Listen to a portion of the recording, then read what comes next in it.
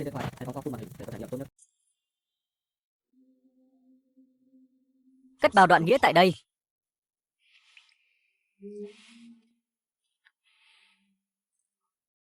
Được. Ta nợ huynh một ân tình. Sau này huynh nếu có gặp nạn, cứ đến Hạ Châu tìm ta. Đường của ta và huynh khác nhau. Có lẽ đã sớm định sẵn, kiếp này không thể cùng nhau đối ầm rồi.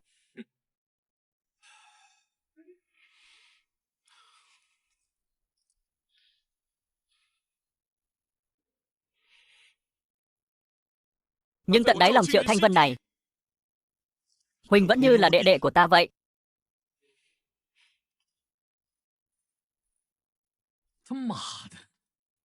Trước kia lúc tìm ta đòi quân công, thì mở miệng ra là một tiếng Tử huynh. Giờ làm tướng quân rồi, lại coi ông đây là đệ đệ. Cẩu tạp chủng. Từ Lang, đừng chấp nhặt với tên cẩu tặc đó làm gì. Thái Vi, chuyện này chung quy vẫn là tại ta. Ta đã tin lầm tên cẩu tặc này, cũng không giữ được mạng cho người ở mã trường cũ.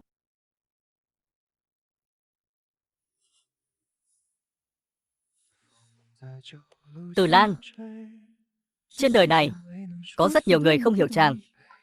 Có kẻ ép chàng tạo phản, có kẻ ép chàng vào triều đường. Nhưng trong lòng thiếp biết rõ, mạng của mình chung quy phải nắm trong tay mình. Đừng có chuyện gì cũng tự mình gánh vác hết. Chàng đã mệt mỏi lắm rồi. Thái Vi, ta không mệt. Từ Lang, điều thiếp có thể làm chính là giúp Từ Lang quản lý tốt cái trang này, ủ mè rượu ngon, kiếm thêm chút ngân lượng. Trên đời này có rất nhiều chuyện vốn dĩ là vậy, khó mà được như ý nguyện.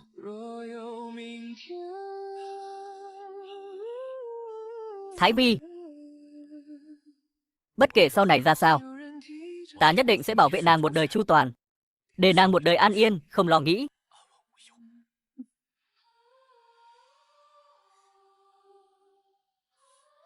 Được rồi Từ Lang, cuộc sống của chúng ta chẳng phải đang ngày càng khấm khá hơn sao? Chàng đoán xem, Túy Thiên Tiên hiện giờ đã có bao nhiêu đơn đặt hàng rồi? 2.000 vò, là 5.000 vò đấy. Các quan lại ở Trường Dương và phú hộ quanh vùng đều mê mẩn.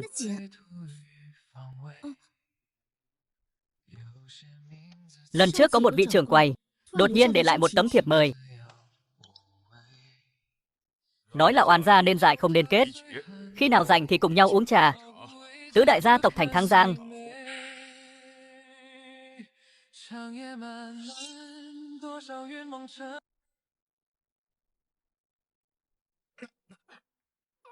Tử Trung, uống thuốc đi.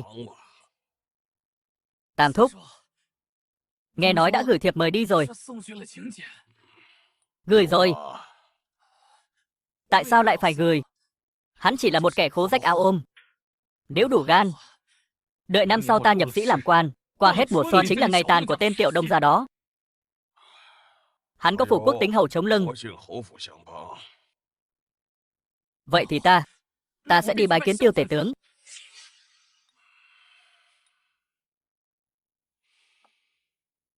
Muốn leo lên cành cao của vị tể tướng đương triều đó, chỉ dựa vào cái danh tứ đại gia tộc họ Thang thì còn khuê mới đủ.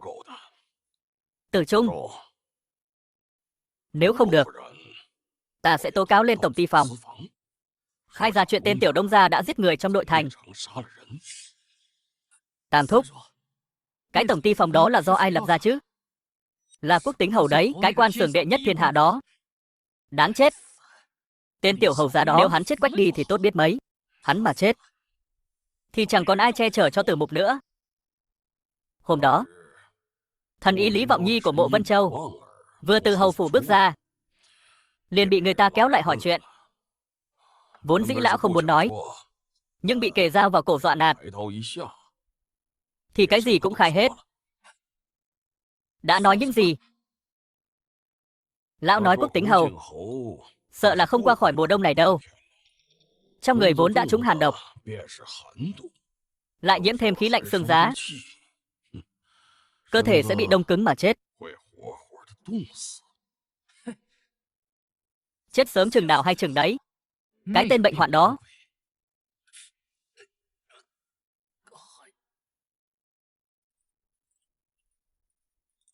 Hầu gia là giường cột của đại kỳ, tuyệt đối không thể ngã xuống. Đạo lý mà ngay cả con cũng hiểu. Vậy mà khối kẻ lại không hiểu. Đúng là một lũ ngốc. Nếu quốc tính hầu qua đời, đại kỳ này sẽ đại loạn. Sư phụ, thiên hạ này sẽ loạn đến mức nào?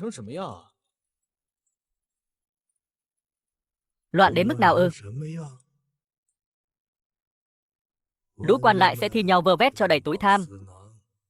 Bách tính sẽ khổ chồng thêm khổ. Không quá 3 năm, Bắc địch sẽ thôn tính toàn bộ đại kỳ của chúng ta. Dị tộc xâm lăng, người đại kỳ sẽ chẳng còn là người nữa.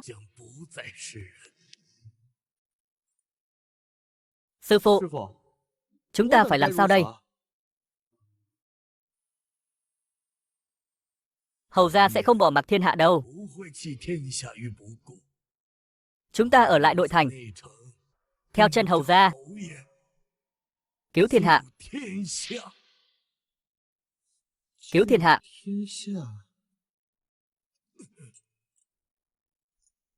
Cứu thiên hạ. Cứu thiên hạ. Sư phụ.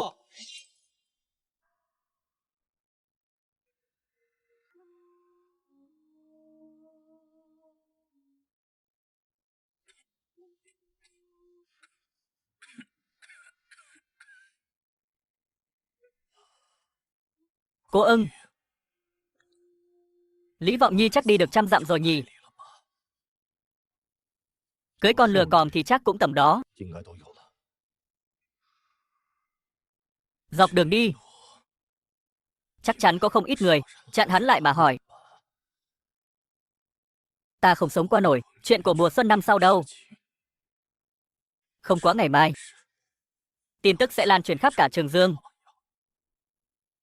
Chủ tử, hay là chúng ta về Thương Châu trước đi.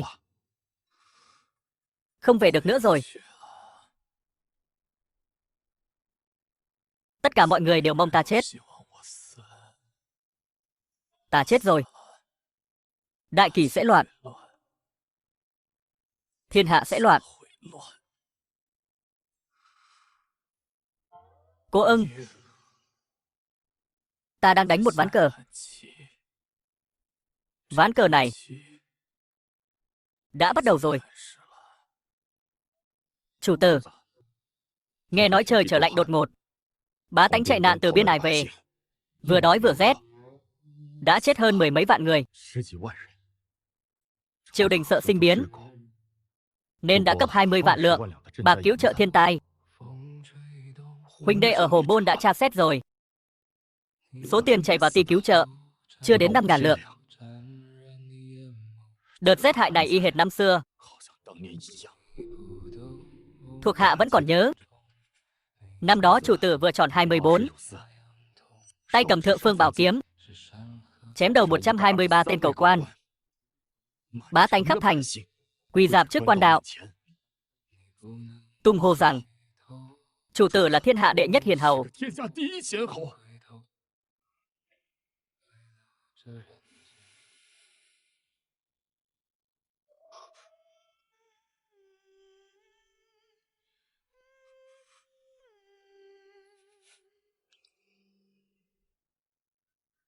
Hầu gia, Tiểu Đông gia đến rồi.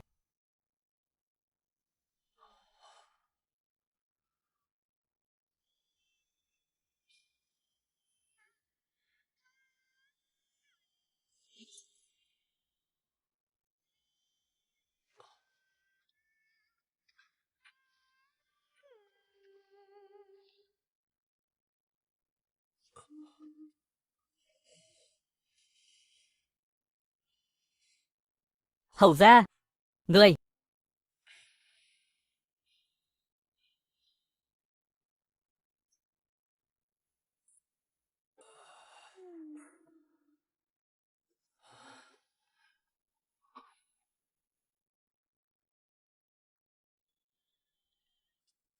Tiểu Đông gia.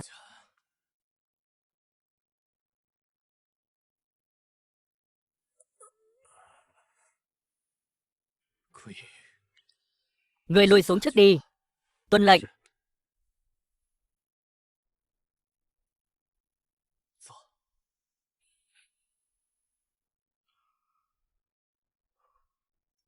Hôm qua ta vào điện, không hiểu sao đột nhiên có vài chuyện nghĩ mãi không thông, sầu đến mức bạc cả tóc. Ta nghe cô Ưng nói, hầu gia trúng kỳ độc, chắc là từ phía Tây Vực, một loại bột độc quái dị. Độc tính phát tác khá chậm, chẳng biết bị hạ thủ từ lúc nào. Đợi đến lúc phát hiện thì đã muộn rồi.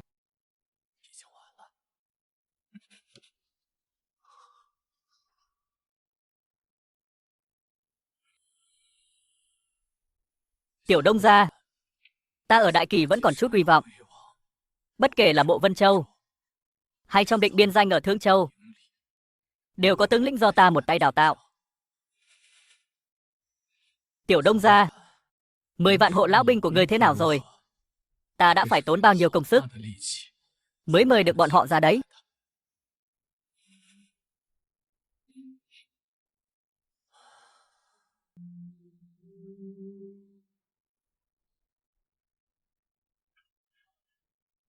Đây là thẻ bài tử tước của Đại Kỳ, ở tổng ty phường đằng kia. Tốn 5 lượng bạc mua về đấy. Hầu gia cũng chỉ là tước hầu. Tước từ này mà cũng mua được sao? Tự nhiên là mua được rồi. Ngay cả việc mua cho cậu một cái chức bá tước cũng chẳng qua chỉ tốn 20 lượng bạc. Tất nhiên rồi. Nếu là kẻ khác muốn mua quan bán tước, chỉ riêng cái ghế tử tước thôi, sợ là 10 vạn lượng cũng chưa chắc đã sờ vào được. Người có thể khiến ta làm việc này. Tiểu Đông gia, cậu là người đầu tiên. Người có thể khiến ta làm việc này. Tiểu Đông gia, cậu là người đầu tiên.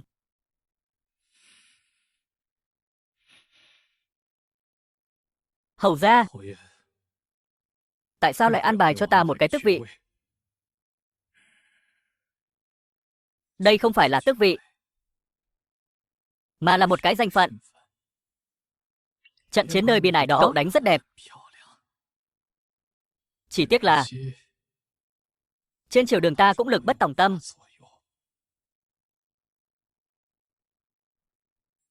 Tiểu Đông gia, coi như ta có lỗi với cậu. Thời gian này tạm thời đừng manh động. Dù có suy tính gì cũng phải nằm im. Hãy học theo Tiểu Hải Đường, nuôi 4-5 vạn binh, mà vẫn chỉ an phận bán lương thực. Hóa ra hầu gia đều biết cả. Trong khoảng thời gian này, cậu tuyệt đối không được làm chuyện gì quá giới hạn. Ngoài ra, thứ ta đã hứa cho cậu thì chắc chắn là của cậu. Đừng nói là cả cái nội thành này, cho dù là cả Đại Kỳ, cũng không ai cướp đi được. Thứ mà triều đình không cho cậu được, viên đào ta sẽ cho cậu.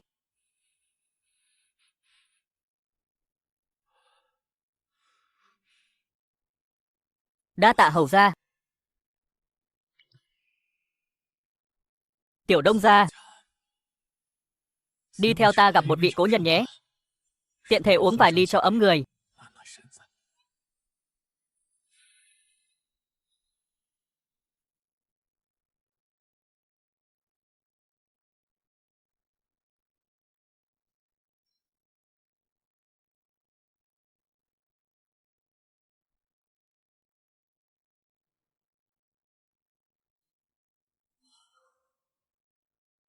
Tiểu Đông gia, cậu có biết vị lão tướng quân này là ai không? Nhắc tới thì cũng có chút duyên nợ với cậu đấy. Trong ấn tượng của ta, hình như không nhớ là có quen biết vị lão tướng quân này. Lý Như Thành, Định Bắc Hầu của Đại Kỳ, cũng chính là tổ phụ của Lý Hiểu Uyển. Ông ấy biết ta bệnh nặng, nên đặc biệt đến thăm. Ngoài ra, cũng muốn gặp mặt cậu một lần. Từ mục bái kiến Định Bắc Hầu. Ngồi đi, ngồi đi. Nào, Chúng ta cùng cạn ly.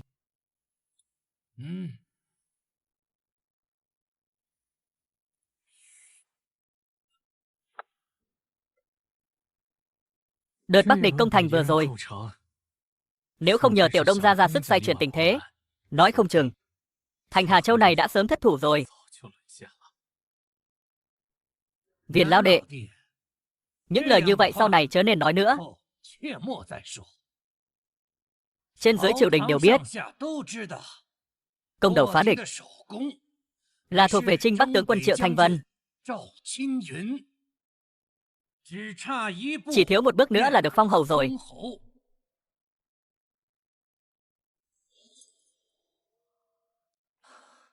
Mấy lời này chẳng qua chỉ là chuyện phiếm trên bàn rượu mà thôi. Lão hầu gia chắc cũng biết, cô cháu gái yêu quý Hiểu Uyển của ngài chính là do vị Tiểu Đông gia này hộ tống suốt 2000 dặm từ biên ải về đấy.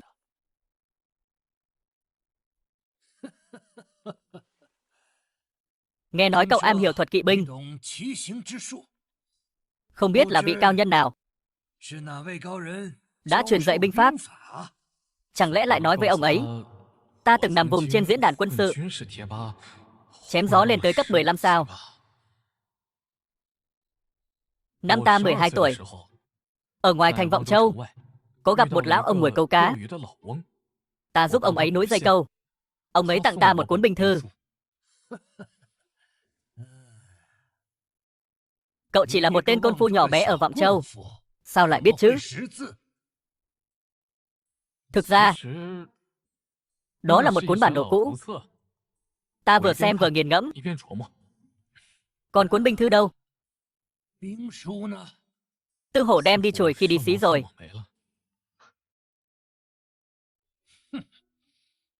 Lão hầu gia, ta đã nói rồi, vị Tiểu Đông gia này là một bậc đại tài. Ta cũng chẳng dám giấu ngài.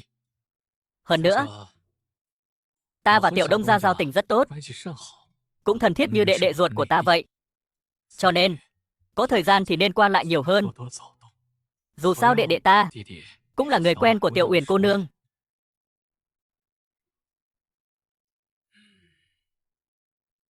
Hôm nay bên ngoài tuyết rơi, Viên lão đệ cũng cần chú ý sức khỏe.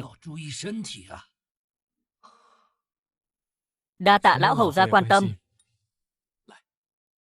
Nào, cùng cạn ly, mời.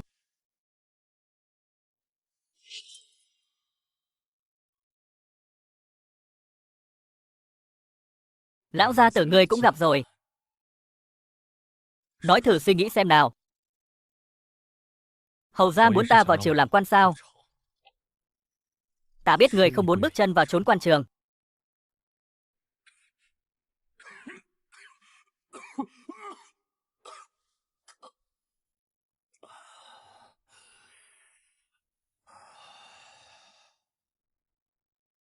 Người trong thiên hạ đều biết, Viên đảo ta chẳng còn nhiều thời gian nữa.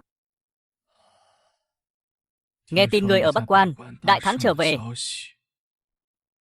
Ta suýt chút nữa không kìm được, định vào điện tranh công thay cho ngươi. Ít nhất cũng kiếm được cái chức tiểu tướng quân. Nhưng ta đã nhịn xuống. Ta đã suy nghĩ kỹ rồi. Vào lúc này, người không nên lộ diện quá nhiều. Cây to thì đón gió lớn. Vậy hầu gia lại còn gán ghép ta với cô nương nhà họ Lý. Tiểu Đông gia à, người có biết định Bắc Dinh của Lý Như Thành nắm giữ bao nhiêu đại quân không? Ít nhất cũng phải 5-6 vạn người. Chưa từng nghĩ tới, tổ phụ của Lý Hiểu Uyển lại có quyền thế lớn đến vậy. Lý Như Thành năm nay đã 67 rồi. Cho dù thân thể có tráng kiện đến đâu, cũng chẳng thắng nổi mệnh trời. Lão ba đời đơn truyền, đứa con trai Lý Thạc Mặc lại là kẻ bất tài vô dụng. Cho nên đừng nhìn cái vẻ mặt kiêu ngạo đó của lão. Lão muốn tìm một đứa cháu dễ hiền, còn gấp hơn bất cứ ai. Ở về sau, nước cờ này ta chẳng qua chỉ là bắc cầu cho ngươi. Còn có đi hay không, vẫn là do tự ngươi quyết định. Nhưng ta muốn nói rằng, nếu ngươi cưới được Lý Hiểu Uyển, theo về phương Bắc lập chút quân công. Một mai lý như thành quy tiên. Người chính là chủ soái của 3 quân Định Bắc Dinh. Nhưng Lý Thạc mặc liệu có chịu để yên? Đừng nhắc đến hắn. Mấy năm trước, hắn theo vào Định Bắc Dinh, cầm 2 vạn quân chính quy, lại bị 5.000 tên mã phỉ đánh cho tơi bời, vứt giáp bỏ gươm. Danh tiếng của hắn sớm đã thối nát rồi. Không một binh sĩ nào chịu phục tùng hắn đâu.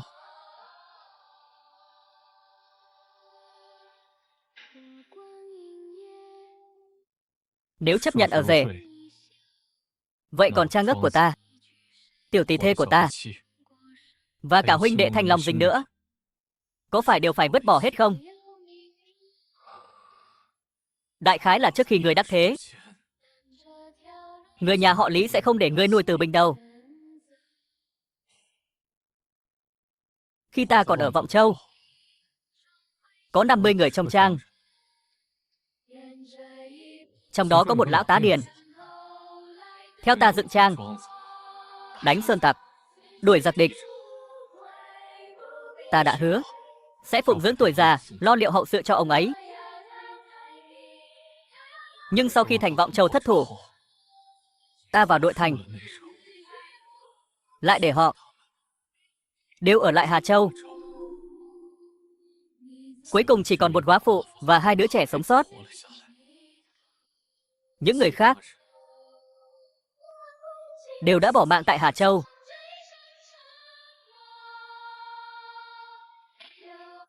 Mỗi khi đêm về, ta vẫn thường mơ thấy họ. Hầu ra, ngài nói xem, Tử Mục ta có phải kẻ đã quên mất Sơ Tâm không? Dĩ nhiên là không. Đã chưa quên Sơ Tâm, ta sẽ không bao giờ bỏ rơi chàng ấp nữa, bỏ rơi người trong trang, càng không bao giờ bỏ rơi tiểu tỷ thê của ta.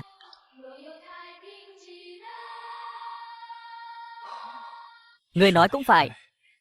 Nếu người quên mất Sơ Tâm, sợ là đã giống tên Triệu Thanh Vân kia rồi. Chỉ là con đường sau này ngươi đi, sợ rằng sẽ gian nan lắm đấy.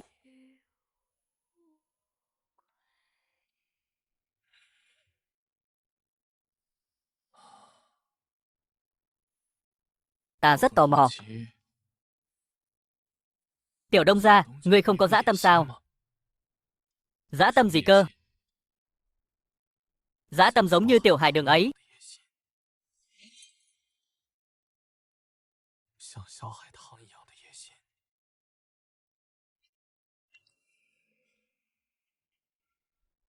Nói dễ nghe một chút, là vì nước vì dân, cải triều hoán đại. Nói khó nghe một chút, là muốn ngồi lên chiếc ghế rồng kia.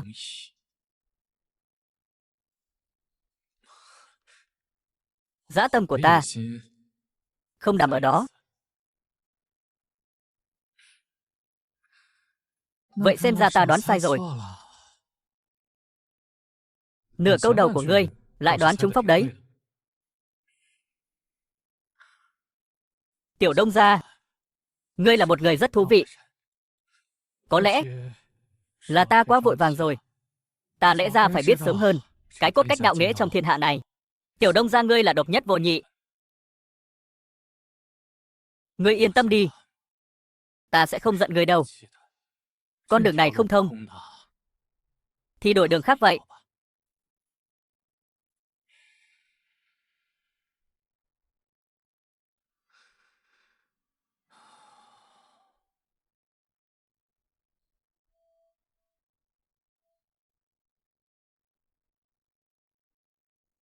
Tiểu Đông gia,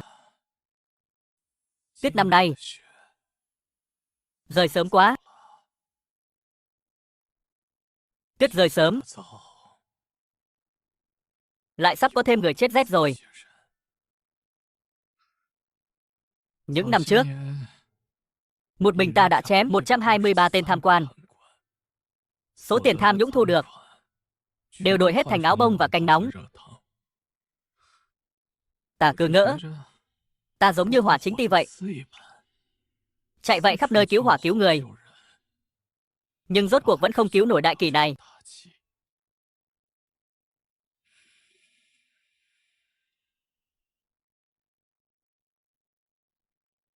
Tiểu Đông gia, 2 ngày nay là lúc sứ thần Bắc Địch tiến vào Trường Dương, đại phá 13 vạn quân Bắc Địch. Chẳng ai ngờ được kết cục lại ra nông nỗi này. Lũ cáo già trên triều đình kia chắc chắn sẽ nói, Đại Kỳ ta hơn 100 năm qua đã bao giờ thấy người Bắc Địch vào Trường Dương đâu. Đó ắt hẳn là vạn nước đến châu. Hay cho câu vạn nước đến châu, người địch vào triều chẳng qua là vì 8 vạn tổ binh kia mà thôi. Chỉ có kẻ ngốc mới cho rằng đây là vinh quang. Chuyện triều đình muốn nghị hòa, người biết rồi chứ. Đánh thắng trận, ngược lại còn muốn nghị hòa. Những người theo ta ra trận, chẳng lẽ đáng chết sao? Cái thế đạo này bất kể đen trắng, chỉ cần là người muốn cứu thiên hạ, đều không đáng chết. Đều được coi là anh hùng. Nhưng họ đã chết rồi. Cho nên chúng ta luôn phải làm chút gì đó. Hầu gia, Tiểu Đông gia, người hãy nhớ kỹ. Nếu có ngày nào đó sứ thần Bắc Địch chết tại Đại Kỳ, triều đình có muốn nghị hòa cũng không thể nghị hòa được nữa.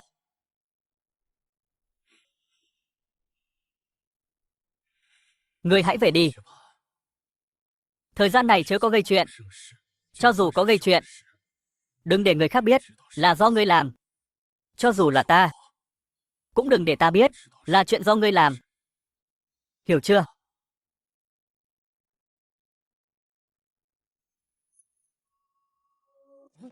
Đây là quân địch. Quân địch sao lại vào Trường Dương rồi? Đại Kỳ ta chẳng lẽ thực sự sắp vong rồi sao? Chúng ta mới giữ được cái mạng. Chẳng lẽ Đại Kỳ ta thực sự sắp vong rồi sao? Đợi bọn chúng phát điên lên, đại khai sát giới, thì cả nhà già trẻ coi như xong đời.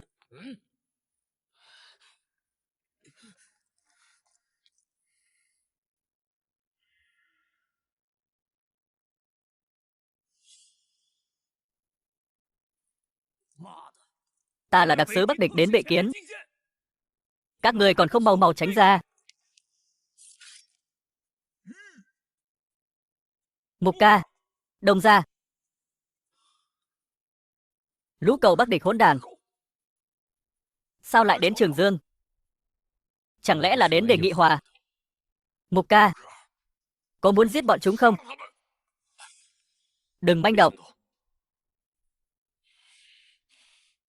Nghe tin triều Đại Kỳ ta muốn cùng quân địch nghị hòa, đây là chuyện thiên lý bất dung. Dũng sĩ biên quan, máu chưa kịp khô, 300 vạn nạn dân lưu ly thất sở. Gian tướng Tiêu Viễn Lộc thâu tóm triều chính, mê hoặc Âu đế. Một kẻ gian đồ, sao dám xưng là tướng phủ? Cầu cho nhân gian một trận tuyết, rửa sạch triều ta lại thanh minh. Khấu đầu Trương Vô Thủy cộng khấu đầu Lý Trường Hiểu, Từ Gián.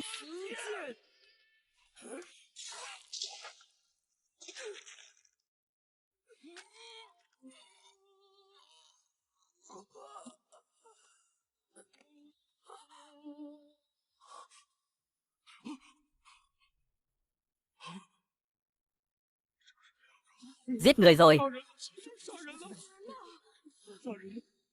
Làm sao đây? Thời buổi này, kẻ dám chặn đường sứ thần Bắc Địch hướng về hoàng cung mà Tử Gián, sợ rằng cũng chẳng còn mấy người. Lũ cậu địch thảo nguyên này vào đất Trung Nguyên ta mà còn đông cuồng như vậy.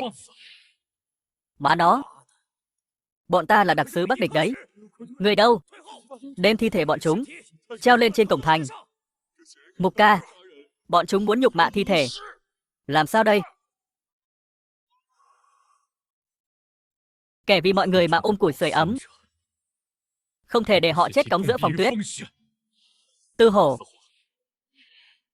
lát nữa theo ta cùng lên. Trần Thịnh, cậu đánh xe ngựa, ta và Hổ ca sẽ cướp lại thi thể, lập tức đánh xe rời đi. Rõ. Đông gia. Mục ca, Sao huynh lại có cái này? Cố Ưng đưa đấy.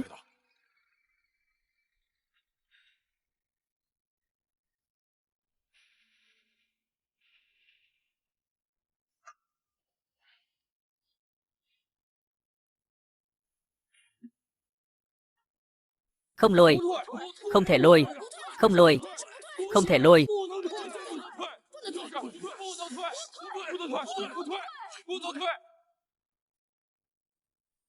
Không cho phép các người các quan viên đã tử gián. Chúng ta quyết không lùi bước. Không nhường, không lùi. Chúng ta quyết không nhường. Chúng ta không lùi. Các người không lùi. Ta giết các người. Không lùi. Giang Sơn mịt mờ mưa khói tỏa.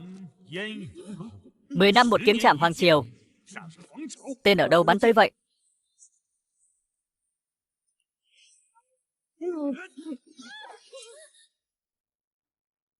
Giang Sơn mịt mờ mưa khói tỏa. 10 năm một kiếm chạm hoàng triều.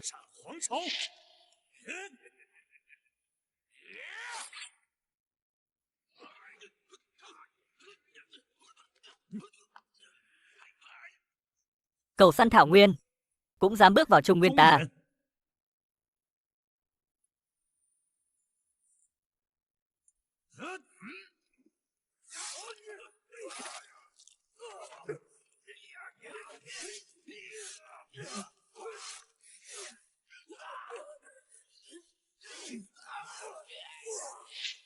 Đông ra, những nghĩa sĩ này sao chẳng ai sợ chết thế?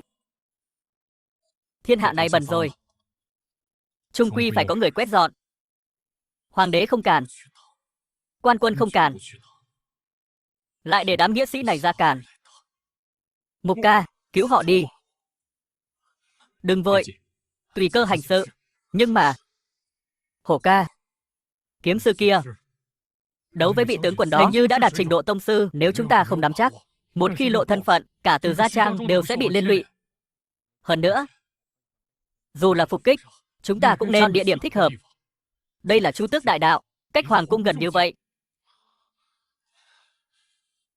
Trần Thịnh, cậu trở nên trầm ổn hơn rồi đấy. Đông gia, tiếp theo nên làm thế nào?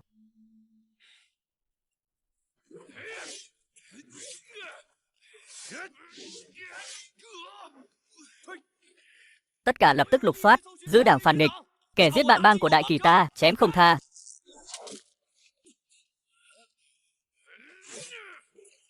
Mục ca, Tư Hổ. Hỏng rồi, có nội gián. Các vị, chạy đi. Rút lui.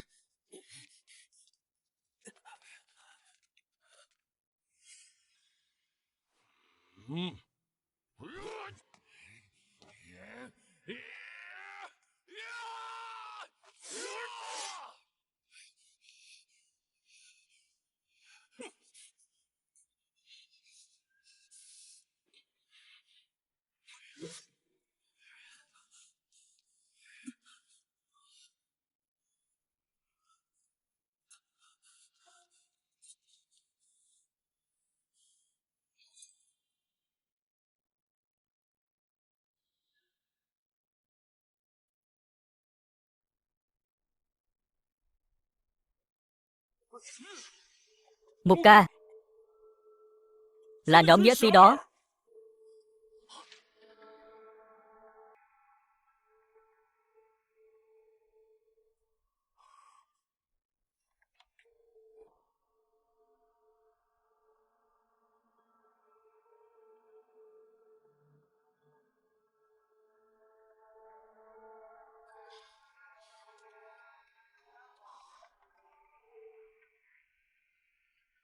Đông gia, hình như chúng độc rồi, chết cả rồi.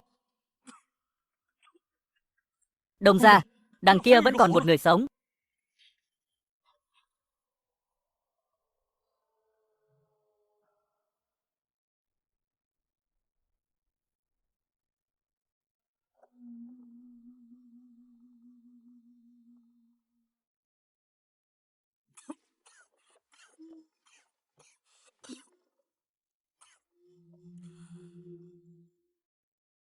Là ngài cứu ta sao? Ngài có biết ta là ai không? Cứu ta. Không sợ rước họa vào thân ư? Đừng sợ. Vừa rồi trên đường, ta còn cứu được một vị hiệp khách, trạc tuổi với lão tiên sinh. Chắc là lão già đó. Ông ấy cũng bị an toán. Trúng độc rồi.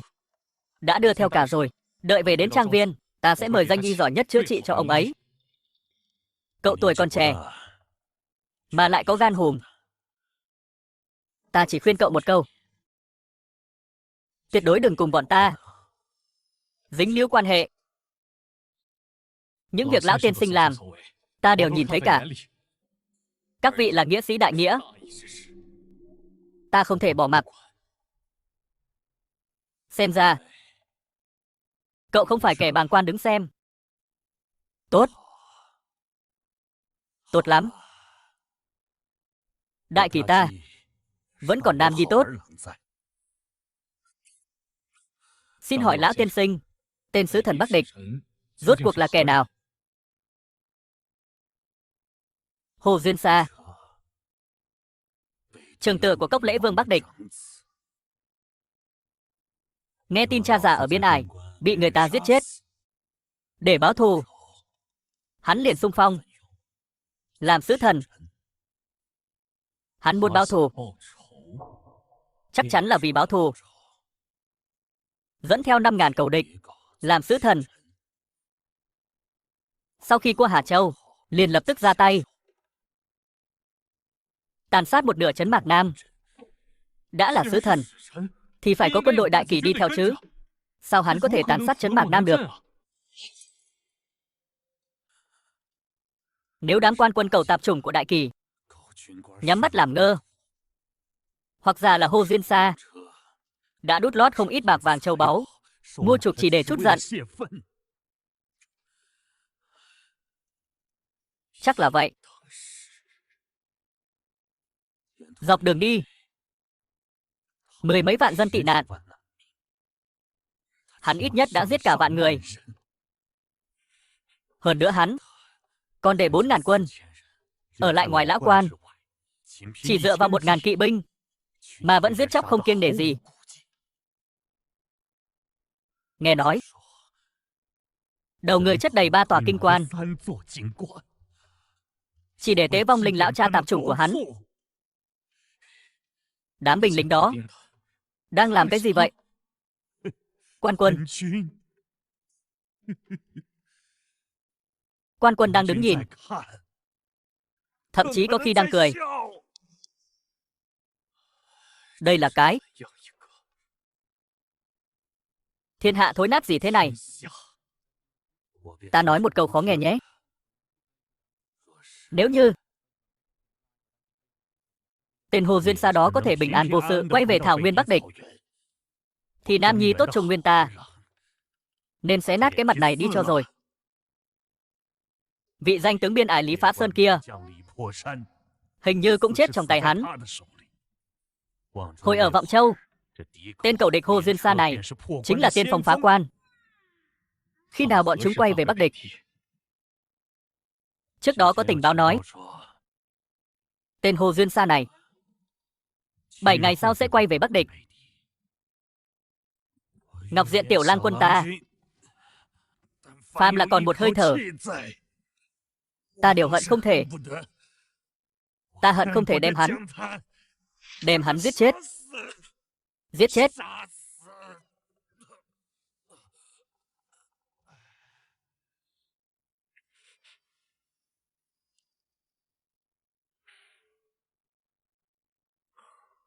Bảy ngày sau, lẽ ra là cơ hội tốt để ta chặn giết Hồ Duyên Sa. Cơ hội ngàn vàng.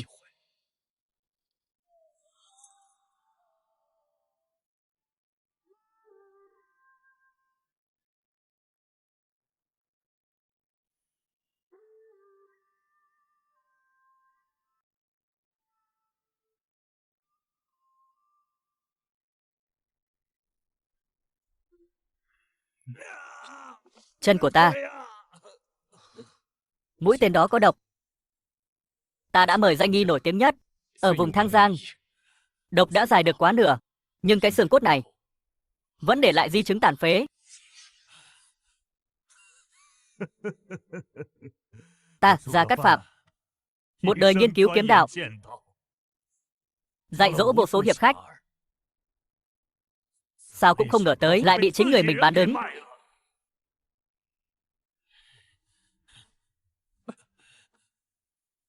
Ơn cứu mạng hôm nay,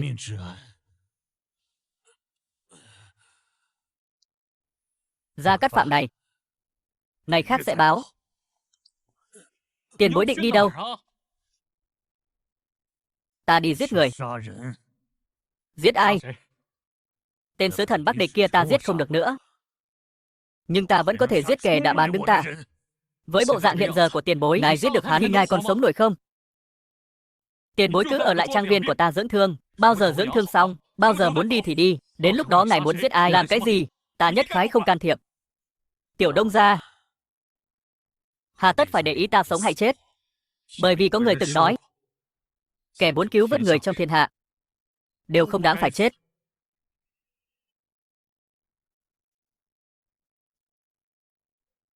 Ta vốn tưởng ngươi chỉ là khách qua đường, giờ xem ra ngươi không phải. Ta chẳng qua chỉ là kiếm một con đường sống mà thôi. Tiểu Đông gia không chỉ có đầu óc, mà còn có khí phách. Hiện giờ ta phế mất nửa cái chân, nhìn như phế nhân, nhưng ta, Gia Cát Phạm, không phải phế nhân. Tiểu Đông gia, ngươi lại đây.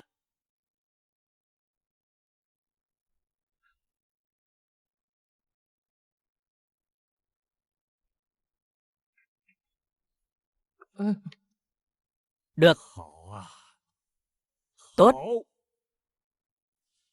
Quả nhiên là hạt giống tốt. Hiện giờ ta có 3 thức kiếm pháp có thể dạy ngươi. 3 chiêu này, nếu ngươi học được, có thể cứu mạng ngươi trong lúc nguy nan. Ngươi có muốn học không? Ngươi không thể từ chối. Ta đương nhiên muốn học. Tốt. Quỳ xuống. Đây là tuyệt học của ta. Ngươi muốn học thì phải bái ta làm thầy. Ngươi có nguyện ý bái ta làm thầy không? Ta.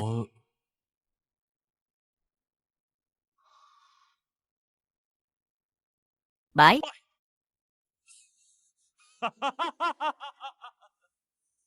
Tốt.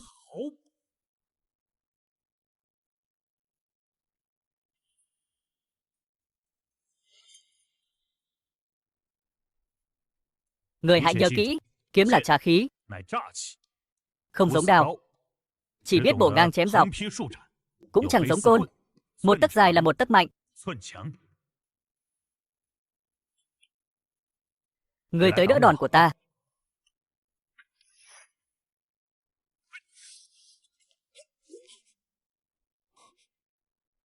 Đao pháp thiên về lực trầm, khi xuất chiêu thì nặng nề, khó lòng kiểm soát phương hướng.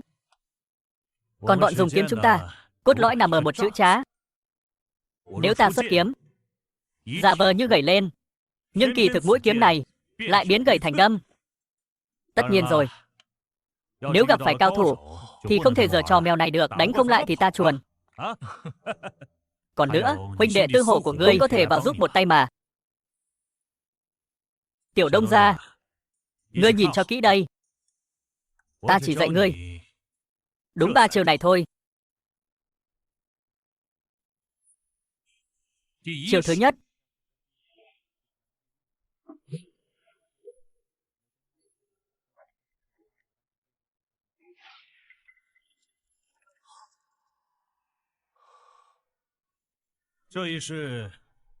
chủ yếu đánh vào 4 chữ xuất kỳ bất ý.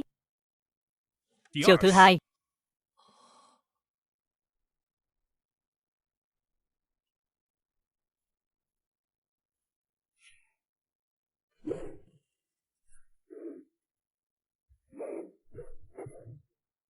chiều này kiếm đi 3 vòng. Khi tấn công, cổ tay xoay một lần, biến chiêu một lượt, đổi tay lại thêm một lượt nữa, cộng thêm cú đâm mà ngươi tung ra trước đó.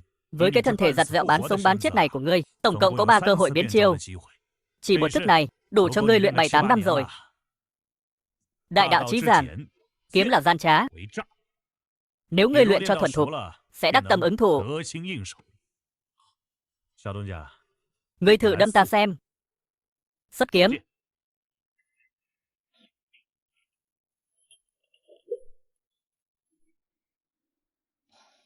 Ta vừa mới ra kiếm, đã bị ngươi ép phải thu về bao rồi, cho nên mới nói, đó chính là trá.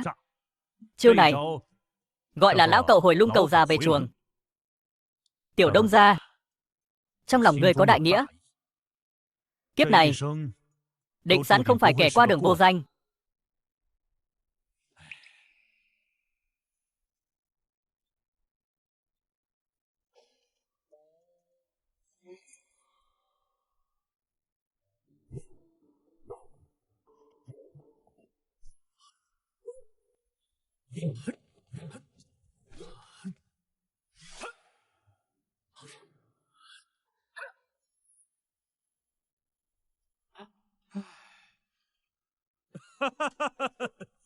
Trẻ nhỏ dễ dạy, luyện khá lắm. Là do sư phụ dạy giỏi, không giấu gì ngươi. Kiếm thuật của Ngọc Diện Tiểu Lang quân ta ở cái nội thành này, nhận số 2 không ai dám nhận số 1. Chiêu này nếu ngươi luyện thuần thục, kẻ tầm thường không đánh lại ngươi, còn nếu gặp cao thủ, cũng cầm cự được 3 hơi thở. Nhớ kỹ, đánh không lại thì chạy. Đa tạ sư phụ chỉ dạy.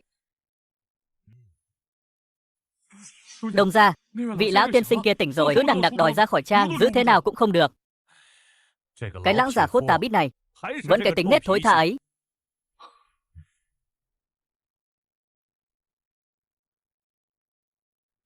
Lão tiên sinh, ngài định làm gì vậy? Ta phải đi báo thù. Báo thù cái gì chứ? Lão già kia, lên cơn điên gì thế? Lão già, ngươi chưa chết à? Nói thừa, ngươi còn chưa chết, ta dựa vào đâu mà chết? Tốt quá rồi. Ta cứ tưởng ngươi bị gian nhân hãm hại rồi, ngươi chứ bỏ mạng ở đó rồi. Là vị Tiểu Đông gia trước mặt ngươi đây đã cứu ta. Cái mạng của ngươi cũng là do cậu ấy cứu. Đa tạ. Tiểu Đông gia, lão ấy tính khí cứ như vậy, đừng chấp nhặt. Đâu phải ai cũng giống ta. Nho nhã, hiền hòa.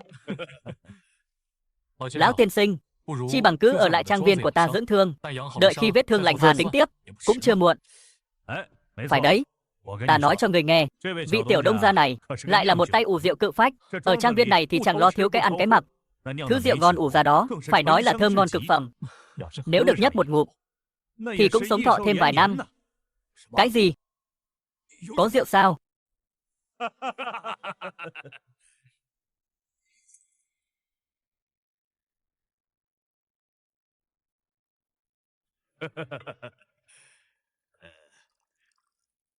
Vậy thì ta không khách sáo nữa. Rượu này thơm quá đỗi.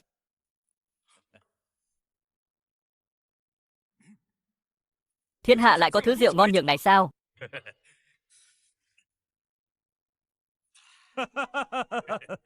Tiểu Đông gia, lão mà men trước mặt cậu đây chính là đệ nhất thiên hạ đại kỳ về khoản rèn sắt.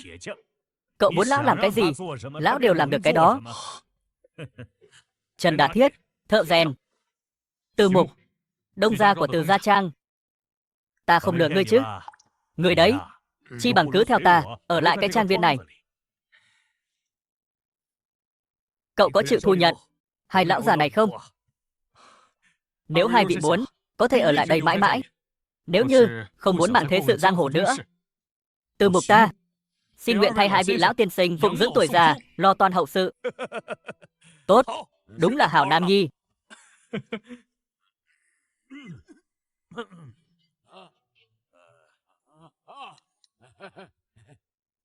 Con trai, quỳ xuống.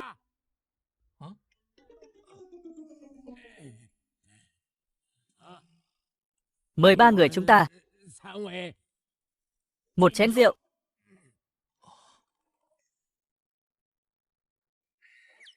Con trai Lý Phá Sơn của ta hôm nay bái ra Cát Phạm làm sư phụ,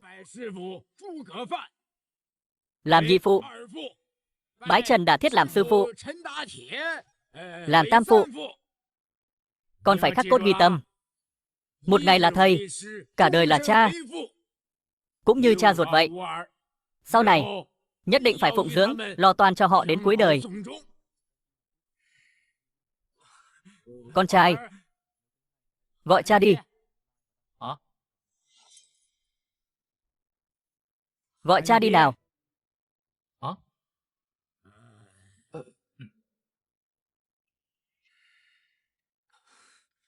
Một người là cao thủ kiếm thuật, một người là danh sư rèn sát. Nếu hai lão già quý như vàng này gia nhập trang viên, thì ta có lỗ đi đâu được. Hai vị tiên sinh, nếu đã tin tưởng Từ Mục ta, thì hãy coi ta như người nhà, được không?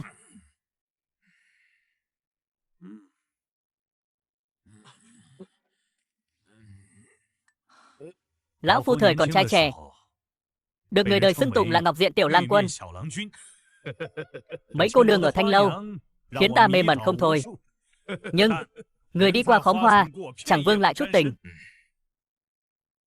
Hành tẩu giang hồ bao năm, ngoảnh đầu nhìn lại mới thấy ta đến muộn con trai cũng chẳng có. Cái chân này của ta sợ là phế hẳn rồi. Chuyện giang hồ này đành để lại cho lớp trẻ các ngươi lo điệu vậy. Cái trang viên này của ngươi khá lắm, rượu cũng rất vừa miệng. Một thân kiếm thuật này của ta cũng đã đến lúc tìm một truyền nhân rồi.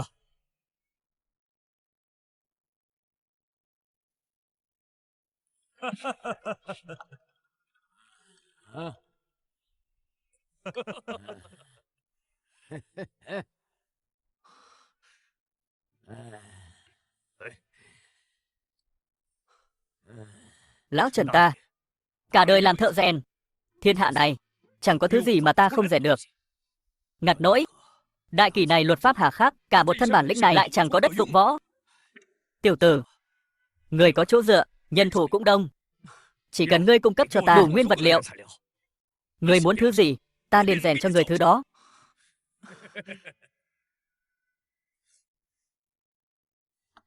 Từ Mục ta kính trọng hai vị, đều là những bậc thứ dữ.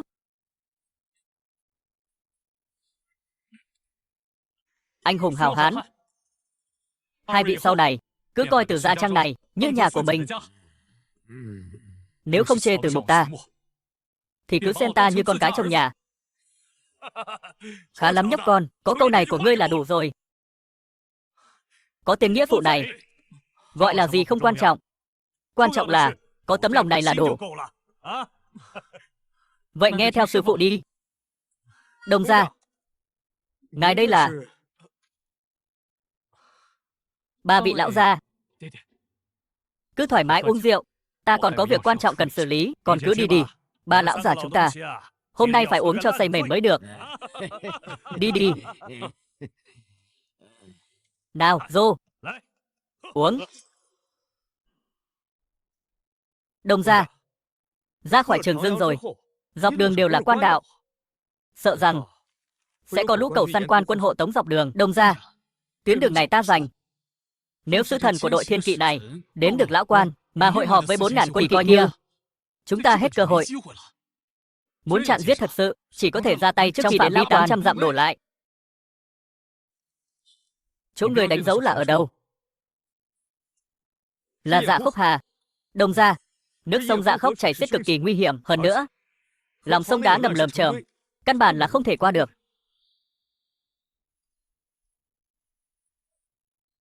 Thế thì thú vị đấy. Nếu nói rằng bên trong lão quan này, trên quan đạo dài 800 dặm, đoạn cầu An Quốc này chắc chắn là nơi thích hợp nhất để mai phục. Đồng gia, chi bằng chúng ta mai phục ngay tại rừng cây sông Dạ Khốc này. Nếu sau này cần rút lui, cứ men theo sông Dạ Khốc đi về phía bắc. Ở đó có một dãy núi non. Rất tốt. Chu Tuân, ngày mai người hãy dẫn 400 kỵ binh vào núi sau, dùng ngựa thổ gỗ. Nhất định phải đi sớm về muộn. Đông gia làm vậy là Đông gia đang bày mê hồn trận. Thuộc hạ hiểu rồi. Mấy ngày tới sẽ có các trưởng quầy đến lấy rượu, nhất định phải để họ nhìn thấy 1-2 lượt. Còn ta sẽ đi một chuyến đến thành Thăng Giang, 2 ngày sau, người hãy dẫn người lên núi, đi vòng qua từ núi sau, men theo đường nhỏ bên cạnh quan đạo, đợi ta ở bên rừng mai nhỏ. Đông gia cứ yên tâm. Trần tiên sinh, có dám cùng ta đi một chuyến đến thành Thang Giang không? Đi thì có ngại gì?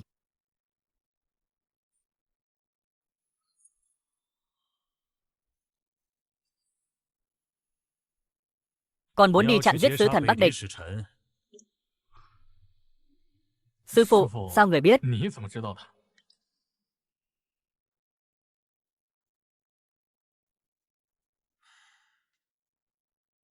Trước đó ta đã nói, tên sứ thần Bắc Địch kia 7 ngày sau sẽ rời khỏi Trường Dương. Này, thời hạn 7 ngày sắp đến rồi, nên ta đoán ra thôi. Không giấu gì sư phụ, tuyệt đối không thể nghị hòa với Bắc Địch. Ta biết, nhưng còn chớ có kích động. Hơn nữa, con không ở trong trang, người khác bắt nạt ta thì làm sao? Hay là quan phủ đến bắt ta đi thì tính thế nào? Ta lớn tuổi rồi, khó khăn lắm mới nhận được một đồ đệ ngoan. Con không thể xảy ra chuyện được. Sao chứ? Sư phụ có thể liều mạng đi giết sứ thần Bắc Địch, còn con thì không được sao? Tuy nói chuyện ban ngày là do lão tú tài kia làm càn, nhưng kiến thuật ta dạy con mấy ngày nay là hàng thật giá thật. Ta là sư phụ của con, cũng chính là lão tử của con. Lời của lão tử, con phải nghe.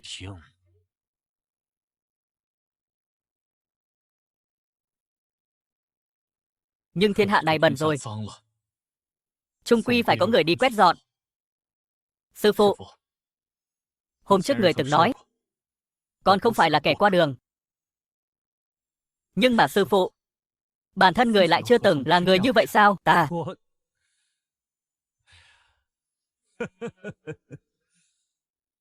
Được.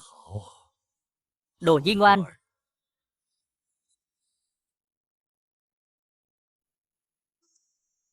Chúng ta sẽ cùng con đi.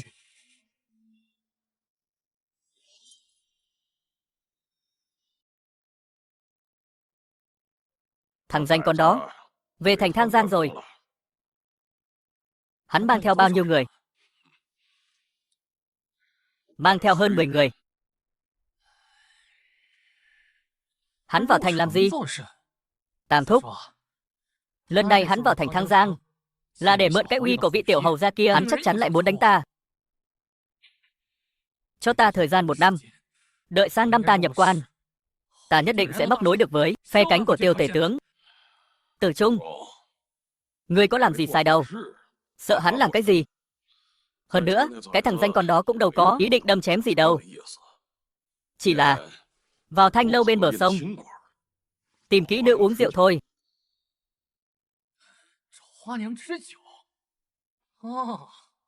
Ta biết rồi. Hắn đến đây là để giễu võ dương oai. Trước đây ở thành Thang Giang bị bọn ta hành cho như con cầu ghẻ. Lần này bám được vào phe cánh của Quốc Tính Hầu, đương nhiên là muốn cầu cậy gần nhà, gà cậy gần chuồng rồi. Lần này nếu hắn dám động thủ với ta, ta sẽ cho người vác dao chém chết hắn. Tử Trung, nếu không thì chúng ta lên xem sao. Đi đi, ta cứ đứng dưới lầu thanh lâu này. Nếu hắn to gan dám bẻ cành liễu lần nữa, ta sẽ bảo tứ đại hộ giúp ta. Ta không tin hơn 10 mạng của hắn lại có thể nuốt trôi được tứ đại hộ. Cái thằng danh con cáo mượn oai hùng này.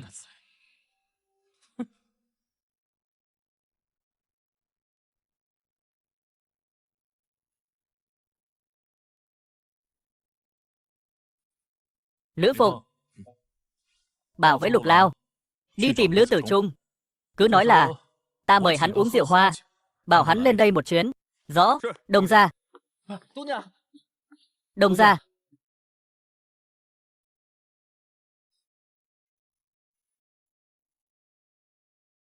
Đông gia, tên Lữ Tử Trung đó dẫn người đến rồi. Hắn dẫn người đến rồi. Chắc là biết tin tức của ta rồi. Cũng tốt. Đỡ công. Phải đi mời hắn.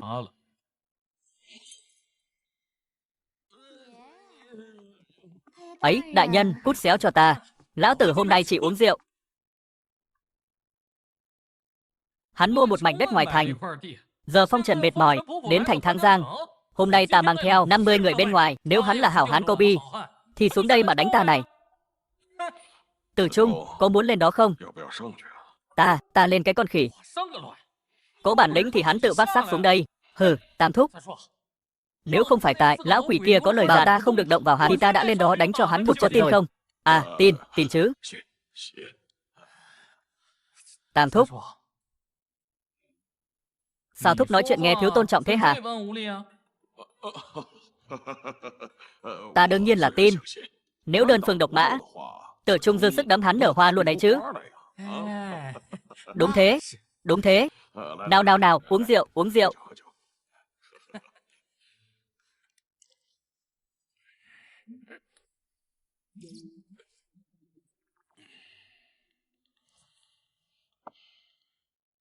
Không ngoài dự đoán của Đông gia, tên đó không dám lên đây đâu. Ta đoán ngay là tên Lư Tử Trung này vẫn còn ấm ức lắm. Lữ Phụng, Lục Lao, nhớ kỹ lời ta vừa nói. Đông gia cứ yên tâm, ta sẽ canh chừng ở cửa suốt. Kẻ nào dám xông vào, ta sẽ rút đao.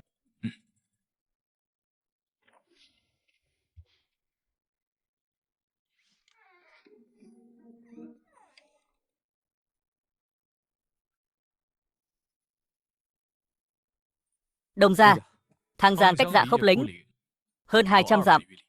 Ta bảo vệ phong đi nhanh một chút, thì một đêm là tới. 2 ngày là có thể quay về. Không giấu gì Trần tiên sinh. Những ngày này, ta cứ cảm giác như có kẻ đang rình rập. Đông gia yên tâm, những vấn đề cần lo liệu, chúng ta đều đã tính toán cả rồi. Trời đã tối rồi, Trần tiên sinh, ông hãy dùng khinh công, đưa ta nhảy qua cửa sổ xuống dưới. Ở bờ sông nhỏ phía sau, Tư Hổ đã lấy thuyền, đợi ta ở đó rồi. Nếu có ai hỏi về tên ngốc kia, Lư Tử Trung coi như cũng làm được một việc có ích. Sợ là đến lúc đó người ta sẽ tin thật, tưởng rằng Đông gia ngài đang ở trong thành Thang Giang này uống rượu hoa suốt 2 ngày liền đấy. Không sao. Chuyện này tuyệt đối không để đầu tử của các cậu biết đâu đấy. Ta sợ nàng ấy suy nghĩ lung tung. Đông gia, đàn ông mà. Ta hiểu.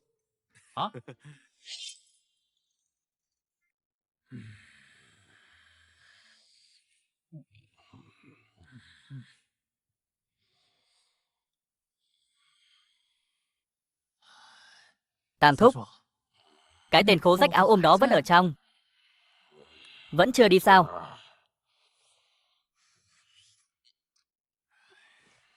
Ta bảo về thôi. Đi thôi.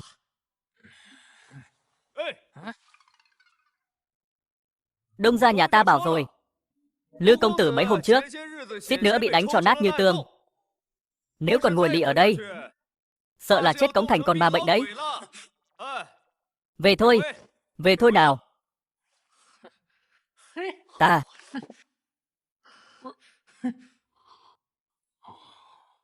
Tử Trung, khuya rồi, mình về thôi. Quan phường cũng hết cách. Đóng cửa sớm rồi. Về cái đếch gì, ta có sao đâu. Hắn chẳng làm gì được ta cả. Với lại, hắn muốn thi gan với ta sao? Lữ tử chúng ta có thua ai cũng không thể thua cái tên khố rách áo ôm đó được.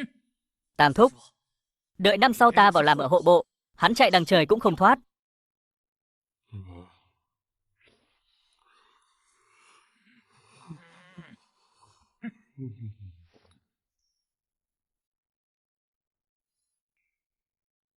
Người đã đến đủ chưa? Yên tâm đi Đông gia, đủ cả rồi. Cậu ca, Đông gia. Tên Hồ Duyên Sa đó, trên đường đi vì muốn chút giận, đã giết hại hàng trăm bá tánh vô tội. Cái gì? Má đó. Lũ cậu địch sắp đến chưa? Khoảng nửa nén hương nữa là sẽ đến đây. Đến rồi. Cung thủ chuẩn bị. Tư Hổ, đệ dẫn kỵ binh vòng ra chặn đường lui của chúng, nhất định phải chặn đứng lũ cẩu địch phía sau. Rõ rồi Mục ca. Đông gia, xử lý tên Hồ Duyên Sa thế nào đây? Hay là để ta tìm cơ hội bắn chết hắn? Khoan hãy giết. Hắn vẫn còn giá trị lợi dụng. Tâm nguyện của chúng ta là vì thiên hạ thái bình, thiên địa hữu chính khí, nhân gian hữu thanh minh. Này, thời thế không có anh hùng, thì chúng ta chính là anh hùng.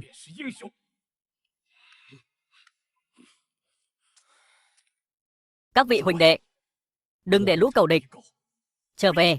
Rõ. Đông gia, Cầu ca, Phong ca, Tư hổ.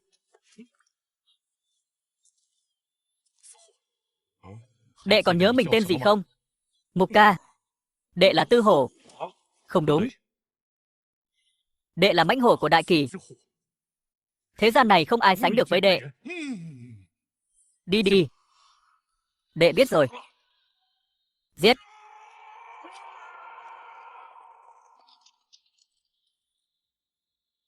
Đi, chúng ta đi.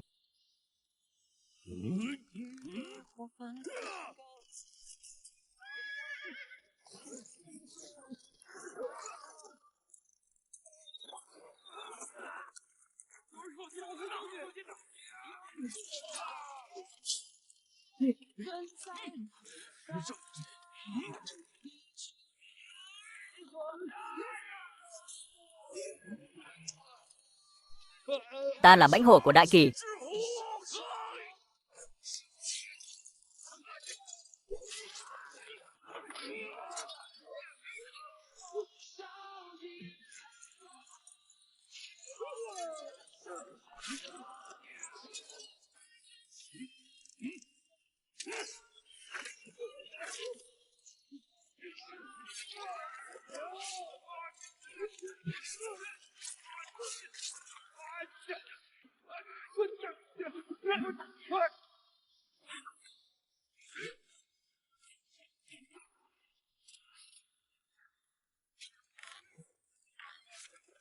Là ngươi. Tên cầu địch Hồ Duyên Sa. Ta nói cho người biết, chỉ cần Gia Cát Phạm ta còn sống một ngày, ta nhất định sẽ giết người. Má nó, lần trước để người chạy thoát, để xem lần này ông làm thịt người thế nào.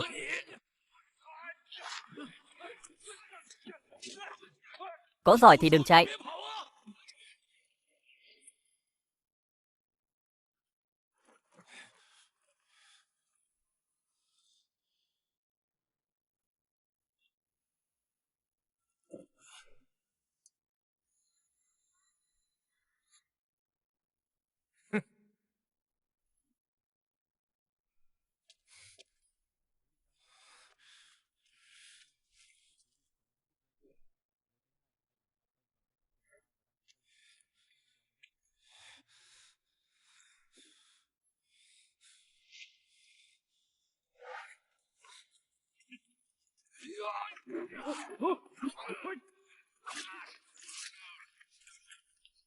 Đứng im.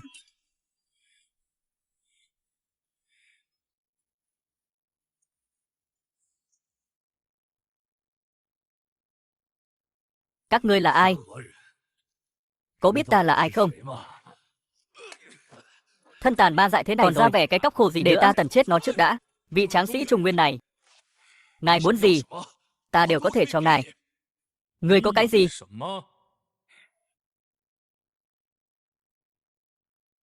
Trên người ta bây giờ có một thanh kim đao, ta dâng cho ngài.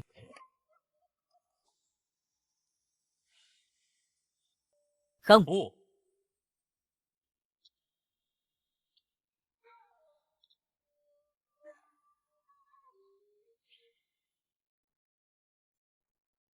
Là kim đao của ta.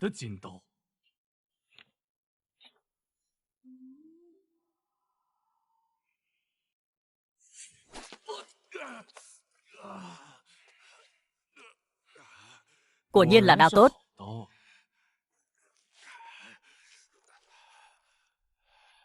Ngài nghe ta nói, ở cạnh bộ lạc Bạch Ưng vùng Tái Bắc, cách đó khoảng 5 dặm, ta có chôn giấu rất nhiều châu báu. Các ngài có muốn lấy không? Ta còn có một tấm bản đồ ở đây. Tuy chỉ là một tấm bản đồ bình thường, nhưng mà nếu các ngài muốn tiến vào Thảo Nguyên mà không có nó, ta sợ là đi chưa được 10 bước đã bị người ta phát hiện rồi. Cái này Cái này chính là vô giá chi bảo đấy. Người tính toán hay lắm. Muốn dụ bọn ta tự chui đầu vào giọ hả? Trần Gia Kiều, động thủ, khoan đã. Ta chợt nhớ ra rồi. Đại kỷ các người. Đệ nhất mãnh tướng, Lý Phá Sơn. Ông ta chưa chết. Ta có thể đưa các ngài đi tìm ông ta. Thật chứ? Cái ngày mà ung quan bị phá, ta đích thân dẫn người sát nhập vào trong, nhưng tuyệt nhiên không nhìn thấy thi thể của Lý Phá Sơn. Sau đó thì sao? Ta nói cho người biết. Nhưng người phải thả ta đi ngay lập tức. Trương Đại Mã Tử vùng mộ Vân Châu ta, xưa này nhất ngôn cửu đình. Ngươi mà không nói, ta sẽ vặn gãy cổ ngươi. Ta sẽ vặn gãy cổ ngươi đấy. Ta nói. Cái ngày ung quan bị phá, ta nghe nói Lý Phá Sơn dẫn theo 10 mấy lính đại kỳ, trong lúc đạn cùng Lương Kiệt đã nhảy thành Tuẫn Quốc rồi. Nhưng ta lại không hề nhìn thấy thi thể của hắn. Sau đó thám báo về bẩm, nói rằng có một vị tướng quân bị thương, dẫn theo 7-8 lính đại kỳ, cướp ngựa của người địch, chạy về phía thảo nguyên biên ải, là đi về hướng Tây. Người đã biết vị trí của hắn, tại sao không phái người đi bắt? Ngài nghĩ mà xem, Trương thủ lĩnh, phía Tây thảo nguyên tái Bắc, đó đều là vùng đầm lầy chết chóc.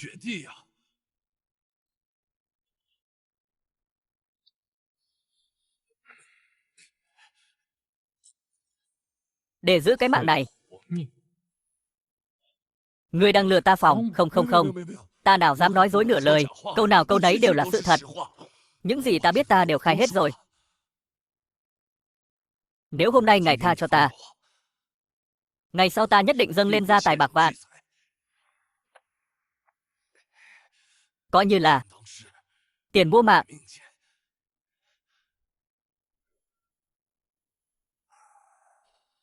Trương Đại Mã Tử ta, xưa này nhất ngôn cửu đình.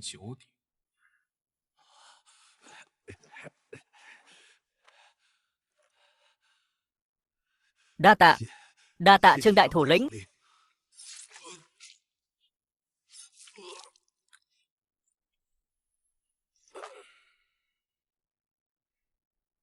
Trương Đại Ma Tử đồng ý với ngươi, nhưng Tử Mục ta thì không.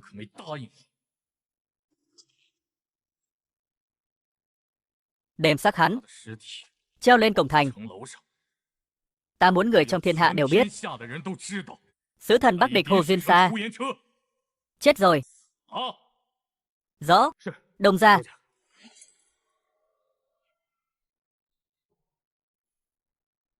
Cái tên khố rách áo ôm đáng chết đó, dám đến thành Thang Giang lên mặt rồi. Chẳng lẽ ta phải nhận thua hay sao? Tam thúc, đặt cược thêm một chiếc áo lồng nữa. Tử Trung, con đã thêm 3 chiếc rồi. Đã uống dòng dã 2 ngày rồi đấy. Cái thằng cẩu con đó sao uống mãi vẫn chưa chết nhỉ? Nghe nói tên khố rách áo ôm đó là không cần hoa nương phục vụ. Đã không cần hoa nương thì hắn uống rượu hoa kiểu gì? Tam thúc đã nói từ sớm rồi, hắn đến là để giễu võ dương oai mà. Lư công tử, đây là lần thứ 8 đông người ngài lên lầu rồi. Phải rồi, khi đi ngang qua đường, đừng quên bẻ một cành liễu nhé. Cầm cái miệng cẩu của ngươi lại. Lư công tử, ngài xem cái tính khí của ngài kìa. 1000 kỵ binh của sứ thần Bắc địch đã bị người ta chặn giết ở cầu An Quốc rồi. Bên ngoài la lối om sòm cái gì thế? Đoàn thiên kỵ của sứ thần Bắc địch đã bị người ta chặn giết ở cầu An Quốc rồi. Cái gì? Không đúng. Mau theo ta lên lầu, ta phải xem cho rõ tên tiểu đông gia này có ở đó hay không. Đi.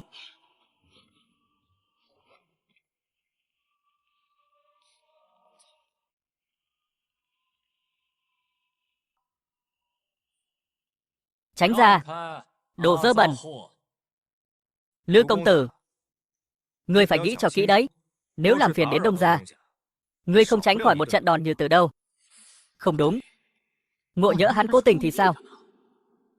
Tử Trung, sao có thể trùng hợp thế được? Tên khố rách áo ôm đó chắc chắn không có ở đây. Nếu hắn ở đây, thì đã sớm lòi mặt ra rồi. Nếu chúng ta nắm được thóp của hắn, thì có thể đổi đời rồi. Tam thúc, ta có thể tin thúc không?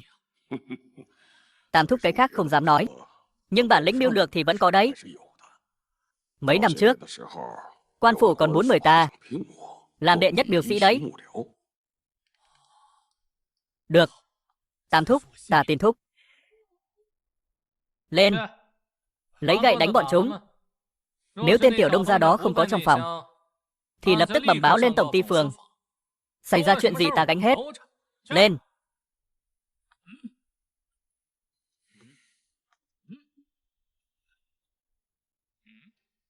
Đồ phế vật. Để ta cho các ngươi cả này. Đánh người rồi. Đánh người rồi.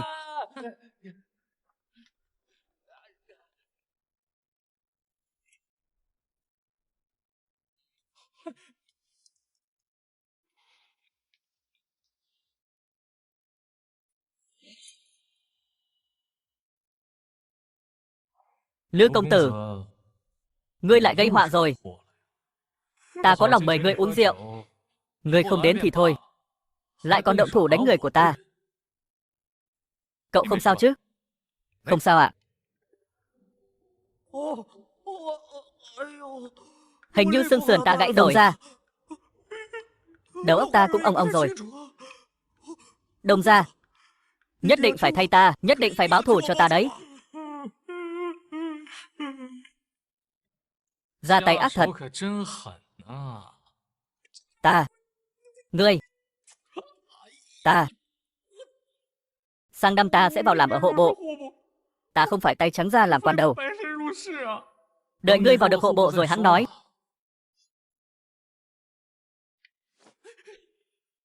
Lư công tử, ôm đầu cho kỹ, ngồi xổm xuống, đánh nát mặt, thì đừng có trách ta đấy.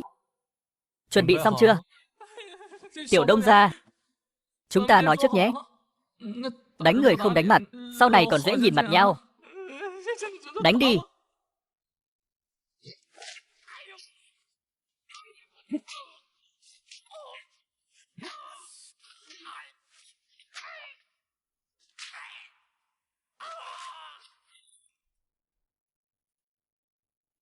Chủ tử, Hồ Duyên Sa đã chết trong rừng Dạ Khốc. Ra tay rất gọn gàng, không tra ra được là ai làm.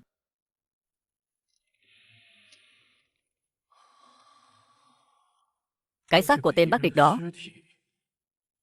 xử lý thế nào rồi? Nghe nói triều đình đã dùng nghi thức vương cung để an táng, khâm liệm tử tế rồi đưa về phương Bắc. Nhưng giữa đường gặp phải rất nhiều hiệp sĩ chặn đường, chém hắn nát như tương. Hả dạ thật. Chủ tử, ngài đoán xem liệu có phải là tiểu đông gia không? Chủ tử, ngài đoán xem liệu có phải là tiểu đông gia không?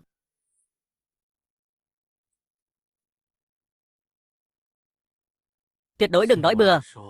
Hôm đó tiểu đông gia ở thành Thang Giang uống rượu hát sướng. Rất nhiều người đều nhìn thấy. Lư Tử Trung của tứ đại gia tộc lần thứ hai bị đánh cho như tử. Cả cái thành Thang Giang này, rất nhiều người đều biết chuyện đó. Ta chỉ là nghi ngờ thủ đoạn này rất giống thủ đoạn của tiểu đông gia. Người biết quá nhiều rồi đấy.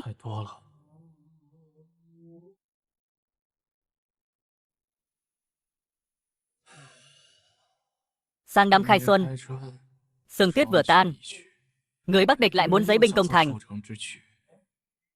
Giặc cướp đến nhà mà không đánh, lại cứ muốn đem vàng bạc trong nhà ra dâng tặng. Lòng lang dạ thú, lũ tham lam không đấy. Cô ưng, ta có nghe được vài lời nói rằng Đại Kỳ ta đánh không lại Bắc Địch là do người Đại Kỳ ta trong lòng sớm đã chẳng còn trường thành nữa rồi. Vậy tại sao triều đình lại không huy động dân phu xây dựng trường thành chứ? Đó là trưởng thành trong tim. Tâm có trưởng thành mới có thể bảo vệ non sông vạn dặm.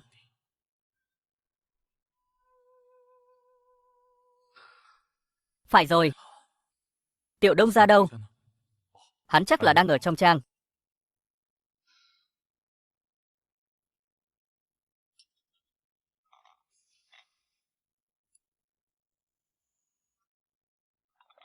Mọi việc đâu ra đấy? Làm khá lắm.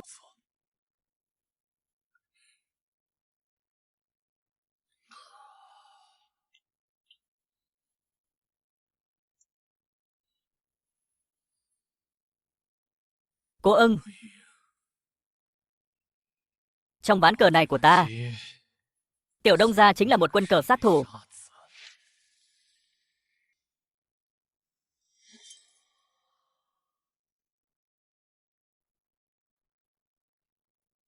Đông gia, ngài đã về rồi. Sao thế Thịnh Ca Nhi? Trong trang có một nhóm thương buôn đất thục ghé qua, muốn mua 500 vò rượu. Đồng thời, đám thương buôn này còn mang theo rất nhiều ngựa tốt, là 100 con ngựa bờm Tây Nam. Ta đã nói rồi, vài ngày nữa sẽ có bão tuyết, nên bảo họ cứ ở lại đợi Đông gia về. Dẫn ta đi xem sao.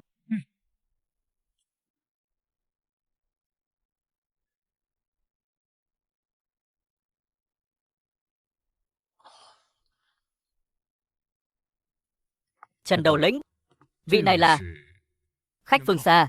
Đây là Đông gia của ta. Chuyện mua rượu cứ bàn bạc trực tiếp với ngài ấy. Làm phiền rồi.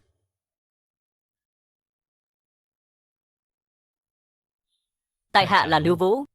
Chuyến này đi vào nội thành, nghe danh túy thiên tiên của Từ Gia Phường vô cùng đậm đà cay nồng nên muốn mang một ít về đất thục. Ta cũng nghe Thịnh Ca Nhi nói rồi. Thịnh Ca Nhi, gọi mấy huynh đệ đi khiêng rượu đi. Nhớ kỹ, chọn vài vò rượu ngon biếu tặng Lưu huynh. Rõ, Đông gia không cần khách sáo đâu. Đông gia không cần khách sáo. Chắc hẳn ngài cũng đã nhìn ra rồi. Ta là dân buôn ngựa.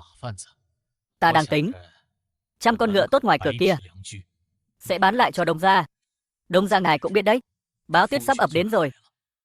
Nếu đoàn ngựa mà bị chậm trễ thì đám ngựa này chết cống hết. Không sao, 100 con ngựa này ta lấy hết. Thật sự đa tạ Tiểu Đông gia quá. Chi bằng bây giờ chúng ta bàn bạc giá cả luôn nhé. Được.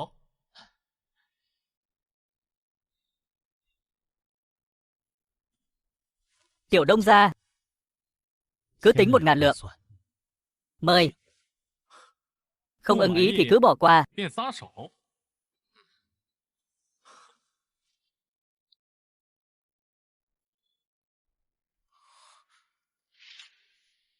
Tiểu Đông gia, đừng đùa chứ.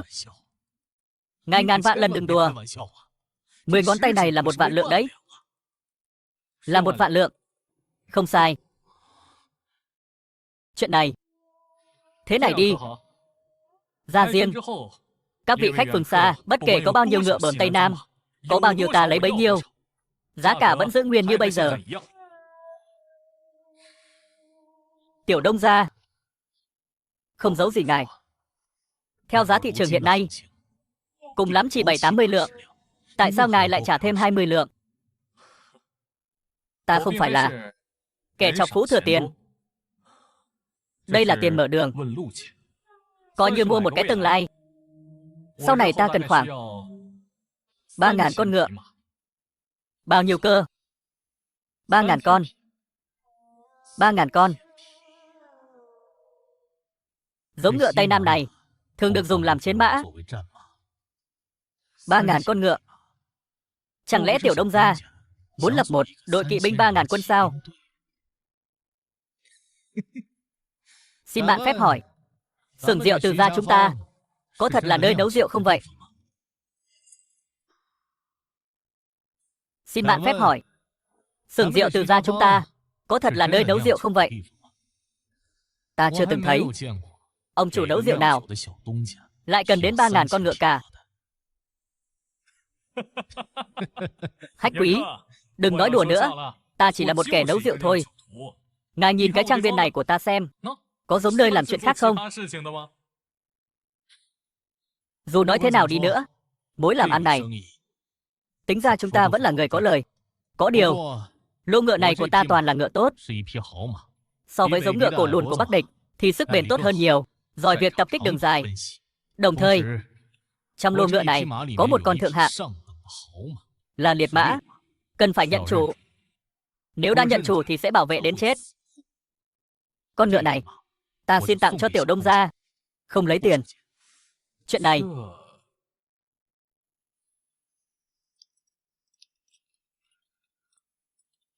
Tiểu Đông gia, ngài xem, nó tên là Phong tướng quân. 2 năm trước, ta buôn ngựa vào bộ Vân Châu, không cẩn thận bị bọn cướp dùng khói mê, đào kiếm nhất cũng không nổi. 10 mấy phu quân vác bên cạnh đều bị giết sạch cả. Chỉ có Phong tướng quân, nó chịu đựng nỗi đau đớn bị rạch toàn bụng, đưa ta chạy thoát 10 mấy dặm đường, mới thoát được kiếp nạn này. Nó chạy nhanh như gió, nên gọi là Phong tướng quân, rất là trung nghĩa. Tiểu Đông gia chờ chút, ta đi hỏi Phong tướng quân một tiếng, xem nó có bằng lòng đi theo ngài không.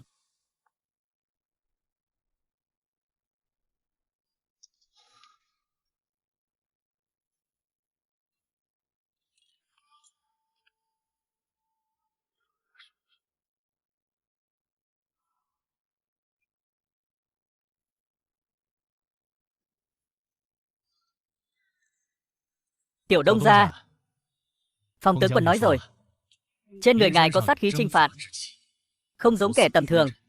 Nó bằng lòng đi theo ngài.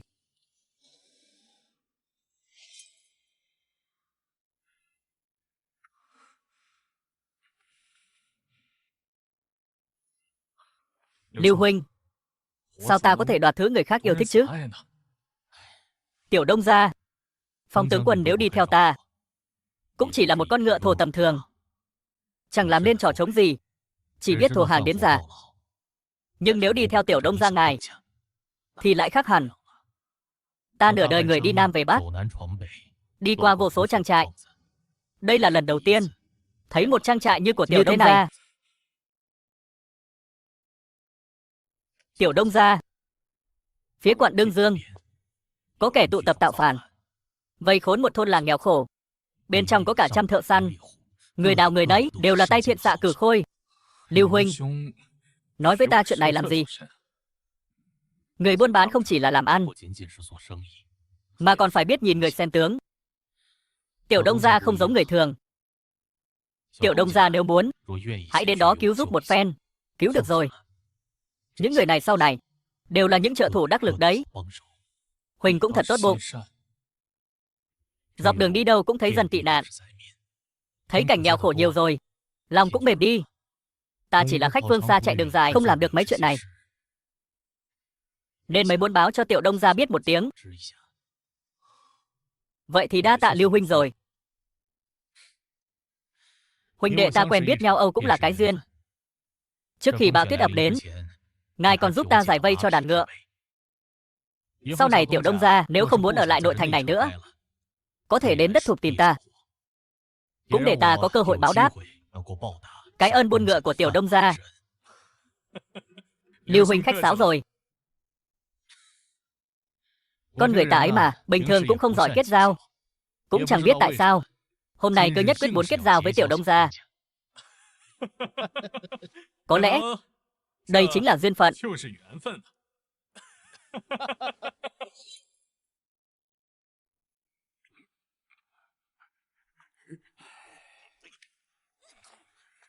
Đông gia, ta về rồi. Trần tiên sinh, sao rồi? Đông gia yên tâm, xác của Hồ Duyên Sa đã treo lên rồi. Lũ quan quân tạp chủng đó dày vào cả nửa đêm mới đưa được cái xác xuống. Các người không biết đâu, dân chúng trong ngoài thành Trường Dương ai nấy đều vui mừng khôn xiết. Ngay cả bên phủ Quốc Tính Hầu 2 ngày nay cũng mở tiệc rượu linh đình suốt 2 ngày. Vậy triều đình bên đó nói sao? Cáo thị cưỡng chế thủ cống phẩm đã bị xé bỏ rồi. Ta nghĩ chuyện nghị hòa chắc chắn là đổ bể rồi. Đợi đến đầu xuân năm sau, đại quân Bắc địch này sợ là lại kéo đến công thành thôi. Tốt, tốt lắm. Nào, ngồi đi. Ta nghe một gã buôn ngựa nói, trên núi phía Tây có một cái thôn nghèo, trong đó có ít nhất cả trăm thợ săn thiện xạ. Giấy phép tư binh ngàn người của ta vẫn chưa gom đủ quân số. Ta muốn thu nhận đám cao thủ này về dưới trướng. Đông gia hay quá, giao đám lính này cho ta dẫn dắt đi. Vụ này ta rảnh lắm. Đám cao thủ này không dễ thu phục vậy đâu. Thế này đi, Vệ Phong, cậu đi trước thương lượng với trưởng thôn một chút xem sao. Nếu dễ nói chuyện thì chúng ta hẵng vào. Rõ, thưa Đông gia. Tư Hổ, có Mục ca, gọi cả Chu Tuân, Chu Lạc đi cùng. Rõ, Mục ca.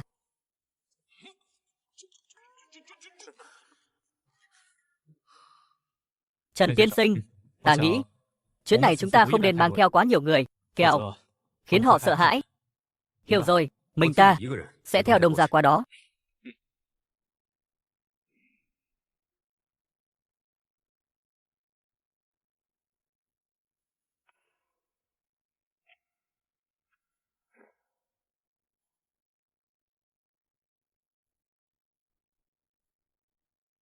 Tiên tổ chứng giám, hôm nay con xin làm lễ lóc thịt,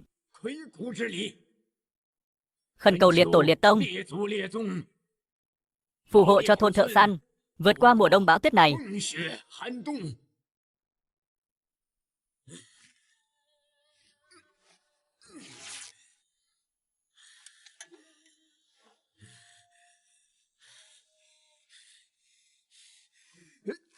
Tộc trưởng,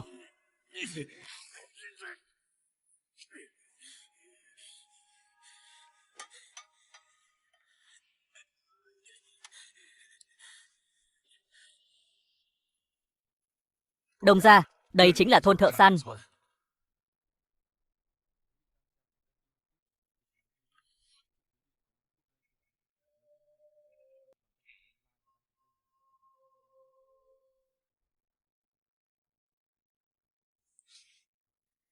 Đông gia, miếng thịt này không phải thịt thú rừng đâu.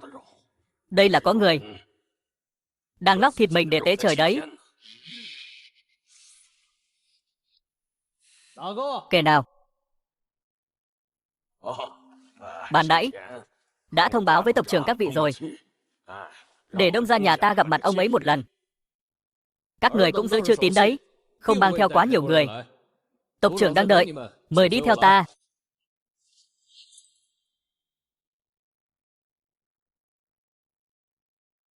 Mục ca, chỗ này rợn người quá.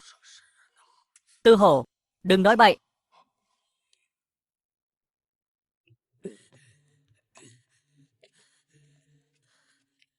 Chân cẳng lão bất tiện, không thể hành lễ. Mong khách phương xa chớ trách, ta hiểu mà.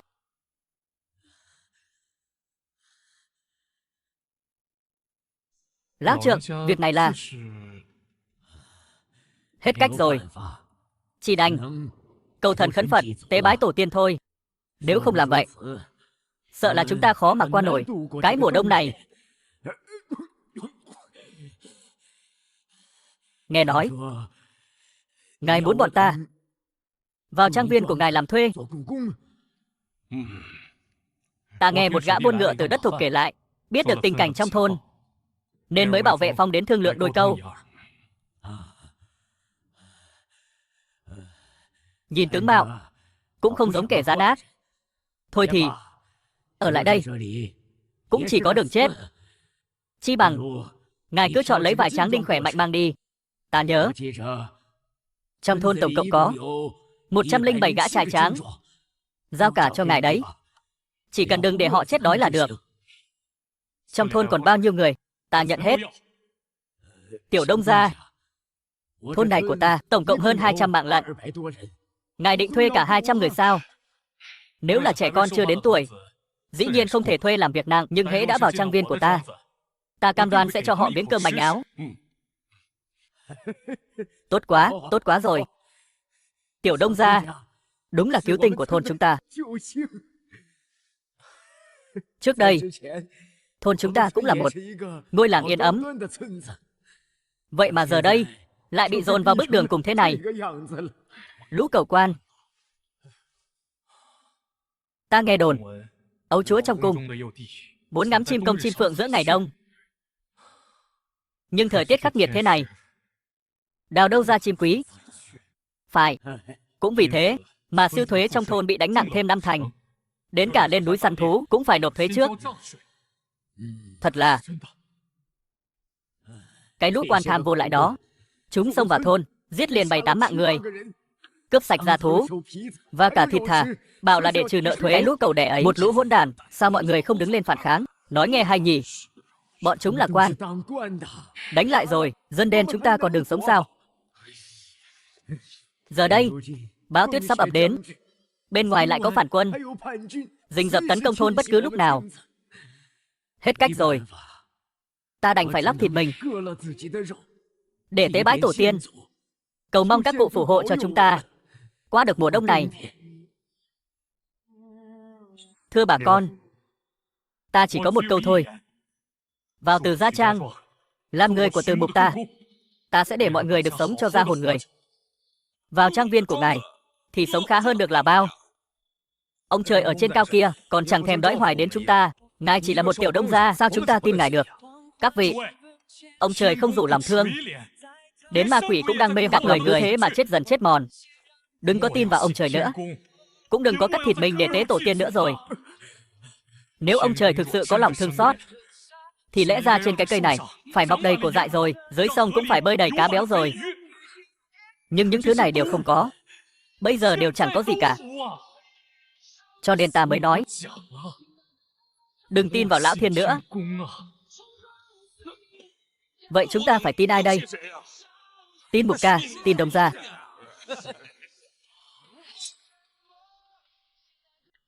Tin Đông Gia của chúng ta. Thưa bà con cô bác, nếu mọi người chịu đến Từ Gia đi dạo một vòng thì sẽ biết ngay trong cái thời loạn lạc thế này, Đông Gia là người trượng nghĩa thế nào. Dạo trước trời trở lạnh, Đông Gia đã mua một lô áo bồng ấm áp. Trong trang ấp ấy từ người già đến trẻ nhỏ, ai ai cũng có phần. Lại còn có cả tiền lương hàng tháng nữa đấy. Chuẩn không cần trình. Ta nhớ có một gã lười chảy thây, tháng này cũng trở nên siêng năng hẳn lên. Thế là lãnh được 8 đồng tiền lương. 8 đồng lận đó. Không sai chút nào. Đến đó là được dựng nhà cửa, được sống cùng người thân gia đình. Mà quan trọng nhất là người bỏ sức lao động, mỗi tháng còn được lãnh tiền công. Hơn nữa nhé, một ngày còn bao ăn 3 bữa cơm đấy. 3 bữa lận á. Cái bụng của ta này ăn no căng sắp bằng hồ ca của ta luôn rồi. Điều tuyệt vời nhất là trong trang có một vị thiếu phu nhân. Cô ấy sẽ dạy tất cả phụ nữ cách làm việc, còn dạy cả trẻ con học chữ nữa. Đúng đấy, không sai đâu. Một trang ấp tốt như thế, chúng ta còn chờ đợi cái gì nữa, còn do dự cái gì nữa?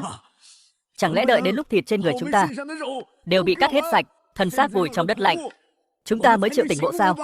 Chuyện này, ông trời không cứu được chúng ta. Vị tiểu đông gia trước mặt đây mới chính là ân nhân của chúng ta. Đừng nói như vậy. Các vị phải tin vào chính mình. Người có thể cứu các vị chỉ có bản thân các vị mà thôi. Từ Gia Trang ta chẳng qua cũng chỉ là vì vạch ra một con đường để các vị tự cứu lấy chính mình. Vậy chúng ta nguyện ý đi. Chúng ta đều đi. Nguyện đi theo tiểu đông gia. Tốt lắm. Vậy còn chờ gì nữa? Hơn 200 miệng ăn trong thôn chúng ta đều xin đi theo đông gia.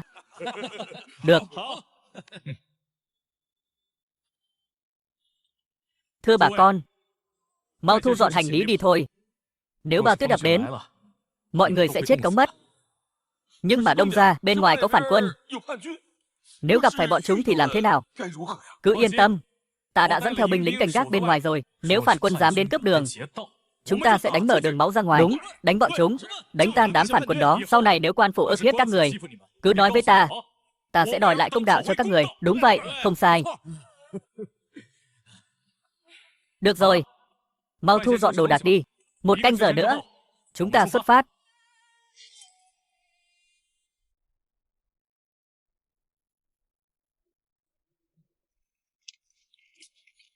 Chính là cái thứ xấu xa nhà ngươi, xúi giục bọn ta làm phản. Giờ thì hay rồi, thành vỡ rồi, chúng ta đều hết đường sống rồi. Tao nhổ vào, ngươi chỉ là một gã thầy đồ. Nói cái gì mà mưu sĩ, đến quan bình cũng đánh không lại, thì mưu tính cái nỗi gì? Được, nếu ngay cả một cái trang viên cũng không chiếm được, thì bọn ta đúng là không còn trốn dùng thần nữa.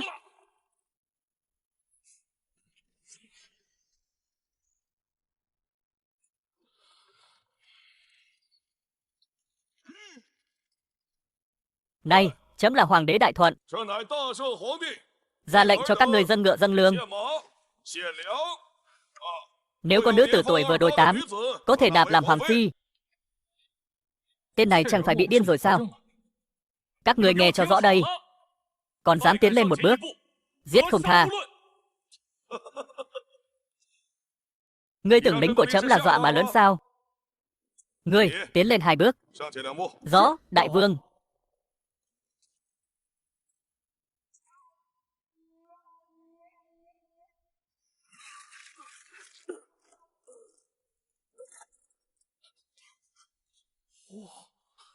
Lợi hại thật. Đám thợ săn miền núi này không hổ danh là thần xạ thủ. Chu Tuân, Chu Lạc dùng thuật cưỡi ngựa vu hồi, chia cắt chiến trường.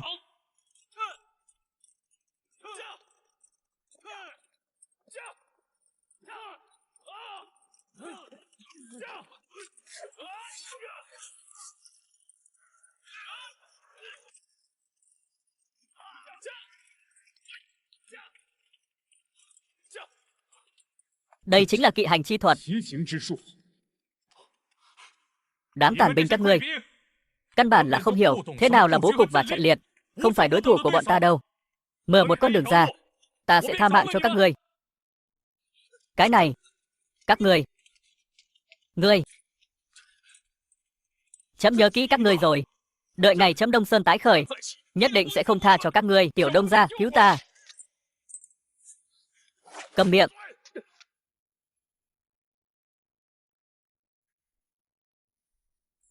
Địa thế quận Đương Dương như vùng trũng. Nếu đại quân Mộ Vân Châu tập kích, cho 2 đội nhân mã vào núi phá tuyết, dẫn dụ tuyết lở, thì đại sự có thể thành. Tiếc là chẳng ai chịu nghe. Ta là Giả Chu, Tự Văn Long, tuyệt đối không phải kẻ tầm thường. Từng dẫn 300 người phá Đương Dương, lấy danh nghĩa đại nghĩa, mượn cái ác của thiên công tụ tập vạn người thành quân. Nhưng phá Đương Dương chỉ để mua danh chục tiếng. Thờ sai minh chủ, cũng biết đó chẳng phải kế sách lâu dài.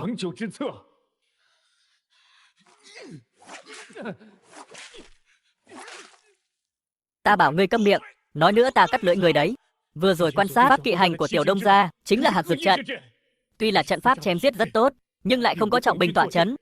Cho ta mượn 10 kỵ sĩ dũng mãnh, đánh thẳng vào đầu hạc. Tiểu Đông gia thất bại.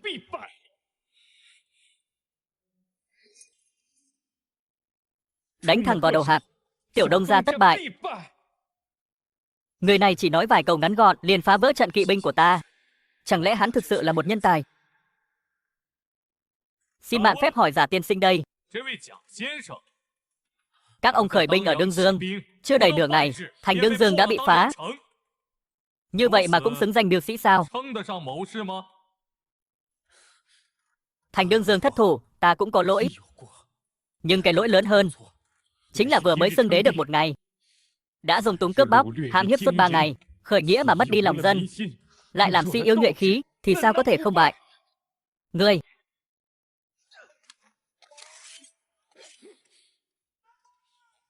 có khí phách đấy. Tư Hổ, ta giết chết người.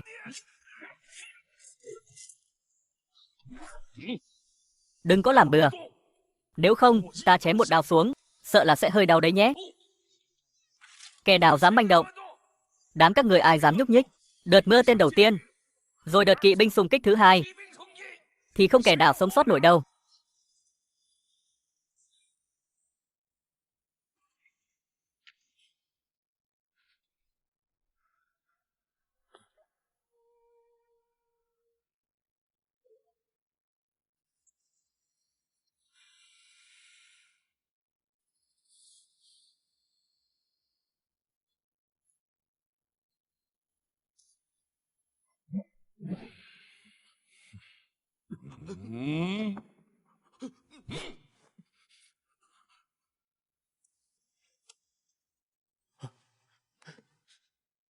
Tại hạ là Giả Chu, Tự Văn Long, bái kiến chủ công.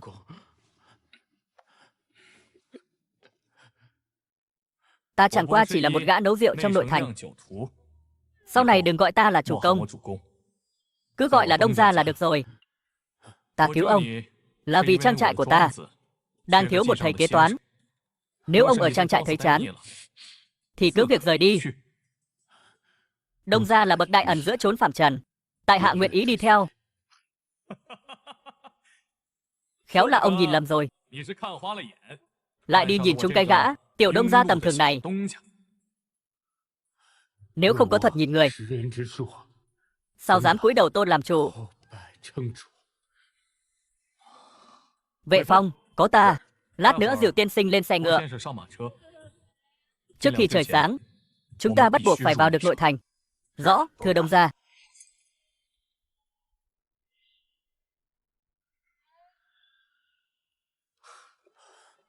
Văn Long tiên sinh chịu nhiều roi vọt như vậy mà vẫn còn cứng cỏi lắm. Đúng là một người thú vị.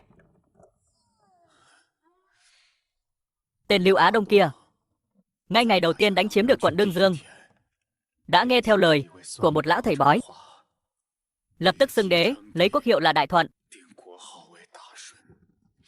lại phong ta làm tể phụ Đại Thuận. Cũng giống như Đông gia vừa rồi, đã dìu ta đi vài bước. Ta không phải là giả tạo đâu. Tại hạ tất nhiên biết, việc tại hạ tôn Đông gia làm chủ cũng chẳng phải là lời giả dối. Nói nghe xem nào.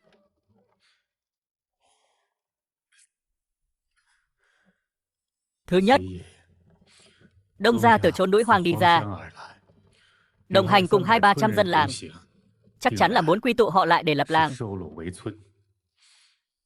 Bất luận mục đích là gì, chung quy vẫn là một chữ nhân. Nói tiếp đi. Thứ hai, tại hạ quan sát thấy dưới trướng Đông gia chỉ có 30 kỵ binh, nhưng khi đối mặt với đám tản quân đông gấp mấy lần, vẫn dám rút đao thúc ngựa xông lên. Có thể thấy rằng 30 kỵ binh này không hề đơn giản. Ít nhất cũng từng trải qua những trận chém giết lớn. Mà người như Đông gia đây, sinh ra trong thời loạn thế, nếu gặp được cơ hội, chắc chắn sẽ trở thành bá chủ một phương. Ngài đoán sai rồi. Ta chẳng qua chỉ là một tiểu Đông gia đấu rượu ở nội thành. Nếu Đông gia làm kẻ nấu rượu, thì ta làm gã thầy tính sổ. Nếu Đông gia làm bậc kiêu hùng, thì ta nguyện làm mưu sĩ. Đừng nói những chuyện này nữa. Nghe nói tiên sinh từng làm thầy dạy học tư thục. Phải, đã dạy suốt 14 năm. Tổng cộng dạy ra 8 vị tiến sĩ, 2 vị thám hoa lang. Vậy thì giỏi quá rồi. Đều vào triều làm quan tham cả rồi. Ta thì có công cán gì chứ? Ta dạy người thành kẻ hạ cấp, nên muốn thử dạy dỗ thiên hạ này, làm sao nhả hết sự ông trọng, trả lại nhân gian một mảnh thanh bình. Đừng nói chuyện đó nữa. Sau này tiên sinh cứ ở lại trang viên của ta, làm một thầy quản sổ sách đi. Sau này nếu ta thật sự cần dùng đến tiên sinh, thì ngài hãy mặc lại áo gấm của mình.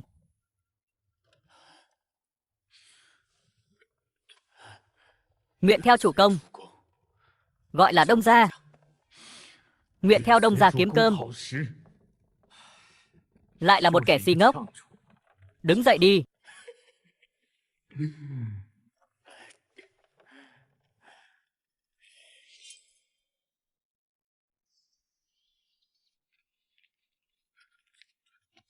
Hỷ nương, đưa họ vào trong trang viên, chuẩn bị nhiều đồ ăn một chút. Lát nữa, ta sẽ cử người đưa họ ra sau núi. Vâng, Đông gia. Các vị, mời đi bên này.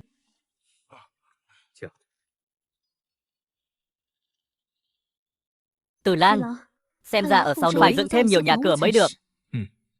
Thái Vi, bão tuyết sắp đến rồi. Nàng chuẩn bị thêm nhiều than củi nhé. Mùa đông năm nay, sợ là sẽ khó sống lắm đây. Thiếp đều chuẩn bị cả rồi, nếu không đủ, thiếp sẽ đi mua thêm. Mua đi, mua nhiều vào. Dạ. Đông gia, ngài cuối cùng cũng về rồi. Ta nghe nói dạo gần đây ở quanh có không ít phản quân xuất hiện, mọi người không gặp phải chứ? Trần Thịnh, gần đây tình hình quanh thành Thang Giang, thế cục ra sao rồi, Đông gia? Sau khi quận Đương Dương tạo phản, thì mấy nơi ở ngoại thành lại có thêm 3-4 quận làm phản nữa, bị quan binh đánh phá thành rồi. Rất nhiều tàn quân hoảng loạn chạy trốn, tràn vào khu vực nội thành. Có tin tức gì của Hầu gia không? Chỉ nghe nói, mấy ngày nay Hầu gia ốm liệt giường. Có điều lão gian tướng trên triều đình kia có vẻ sốt ruột rồi, đã điều động không ít binh mã, trấn giữ các cửa ngõ vào nội thành. Cứ đà này, sợ là chẳng còn ai dám đến lấy rượu nữa. Bảo Lữ Phụng và Lục Lao mang thêm nhân mã, hộ tống mấy vị trưởng quấy lấy rượu mấy hôm nay về thành an toàn. Vâng, Đông gia.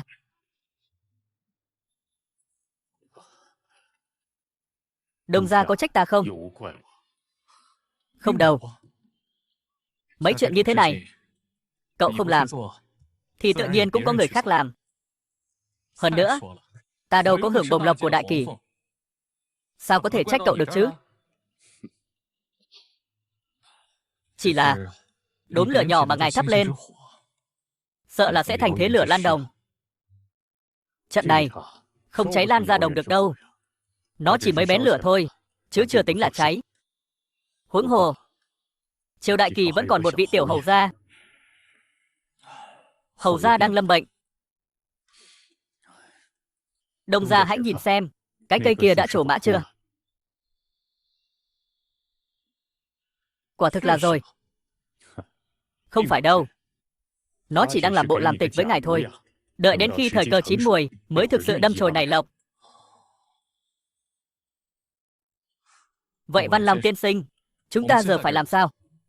Nấu rượu bán rượu. Ta đã nói rồi, ngọn lửa này không bùng lên được đâu. Ta chỉ thấy nó chậm chạp quá, nên mới châm mồi cho nó cháy.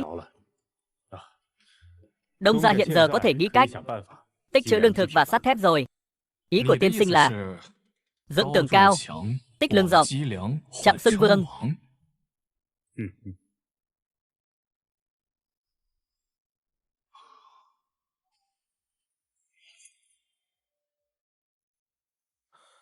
Nhóc con, cái ống sắt này có tác dụng gì hả?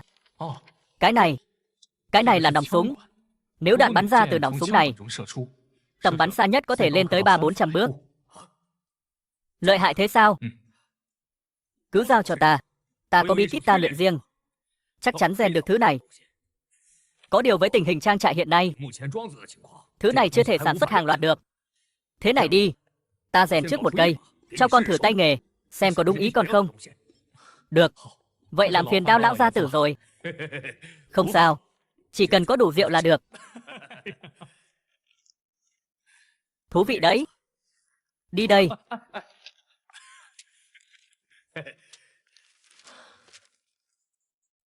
Đông gia, Đông gia. Đông gia, đại sự không ổn rồi. Có chuyện gì từ từ nói. Không biết tại sao, núi sau xuất hiện một đám tàn quân rất đông, đang tràn về phía núi sau. Cái gì? Có bao nhiêu tên? Khoảng 2.000 tên. Vệ Phong, điểm danh binh mã thành Long Dinh. Trần Thịnh, triệu tập đội thợ săn, nếu có ná sắt, cũng mang ra giết địch. Rõ, rõ thưa Đông gia.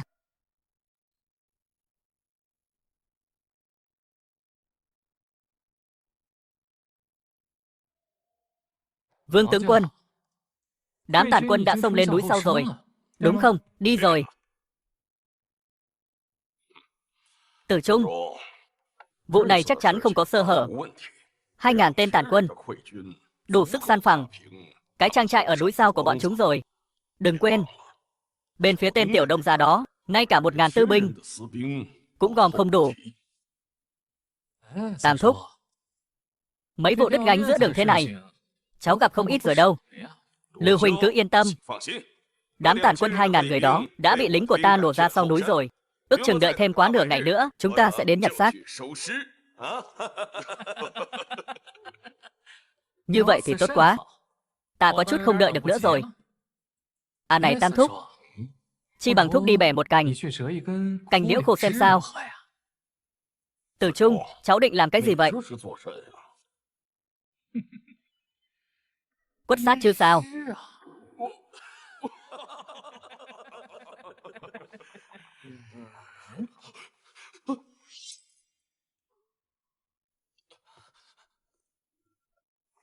Mặt tướng Ngân Đao vệ tham kiến. Hầu gia có lời muốn hỏi. Tình hình chiến sự với đám tàn quân thế nào rồi? Có chút bất lợi ạ. Đám tàn quân đó thế lực rất mạnh, thuộc hạ cũng không ngăn được. Nhất thời bọn chúng đã chạy thoát rồi. Chạy đi đâu rồi? Thuộc hạ cũng không nhìn rõ. Ngươi nên biết ta là người của ai. Thượng Phương Bảo Kiếm đã chém đầu 123 tên cẩu quan rồi đấy. Chẳng lẽ ngươi không nhớ rõ sao? Hay là nói năm xưa ta đi theo hầu gia lập nên chiến công, được sắc phong ngân đao vệ ngũ phẩm, lại không được tính là gì? Bẩm ngân đao vệ sau núi, phía sau núi ạ.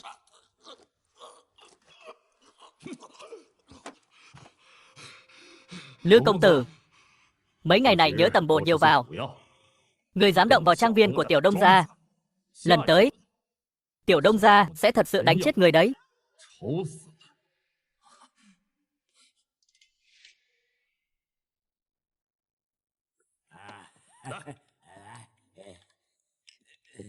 Con trai ta Lý Phá Sơn dùng 6.000 quân cự lại Bắc địch. Đó là huyết chiến không ngừng nghỉ á. Con trai ông đang lo sốt vó vì đám tàn quân kia kìa. Ây da, lo lắng cái gì chứ? Nào uống rượu. Nào. Bà lão ma men tụ lại một chỗ rồi. Này, Văn Long tiên sinh. Chủ công. Sao rồi?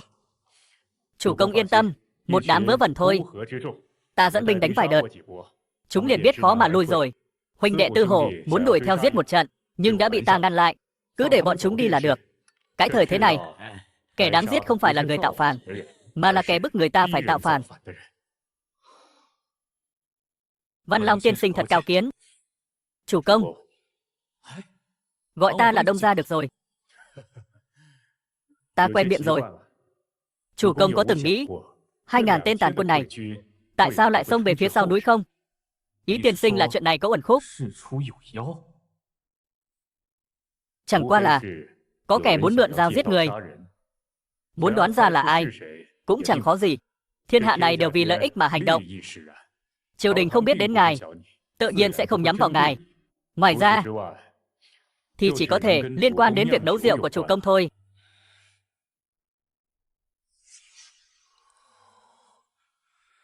Chẳng lẽ là cái tên ở Thăng Giang, đệ nhất ngứa đòn Lữ Tử Trung?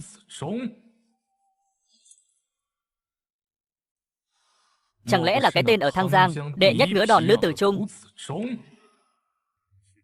Chủ công, bất luận lần này thế nào, tứ đại hộ vẫn cần phải dằn mặt một chút. Còn về tên Lữ Tử Trung kia, sống hay chết, toàn quyền do chủ công định đoạt. Hắn đã có ý đồ động đến Trang Tử, tuyệt đối không thể giữ lại.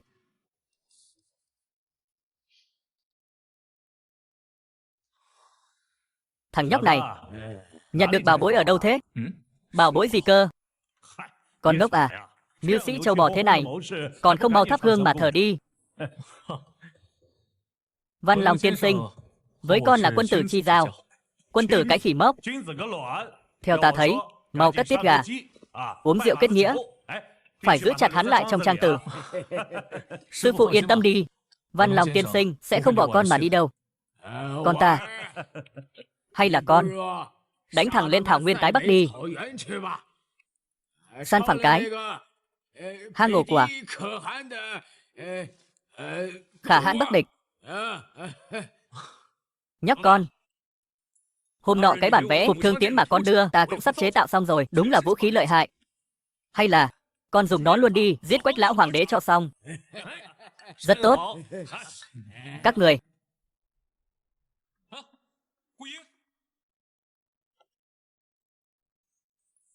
lục đại cao thủ nội thành, sao lại có tới 2 người trong Trang Tử của Tiểu Đông gia này? Cô Ưng, Tiểu Đông gia, ngài có biết Thường Thương, Lão Đào, Hổ Nhi Kiếm, Song Quyền, Đoạn Phủ, Thiên Vương Tiên? Chưa từng nghe. Chưa từng. Sao vậy? Họ lợi hại lắm à? Ta hiểu rồi. Ta sẽ giúp Tiểu Đông gia giữ bí mật. Cô Ưng, bây giờ Huỳnh nói chuyện sao ta nghe chẳng hiểu gì cả. Không phải là hầu gia xảy ra chuyện gì rồi chứ? Phải. Quên mất chưa nói chính sự. Hầu gia mấy ngày nay ho càng lúc càng dữ dội, Hôm nay khó khăn lắm mới đỡ một chút. Liền sai ta đến, đưa ngài đi Trường Dương một chuyến. Ta sẽ khởi hành ngay, đi Trường Dương một chuyến. Tiểu Đông gia, lần này 2.000 tàn binh bị dẫn dụ đến sau núi của ngài là do có kẻ cố tình sắp đặt. Ta biết, Tứ đại hộ ở thành Thang Giang. Lư Tử Trung, ngài biết sao? Đoán được rồi. Hắn đang trốn trong một quán rượu ở Trường Dương. Ngài yên tâm, hắn chạy không thoát đâu. Đa tạ. Tiểu Đông gia, lúc này chắc đã động sát tâm rồi.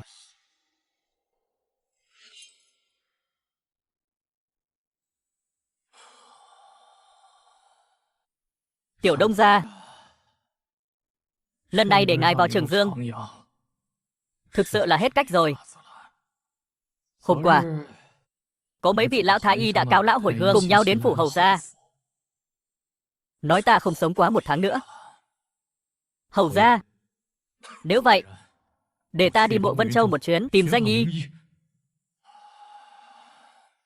Đừng đi nữa. Cố Ưng đã sớm phái người đi mấy lượt rồi. Lần này mời Tiểu Đông gia đến Trường Dương là muốn làm phiền ngươi một chuyện. Hầu gia cứ nói. Cách nội thành 300 dặm, có một toán tàn quân 7.000 người đang chiếm cứ quận huyện. Tiểu Đông gia đi một chuyến được không? Thay ta cứu vài người. Lương Châu có một vị sứ thần, sau khi tàn quân chiếm cứ quận huyện, đã bị kẹt lại trong thành. Vị sứ thần Lương Châu này sao lại bị kẹt ở quận huyện có tàn quân chứ? Huynh đệ bên ngoài, không phải là ta không tin tưởng, chỉ là cảm thấy không có thủ đoạn cao tay như Tiểu Đông gia. Dù sao cũng là một tòa thành làm phản. Ta tính toán Doanh Bình sẽ rất nhanh vây tới đó. Sau khi trở về, ta sẽ cho ngươi một món đồ. Hầu gia yên tâm. Phải rồi, tên Lư Tử Trung của Tứ đại hộ kia vừa hay có người tới báo, lúc này chắc đã vào thành Trường Dương rồi. Ta phái người lôi hắn ra cho ngươi. Ngươi tự mình đi tính sổ đi. Hầu gia, nếu ta đánh chết hắn thì sao? Tùy ngươi. Nếu không cứ có kẻ ngày ngày thường nhớ hại trang tử của ngươi, hãm hại người trong trang của ngươi.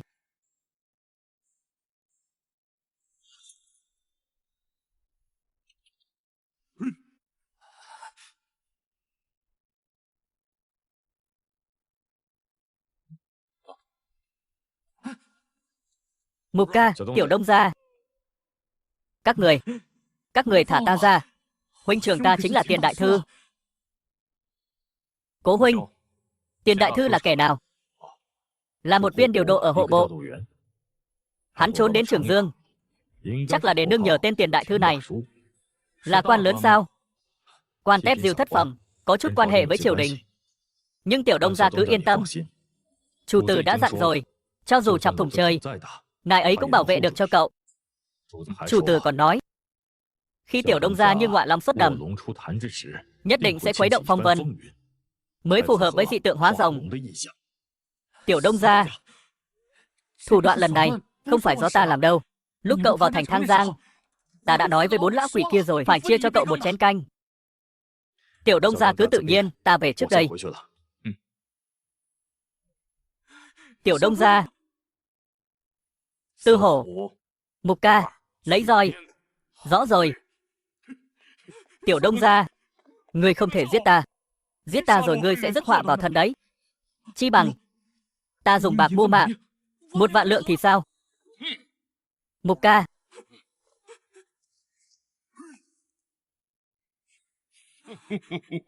ban đầu ta chẳng hề muốn làm kẻ nếm máu trên lưỡi đao. Ta chỉ muốn sống yên ổn. Nhưng lũ cậu tặc các ngươi cứ ép ta vào đường chết.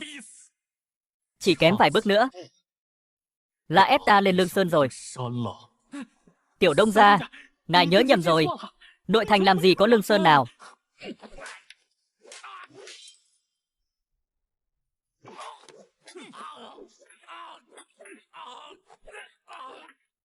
Tiểu Đông gia, đừng đánh nữa, gãy lưng ta mất rồi. Nhà giàu người cầu kết với đám cầu quan đó, dồn ép ta đến bước đường cùng. Ngay cả khi ta ra biên ải đánh giặc, cũng nơm nớp lo sợ các người có ra tay với trang trại của ta hay không. Ta biết sai rồi. Tiểu Đông gia, ta sai rồi. Đừng đánh nữa mà. Những lời này giữ lại xuống âm phủ mà nói.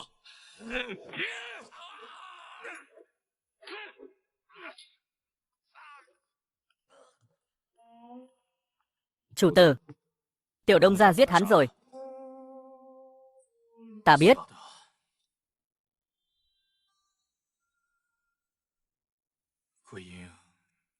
Người nói xem, Tiểu Đông gia tiếp tục nấu rượu thì sẽ thế nào? Hắn chắc sẽ bảo vệ được trang trại. Qua vài năm nữa, sẽ trở thành một phú ông. Lời này không sai. Nhưng người có từng nghĩ Tiểu Đông gia là người có thể sánh ngang với danh tướng Lý Phá Sơn không? Thuật kỳ binh xung trận, thế cục vây hai thành khốn đốn Bắc địch. Những thứ này, ta đã lật xem rất nhiều sử sách, đều chưa từng có tiền lệ. Ý của chủ tử là Tiểu Đông gia là kỳ nhân, một đời chỉ làm kẻ nấu rượu, há chẳng phải là uổng phí sao? Ta không còn nhiều thời gian nữa. Những ngày này, cứ mỗi khi chợp mắt, ta lại mơ thấy tiên đế đứng trước mặt ta, chỉ vào mặt ta mà mắng.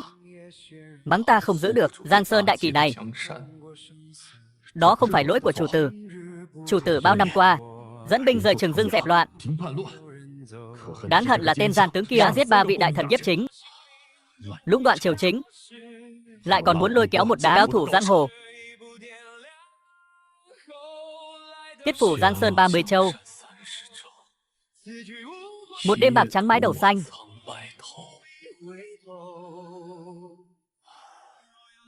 Cô Ưng, mấy lão già trên triều đình kia ngồi quá lâu rồi, cũng đến lúc phải rời chỗ thôi. Chủ tử kỹ ngài làm muốn thành quân chắc, chém gian tướng.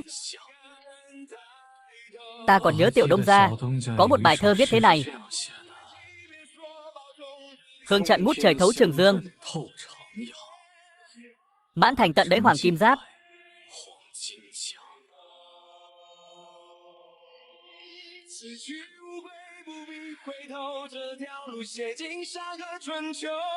Cô Ưng,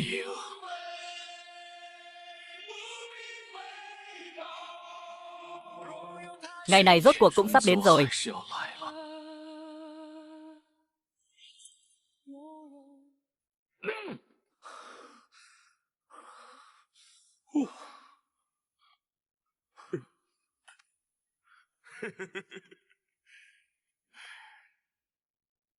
Mục ca, hay là vào phủ hầu gia thay bộ đồ khác đi. Áo của huynh bẩn hết rồi. Ta không thay. Cứ thế này mà ra khỏi Trường Dương, ai dám cản ta? Ta cho ăn rau ngay. Mục ca, huynh có vẻ khác xưa rồi. Hổ ca, bây giờ ta cuối cùng cũng dám làm rất nhiều chuyện mà trước kia không dám làm rồi. Mục ca, huynh bày đặt văn vở quá. Cái thằng lừa chọc này, ta đang nói lời ruột gan với cậu đấy. Mục ca, đệ thèm canh thịt dê rồi. Lần này đến Trường Dương, lâu rồi không gặp Chu trưởng quầy. Lần sau có rảnh thì ghé thăm vậy. Chúng ta phải đi cứu người trước. Nghe theo Mục ca hết.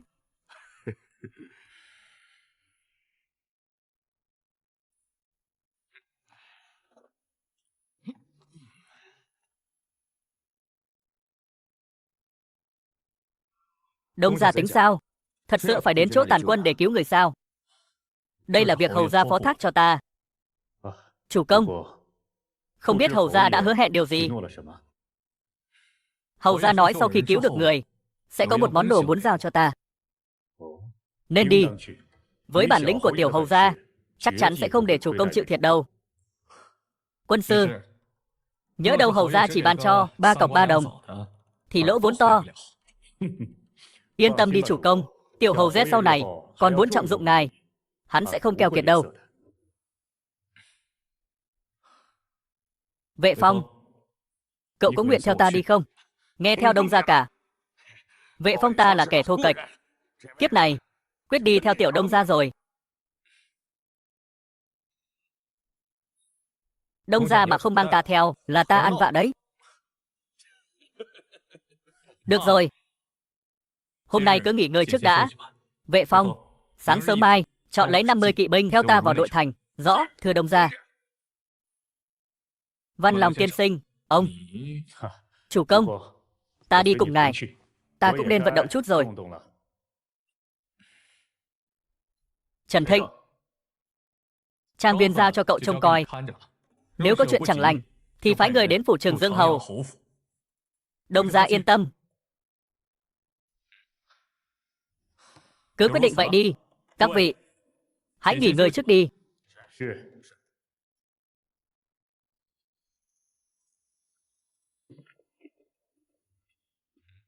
Văn Lòng tiên sinh, có chuyện gì sao?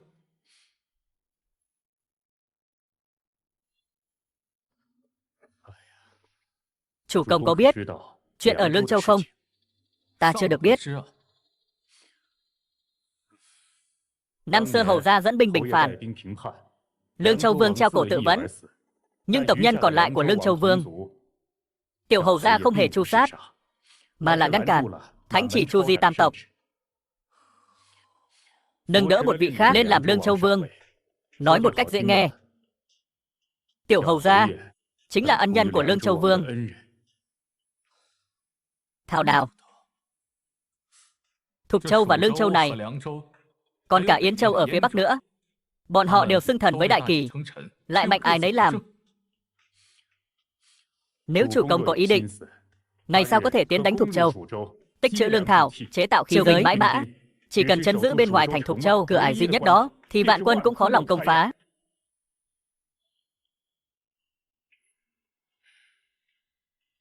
Văn Lòng tiên sinh, sương đêm lạnh rồi, tiên sinh nên đi nghỉ ngơi đi. Chủ công, khi nào người có hứng thú, chúng ta sẽ lại bàn tiếp.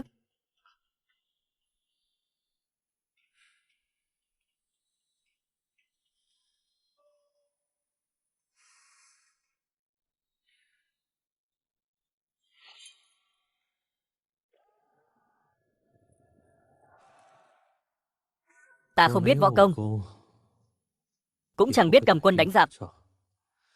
Xem ra lần này chúng ta thực sự phải bỏ mạng tại đây rồi.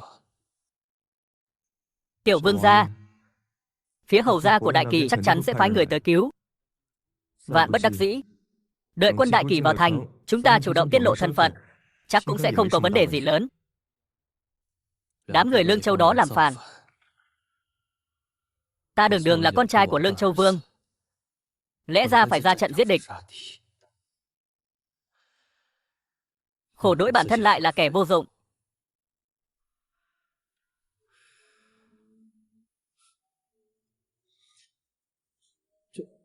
Bên ngoài có tiếng gì vậy? Tiểu vương gia, đây là quân doanh đại kỳ đang vây thành rồi. Chuyện này phải làm sao bây giờ?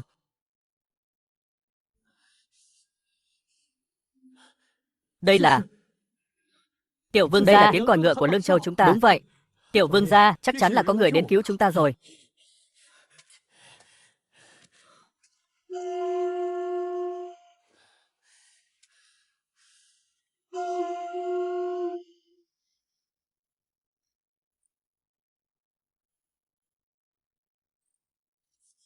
Các người là ai? Người đến cứu các ngài. Vậy tại sao các người lại mặc của binh lính Lương Châu? Nếu không cải trang trà trộn, thì chúng ta sao có thể vào thành được? Các hạ, sao các người biết tiếng còi ngựa Lương Châu của ta? Chúng ta vốn không biết các ngài bị giam ở đâu, nên trộm nghĩ Đám nghĩa quân này không phải người Lương Châu. Nếu dùng còi ngựa, có lẽ các ngài sẽ nghe thấy.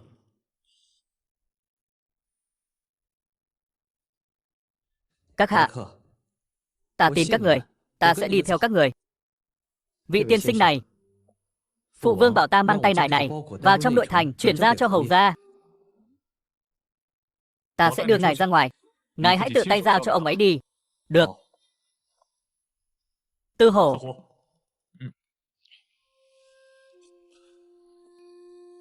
Đây. Thay bộ giáp này vào. Ta sẽ đưa mọi người lén ra ngoài. Dọc đường tuyệt đối không được lên tiếng. Được.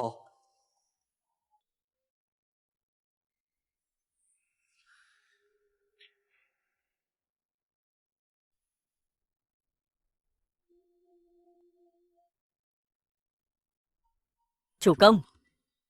Vừa rồi ta đã thấy. Thấy cái gì? Tiểu vương gia Lương Châu. Thứ ở trong tay này. Thứ đó đã giúp ta hiểu rõ một vài chuyện. Ví dụ như tiểu hầu gia sắp định đoạt Giang Sơn rồi. Bên trong là thứ gì? Hổ phù. Một chiếc hổ phù điều binh. Chủ công, thứ này càng có khả năng là một chiếc hổ phù của Lương Châu quân. Hổ phù của phản quân. Chủ công, ngày nay tính toán thế nào?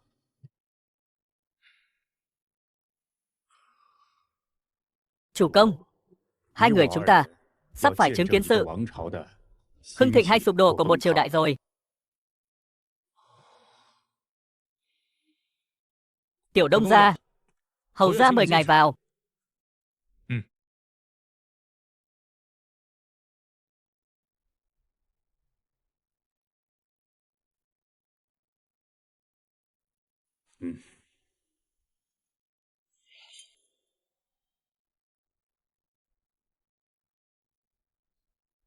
Bái kiến hầu gia. Tiểu Đông gia, việc này thành thật rồi. Nhờ hồng phúc của hầu gia, việc này cũng coi như thuận lợi. Tiểu Đông gia chưa bao giờ khiến người ta thất vọng. Tiểu Đông gia, người có biết tiểu vương gia Lương Châu mang đến vật gì không?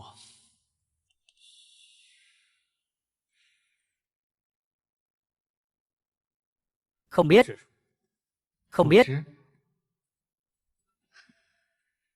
Là không muốn biết đấy thôi.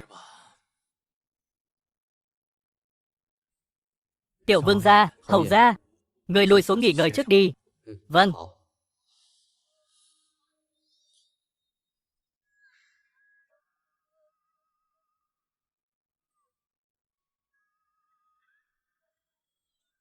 Ngồi đi.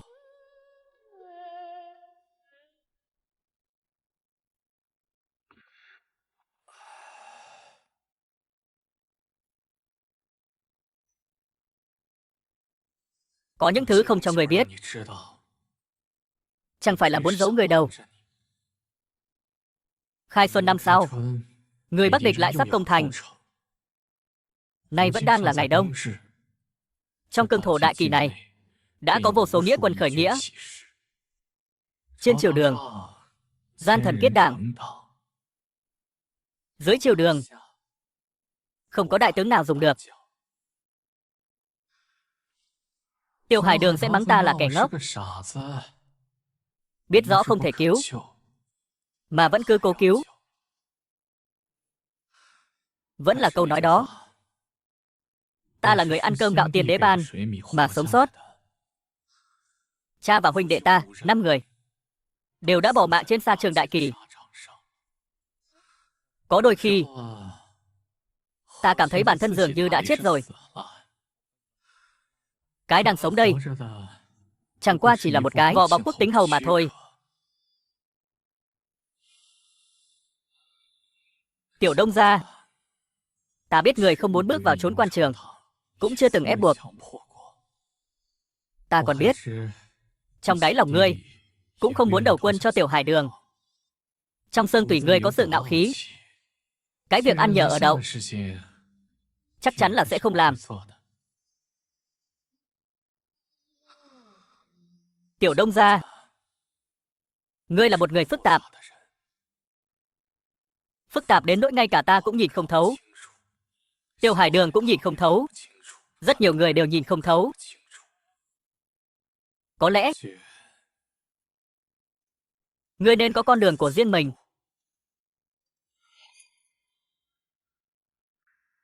Nếu hỏi đại kỳ này ta còn có thể tin ai, thì không ai khác ngoài Tiểu Đông gia. Không phải là kẻ đã vấy bẩn.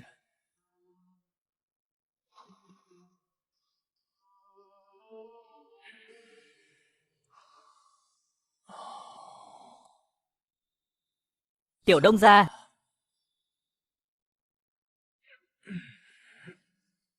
cuộn hồ sơ này,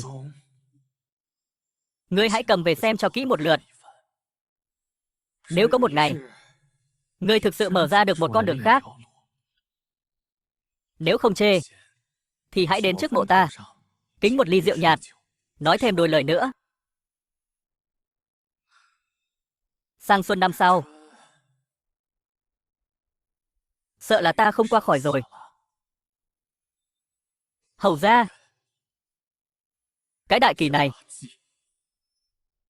đã mục nát từ bên trong rồi. Tiểu Đông gia, cậu không chê chủ nghèo. Ta đã nghĩ rất nhiều cách. Nhưng điều không thể lôi hết lũ sâu một đục khoét gốc rễ đó ra.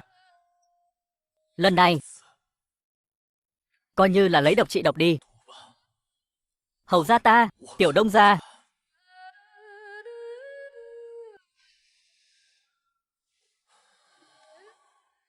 Lần này là ta cố tình kéo ngươi vào ván cờ này. Đừng nghĩ ngợi nữa.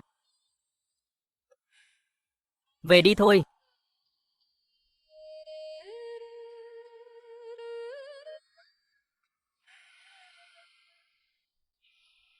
Hầu ra, bảo trọng.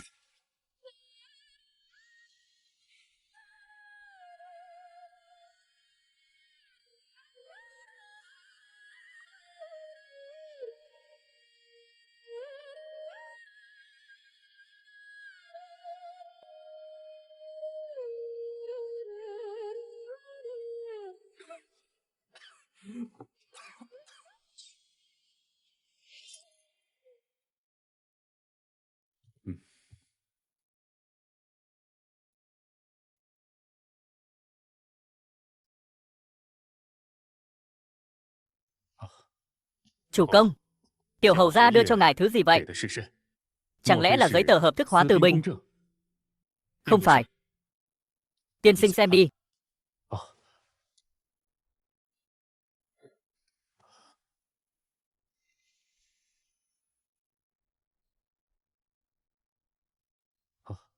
Chủ công, đây là một mỏ khoáng tư nhân. Chính xác hơn là một mỏ sắt chưa ai biết đến. Ta đoán khả năng cao là một tên đỗ ý nào đó vô tình phát hiện ra mỏ sắt này, rồi viết thành hồ sơ chỉnh lên trên. Vốn tưởng được thăng quan tiến chức. Nào ngờ, sau khi chỉnh lên, lại bặt vô âm tín. Chuyện mỏ sắt này cũng bị gác lại từ đó. Tiểu hầu gia thật sự chịu trí đấy. Nhưng mà chủ công, luật pháp đại kỳ quy định, thường dân tự ý khai thác khoáng sản, tội ngang với tử hình. Mỏ sắt này không thể sinh lời, thì có tác dụng gì chứ? Văn Lòng tiên sinh, ông có biết cách luyện thép không? Ta chỉ biết luyện sắt. Dùng cách rèn đập thủ công để tạo ra thép. Nhưng cách này tốn quá nhiều thời gian, chi phí lại cao, mà sản lượng thì cực thấp. Xem ra khi nào rảnh rỗi, ta phải nghiên cứu một chút, chế tạo một cái lò luyện thép mới được. Đến lúc đó, binh khí của tất cả huynh đệ chúng ta sẽ mang tính cách mạng. Chủ công, sao ta lại thấy chẳng hiểu ngài đang nói gì cả? Bỏ đi. Sau này nói tiếp. Chủ công, ta vẫn giữ nguyên câu nói cũ. Mọi việc cần tính kế lâu dài. Còn về thứ mà chủ công muốn phát triển hay chế tạo, chỉ cần chúng ta có một tòa thành của riêng mình, thì mọi thứ đều có cơ hội.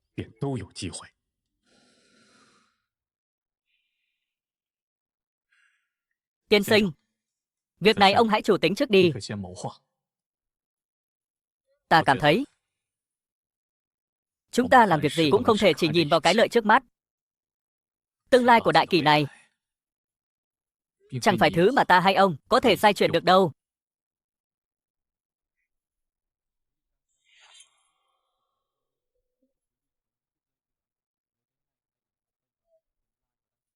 Đồng gia, Thường thiếu gia đến rồi, đang đợi ngài ở hậu viện.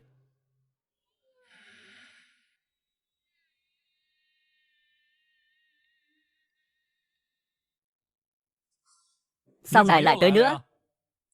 Ta tới thăm cậu. Dẫu sao thì chúng ta vẫn còn mối làm ăn lương thực cần bàn bạc. Ngài vẫn còn nhớ mình là dân buôn gạo sao?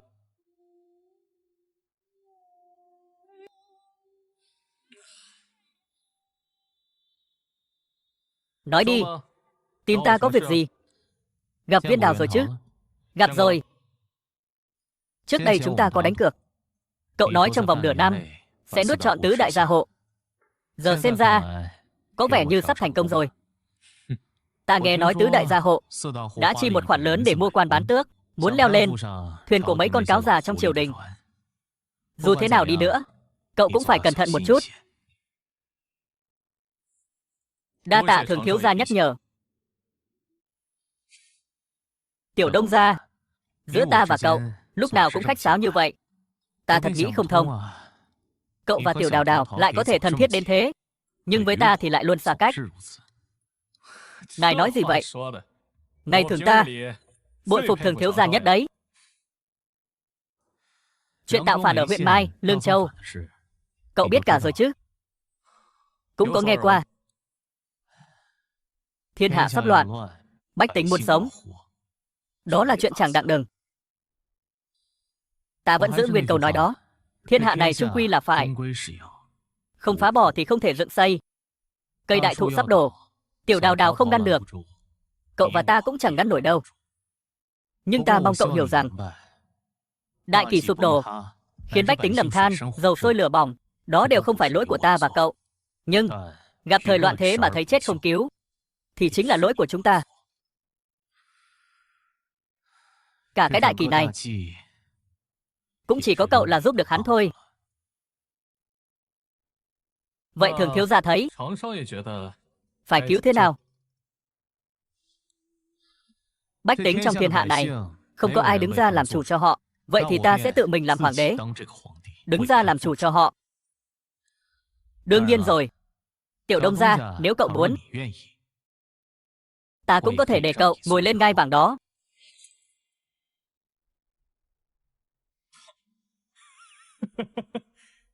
Ta chưa bao giờ nghĩ tới chuyện làm hoàng đế gì cả.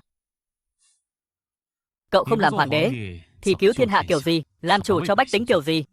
Bách tính có thể tự mình làm chủ. Bách tính tự mình làm chủ sao? Tiểu Đông gia đừng có nói đùa. Cả đời này ta chưa từng nghe qua những lời như vậy. Cậu đấy, tốt nhất là cứ lo ủ rượu cho ngon đi.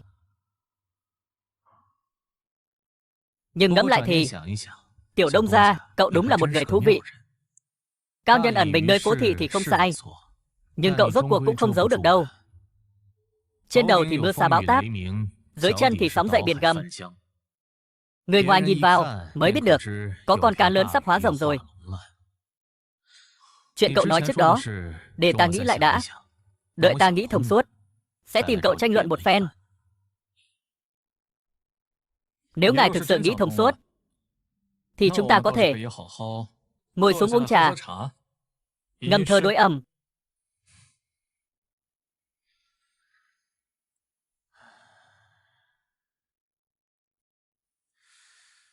Vậy cứ thế đi.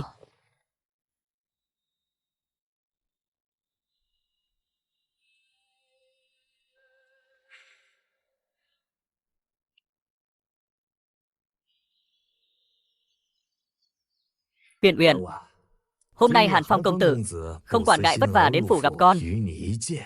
Chi bằng con cùng Phong công tử ra hoa viên đi dạo chút đi. Hắn muốn đi thì mặc kệ hắn. Còn rốt cuộc muốn làm loạn đến bao giờ? Nam nhi trong thiên hạ này lại không có người nào khác Giống như tên côn phu đó sao?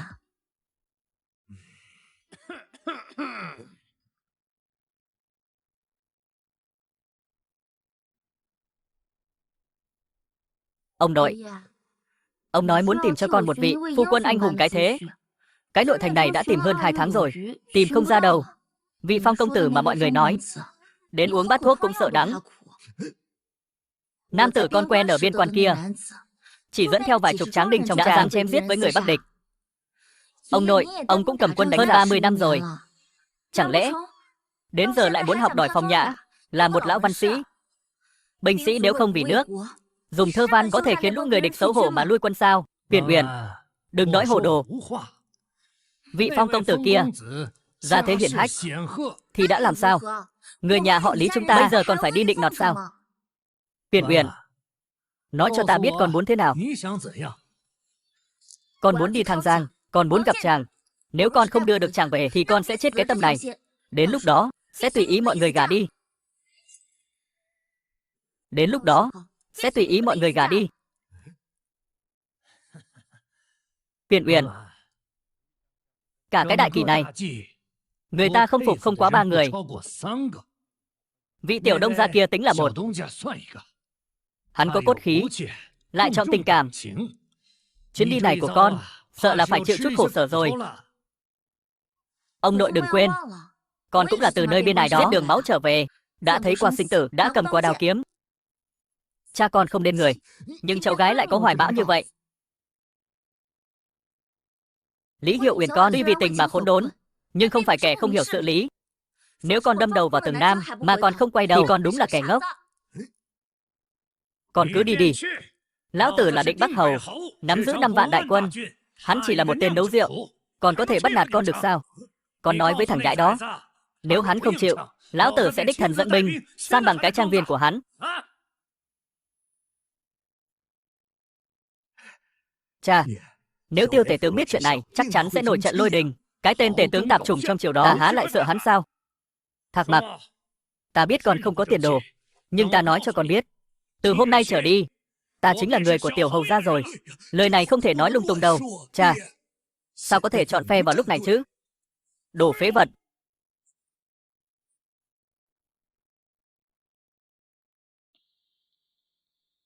Ông nội, tại sao ông cứ ép cháu?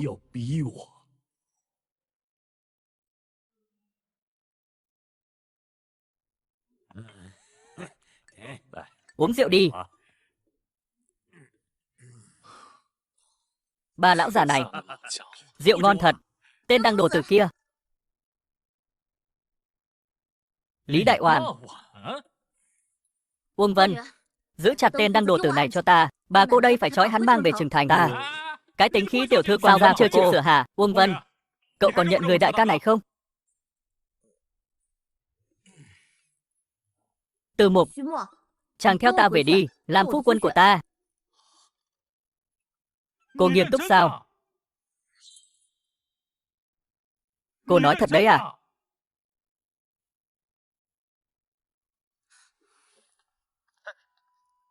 Lúc mới đến, ta đã nói với ông nội rồi. Lần này nếu không đưa được chàng về, thì ta sẽ ở lại tìm đại một công tử nào đó mà gả đi. Từ Mục, chàng cưới ta đi. Cô đừng dùng đạo lý để ép ta. Cô biết rõ mà, Định Bắc Hầu là ông nội của cô, còn ta chỉ là một kẻ nấu rượu xa cơ lỡ vận, môn không đăng, hộ không đối. Ta không quan tâm.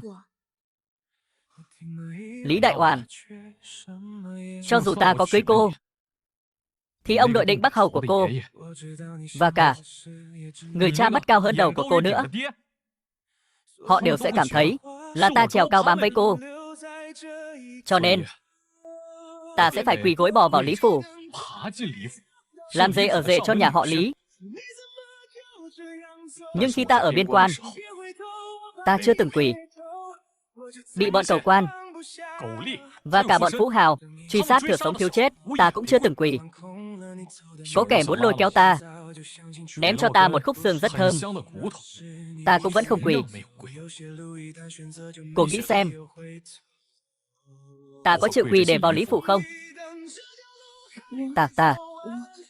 Ta có thể gia nhập Từ Gia Trang, theo chàng đấu rượu giết giặc.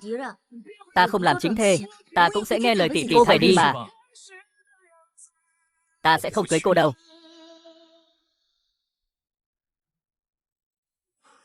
Vài ngày nữa, ta sẽ đích thân đến gặp Định Bắc Hầu. Ta tội với ông ấy. Uyển Uyển,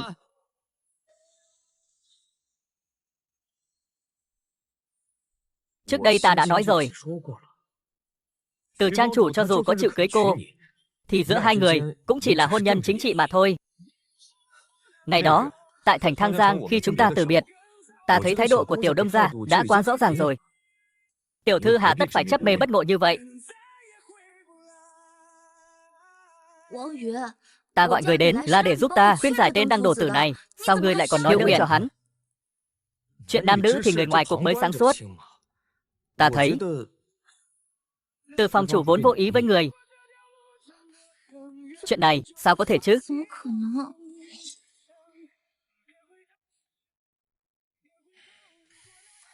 Uyển Uyển, ta lớn lên cùng tiểu thư từ nhỏ. Ta chắc chắn biết trong lòng người đang nghĩ gì. Phải, chuyến đi Vọng Châu lần này, 2000 dặm đường biên ải, hắn đối với tiểu thư mà nói, tựa như một chân trời mới. Hắn lạnh lùng như băng xương, lại nồng nhiệt như lửa đỏ. Mặt hồ phẳng lặng trong lòng người, đã bị ánh trăng của hắn soi sáng rồi. Trong thâm tâm tiểu thư, Từ phòng chủ chính là giữa rừng tùng bạt ngàn của đại kỳ này, chiếc lá khác biệt nhất, rực rỡ sắc màu nhất, hình dáng cũng độc đáo nhất. Ta đồng ý. Nhưng mà tiểu thư phải hiểu, hắn chỉ đi cùng người một đoạn đường, sớm muộn gì cũng phải chia ly.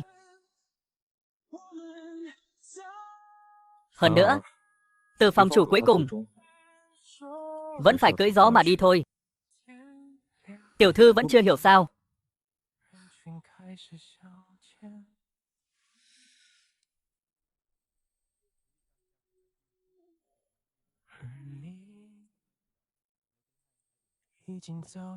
Từ Lang,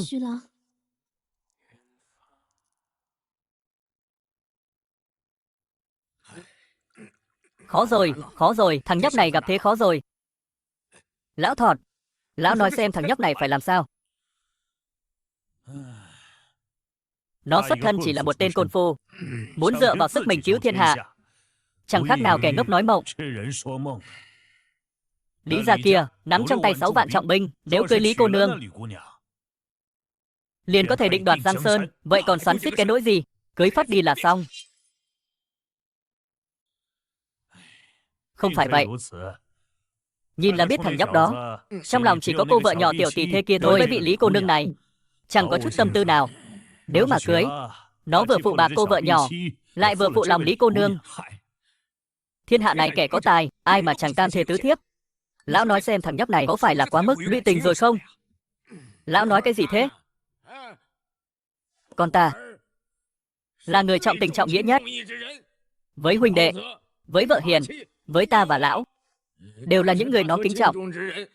Nếu không phải như vậy, nó chẳng hóa thành phường lòng lang dạ thú sao? Thì sao còn dung chứa được? Hai lão già chúng ta trong trang viên lại tranh rượu với ta à? Cái lão già này, câu này nghe có lý đấy. Chỉ là cục diện trước mắt này, nhìn mà ta sốt hết cả ruột. Ngươi này, ngươi vội cái gì chứ? Uống rượu đi. Chuyện gì thì chuyện, cứ xây đã, thì chẳng còn là vấn đề nữa. Câu này nghe cũng có lý. Mặc kệ đi, nào uống. Từ Mục à, Từ Mục, con đường này phải đi thế nào đây? Không ai giúp được ngươi đâu.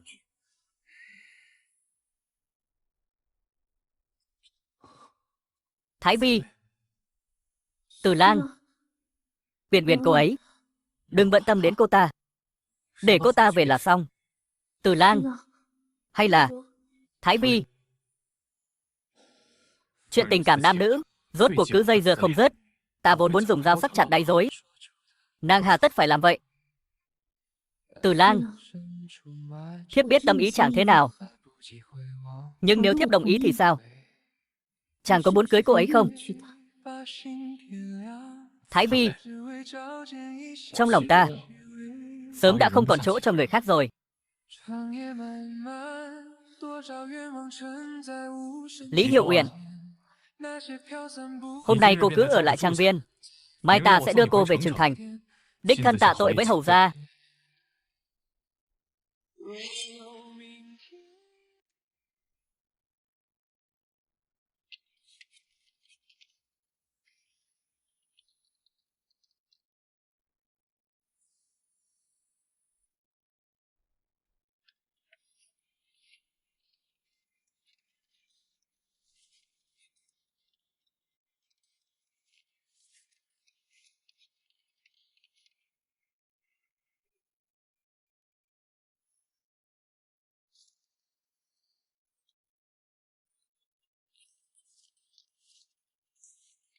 Cuối cùng thì cũng đến rồi.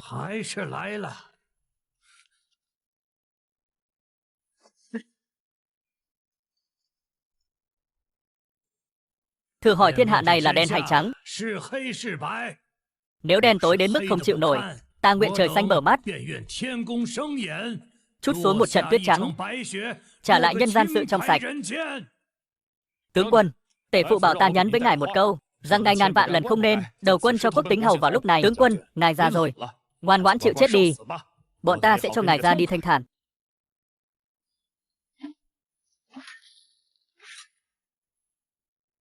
Chớ hỏi lão phu còn gân sức hay không.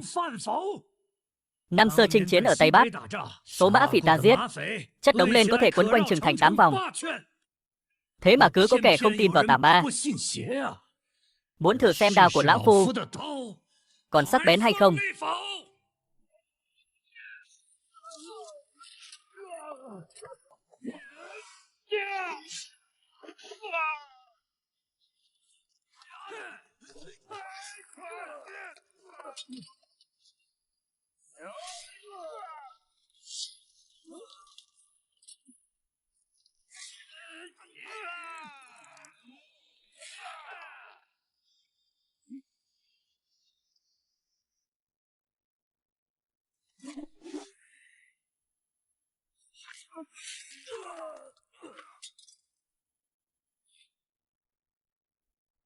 Chủ tử có dặn, kẻ nào xông vào Lý phủ, giết không tha.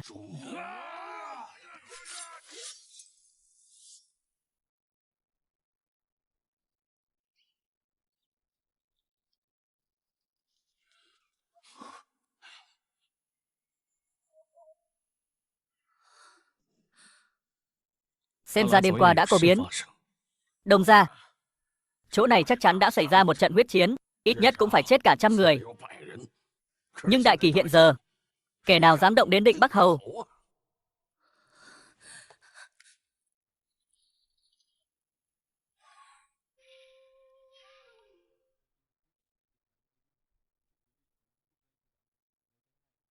Uyển Uyển, cha, xảy ra chuyện gì vậy? Uyển Uyển, đừng sợ, con cứ vào phủ đi.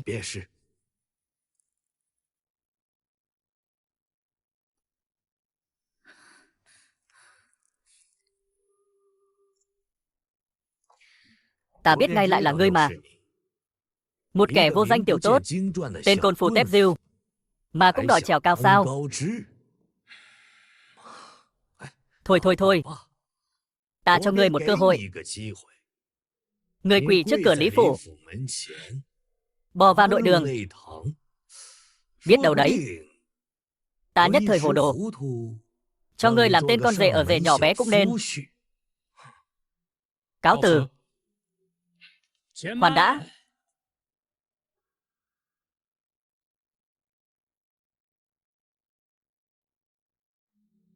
Cút.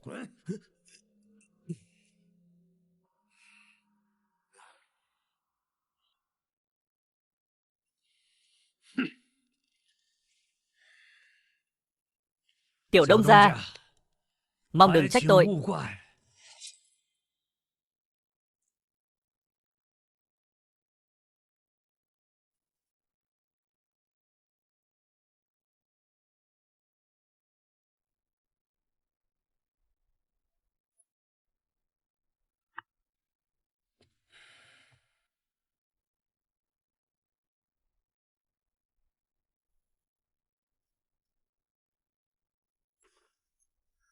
Ta vừa giết người, chưa kịp tẩy rửa. Tiểu Đông gia, mong đừng trách. Đâu dám. Lão hầu gia cốt cách cứng cỏi, tại hạ xưa nay luôn khâm phục. Mỗi lần giết người, ta đều nhịn ăn 3 ngày, là thói quen mang về từ Tây Bắc. Tiểu Đông gia đừng trách.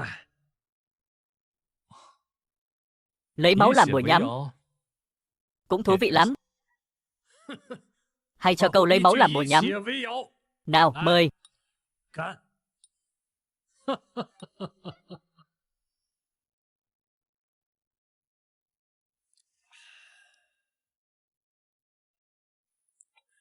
Ta coi như đã hiểu.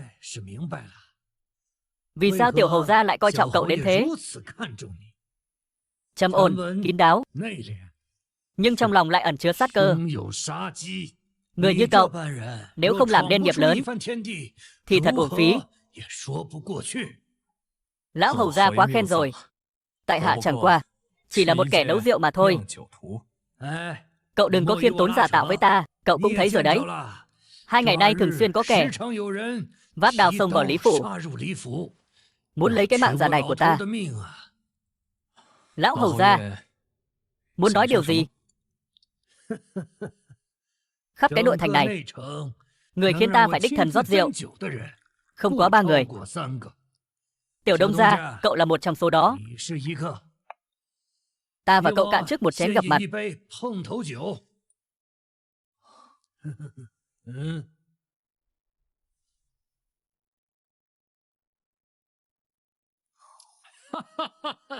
Sảng khoái. 800 tên cầu tặc vác đao xông vào Lý phủ, ta cùng Ngân Đao vệ liên thủ chém bay đầu của hơn 300 tên. Nếu không phải tuổi cao sức yếu, ta nhất định đã giết mở đường máu ra khỏi Trường Thành rồi. Tiểu Đông gia tin không?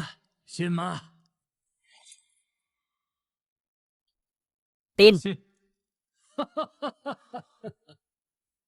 Hầu gia nửa đời chinh chiến, đao có thể giả, nhưng sẽ không cùn.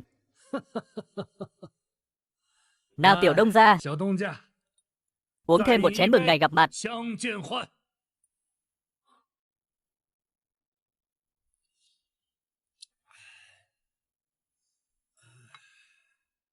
Xin hỏi Tiểu Đông gia, nếu thiên hạ xây mềm tăm tối, kẻ cứu nước có được gọi là anh hùng chăng? Bạc đầu ngư tiểu trên bãi sông, bất luận anh hùng về đâu, cũng chỉ là cuộc khề khà kể chuyện. 3 chén rượu hôm nay, không có Định Bắc hầu trấn thủ Tây Bắc, cũng chẳng có Tiểu Đông gia của Từ gia phường. Tại hạ kính hầu gia một ly. Nay thiên hạ đều say cả. Ta và cậu đều là những kẻ cuồng rượu. Hay lắm, cùng cạn.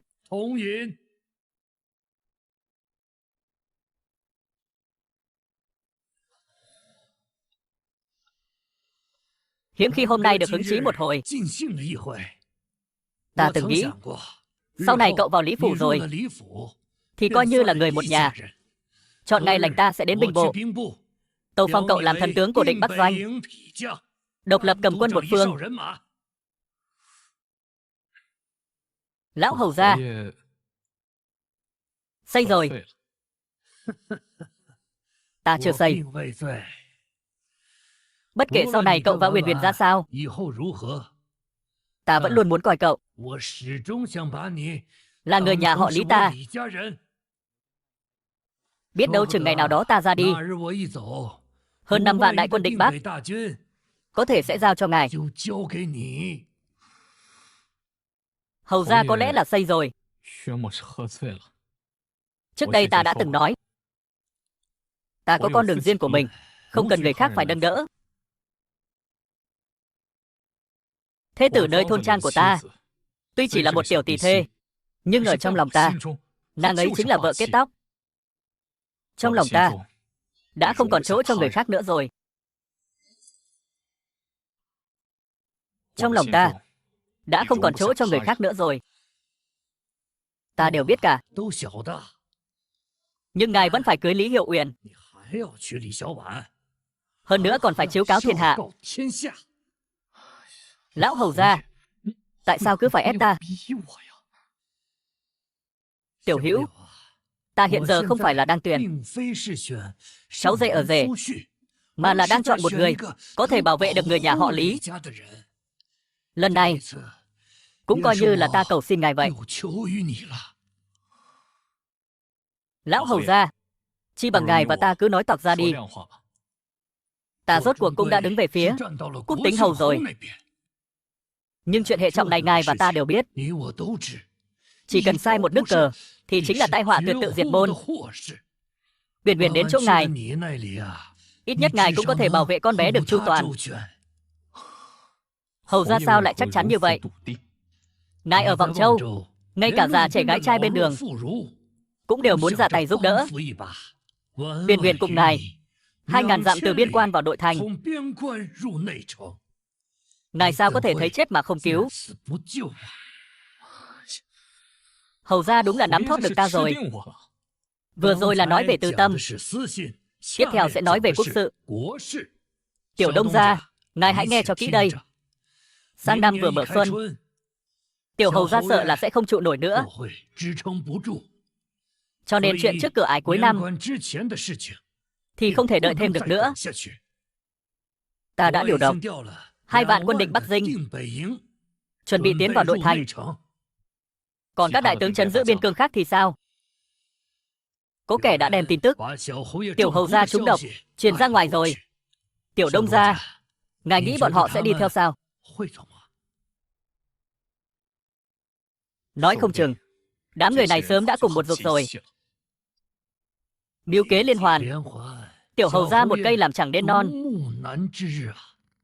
5 vạn binh mã này không phải ta cứ khăng khăng muốn giao cho ngài, mà là trong thiên hạ này chỉ có ngài mới giúp được tiểu hầu gia. Ngài và binh lính của ta vốn chẳng có quan hệ gì. Ngài muốn họ đánh trận vì ngài, ngài không điều động nổi đâu. Nhưng nếu ngài cưới Uyển Uyển, ngài sẽ có danh phận.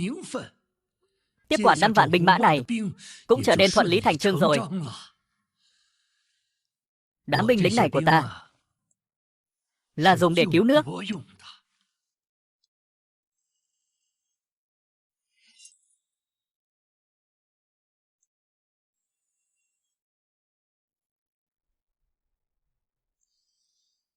Ta bảo ngài cưới Uyển Uyển chẳng qua cũng chỉ là một cái cớ mà thôi. Sau này nếu thiên hạ thái bình, ngài cứ viết một tờ hưu thư, thả con bé đi là xong.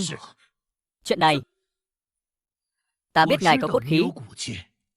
Việc này người ngoài sẽ đàm tiếu rằng ngài là kẻ bám váy đàn bà thì có thể nắm quyền chỉ huy 5 vạn đại quân này. Người sẽ bị người đời xỉa sói sau lưng, sẽ bị thiên hạ chửi rủa, mắng ngươi là kẻ bạc tình. Phụ tấm chân tình của Uyển Uyển sẽ bị mắng là kẻ vong ân bội nghĩa, phụ lòng tin của Lý gia. Nhưng dù là vậy, ta vẫn hy vọng người cưới Uyển Uyển. Sang xuân năm sau, Bắc địch sẽ lại kéo quân đến công thành. Nếu đại kỳ vẫn cứ cái đà này thì cả đại kỳ sẽ loạn mất. Nhưng nước có thể loạn, thiên hạ thì không thể loạn.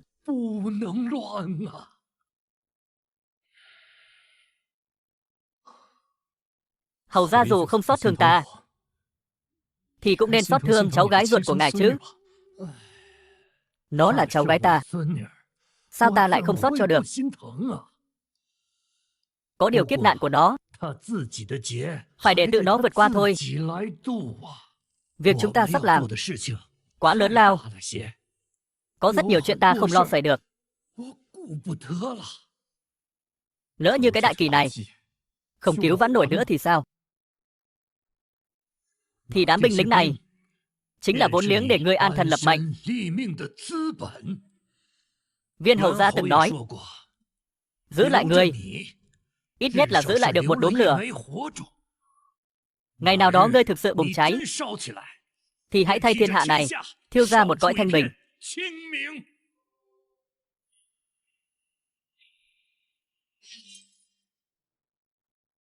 Thì hãy thay thiên hạ này thiêu ra một cõi thanh bình.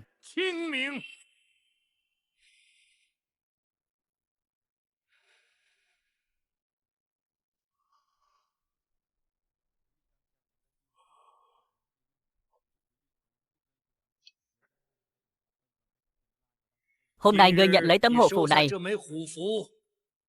thì hôn ước giữa ngươi và Lý gia coi như đã thành. Theo lý mà nói, ngươi nên gọi ta một tiếng ông nội. So với việc làm hiền tế của Lý gia ta càng hy vọng ngươi là cháu ruột của ta hơn. Mỗi khi nhìn thấy đứa con trai bất tài vô dụng kia của ta đều nghĩ, giá mà ngươi mang họ Lý thì tốt biết bao. Hầu ra, nếu như Lý Hiệu Uyển sau này có thể giống như ngài, một mình gánh vác Giang Sơn, thì trong lòng ngài còn thấy nuối tiếc không? Ta chưa từng nghĩ tới. Nó chỉ là một phận nữ nhi thôi.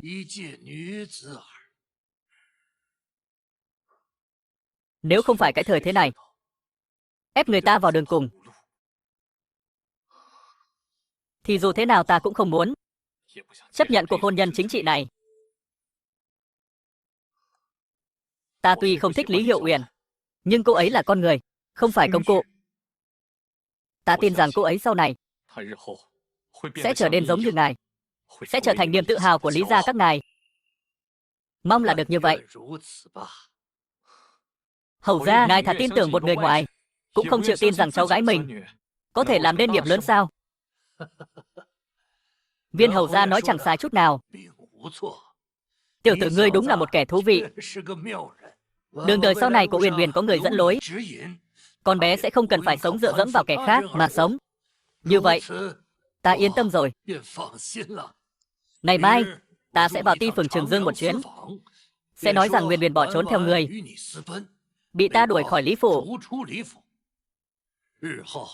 Tuy ngươi sẽ phải gánh chịu đủ loại tiếng xấu, nhưng ở cái thời thế này, dù ngươi có rụi đau cả mắt, cũng chẳng phân biệt được trắng đen. Có kẻ ở nơi minh đường phấn sức thái bình, thì sẽ có người trong bóng tối giữ gìn lẽ phải, chỉ chính bất á. Chúng ta làm việc, chớ bận tâm người đời đàm tiếu. Ngươi chỉ cần nhớ kỹ, kẻ vì dân chính là cái nghĩa lớn nhất thiên hạ. Từ mục xin thụ giáo. Hôm nay, ngươi hãy đưa Uyển Uyển về trang điền đi. Từ nay về sau hãy để con bé đừng quay lại đây nữa.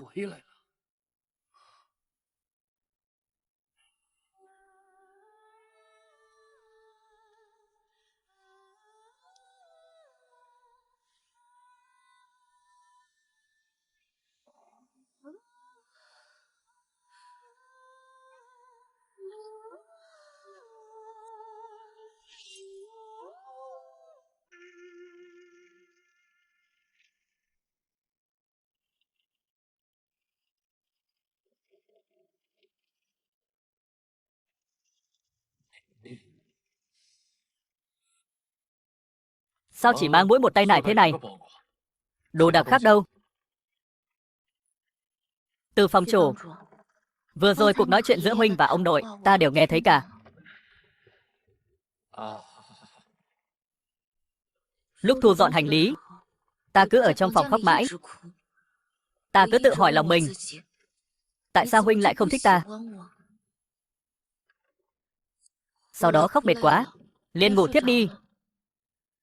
Lúc tỉnh dậy, người làm trong phủ đã đem đồ đạc thu dọn xong xuôi cả rồi.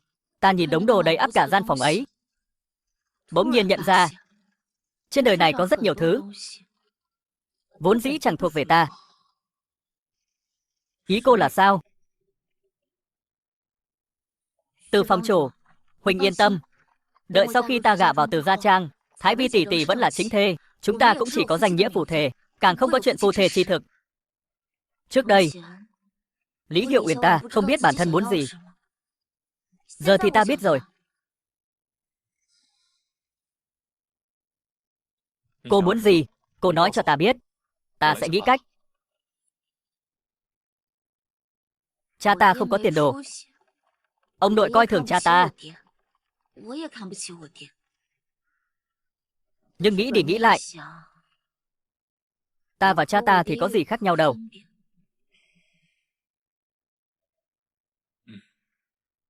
Cô nói có lý.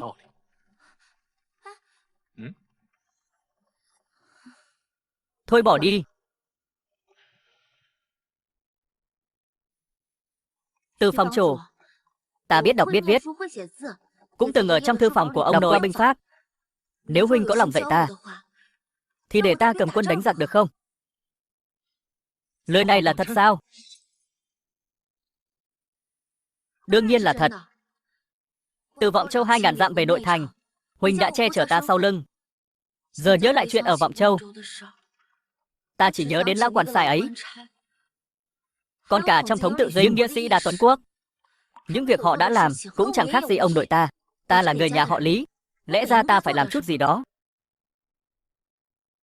Nếu cô thực sự nghĩ như vậy, thì Từ Mục ta đúng là phải nhìn cô bằng con mắt khác rồi. Trước đây, ta không hiểu. Ta cứ tưởng Thái Vi tỷ tỷ dịu dàng hào phóng hơn ta, hiểu chuyện hơn ta, nên huynh mới không để mắt đến ta. Nhưng giờ ta biết rồi.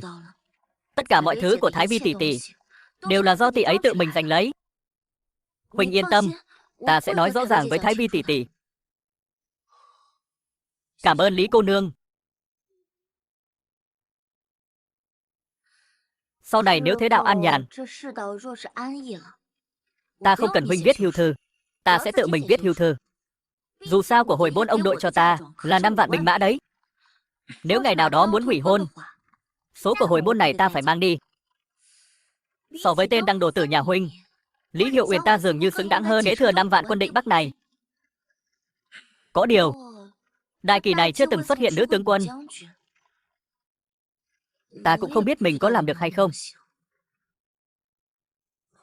Trước đây ta từng nghe một câu chuyện, kể rằng phương Bắc có một tộc người lạ xâm lược Trung Nguyên.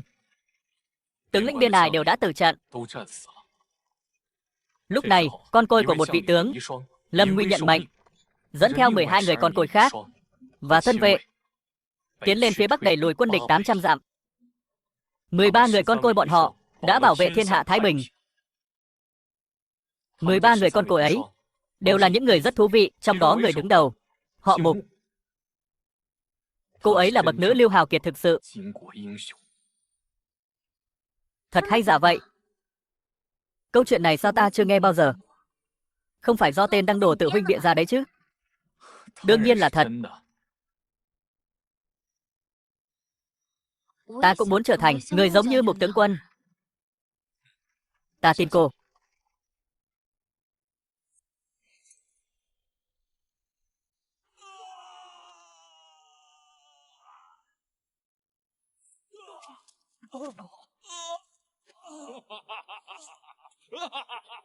Đã nghe qua danh hiệu của ta chưa? Ta chính là Đoạn Phủ, từng dùng một búa đập nát 2 cỗ xe ngựa lưu ly.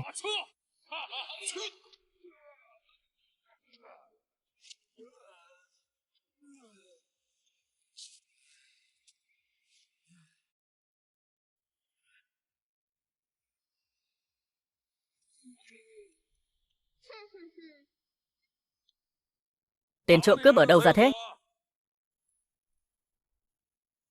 Có biết hổ gia của người không? Hổ ca, vạn đứt đầu cái cầu tạp trùng này đi. Hổ ca, tiểu gia về ngay đây, học võ công tuyệt thế, lát nữa sẽ quay lại cứu huynh. Á đệ, lấy trảm mã đao của ta lại đây. Rõ. Đi.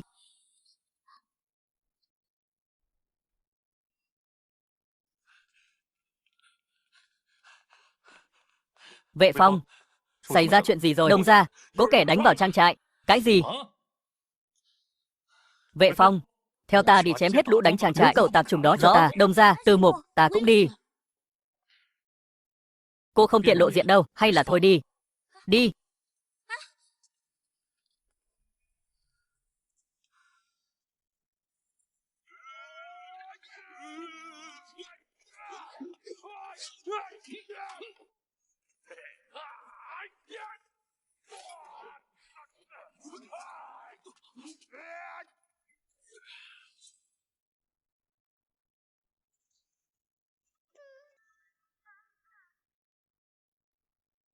Hổ ca, đỡ đao.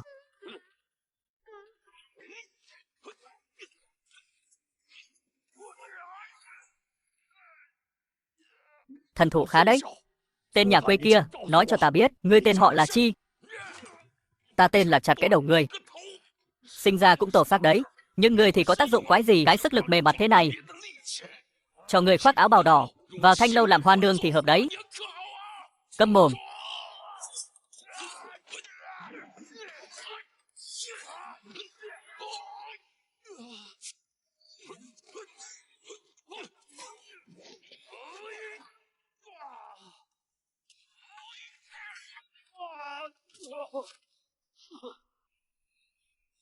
Ngươi cứ nói sức người lớn thế nào đi.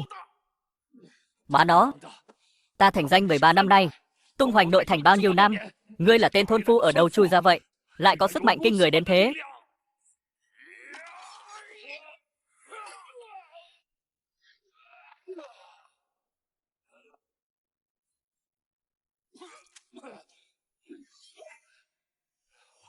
Má nó, đánh đấm kiểu gì mà chẳng để nang võ đức thế này. Hồ ca, huynh giỏi quá. Hồ ca, huynh lợi hại thật đấy. Quá đỉnh, quá lợi hại. Hồ ca, hắn sắp chạy rồi kìa. Đã đánh xong đâu. Cho ta mượn cái rìu chơi chút coi.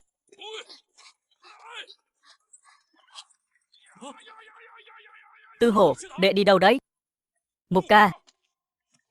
Giờ ta đang có việc gấp, lát nữa nói chuyện với đệ sau. Hắn cưỡi ngựa, hai chân đệ đuổi theo thế quái nào được. Mục ca nói chí phải. Đúng là đuổi không kịp thật.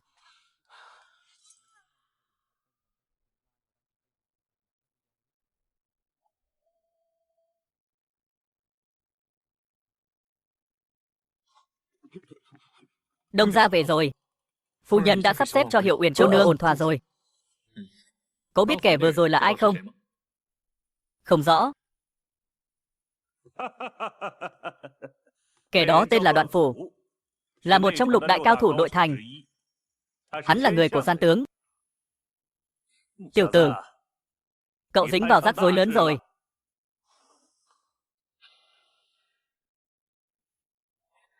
Chủ công, chuyện bên ngoài ngài đều thấy cả rồi chứ?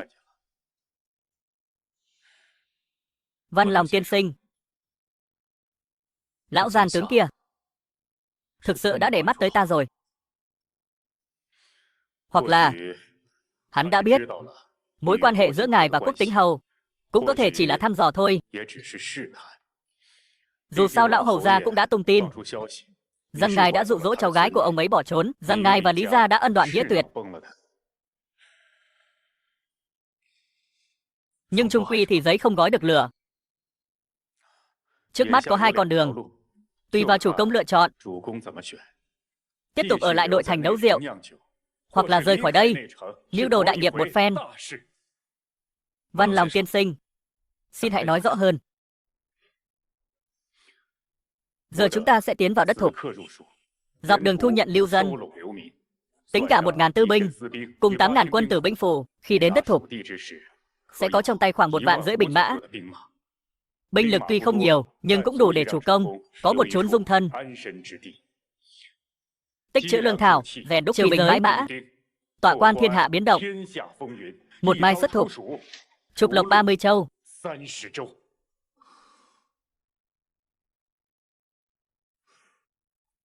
Văn Lòng tiên sinh, có diệu kế gì để vào Thục chăng? Nhưng Thục vương kia, đời nào lại dễ dàng để ngoại binh tiến vào đất Thục? Chủ công sai rồi. Thục Châu ngày nay đã chia 5 xẻ 7, chỉ riêng Thục vương đã có tới 3 người. Tại hạ cho rằng đây chính là thời cơ của chủ công. Tiểu hầu gia, hồ sơ mỏ sắt mà ngài ấy để lại cho chủ công vốn không nằm trong nội thành, mà trùng hợp thay lại cách Thục Châu này không quá xa. Đến lúc đó chủ công vẫn có thể chiếm lấy. Tại hạ trộm nghĩ, vị trí mỏ sắt này, người biết đến cũng chẳng có bao nhiêu. Có điều, thưa chủ công, hiện tại ngài vẫn chưa thể rời đi. Tại sao? Gió tuyết mùa đông sắp kéo đến rồi, không thích hợp để hành quân di rời. Đó cũng là một phần nguyên do. Nhưng vẫn còn một nguyên do khác. Tiên sinh, ý ngài là sao? Nếu không có danh chính ngôn thuận, thiếu đi đại nghĩa, chủ công dẫn theo 9.000 binh mã. Đến lúc đó, chẳng qua cũng chỉ là một toán nghĩa quân bình thường, hoặc trong miệng kẻ khác chính là phản tặc. Nhưng nếu chủ công làm được vài việc lưu danh thiên hạ, thì tình thế sẽ khác hẳn. Thế đạo này vốn dĩ là như vậy. Kẻ ham sống sợ chết thì không bàn chuyện đại nghĩa. Nhưng ngặt nỗi, chủ công muốn làm đại sự, thì cần phải có cái danh đại nghĩa. Đại nghĩa gì cơ? Thành quân Trác, trảm gian tướng, trả lại cho thiên hạ một. Càn khôn tươi sáng. Thành quân Trác, trảm gian tướng, trả lại cho thiên hạ một. Càn khôn tươi sáng. Văn Lòng tiên sinh, ngài biết ta đang lo lắng điều gì mà. Niên quan ngày càng gần rồi. Thời gian của hầu gia không còn nhiều nữa.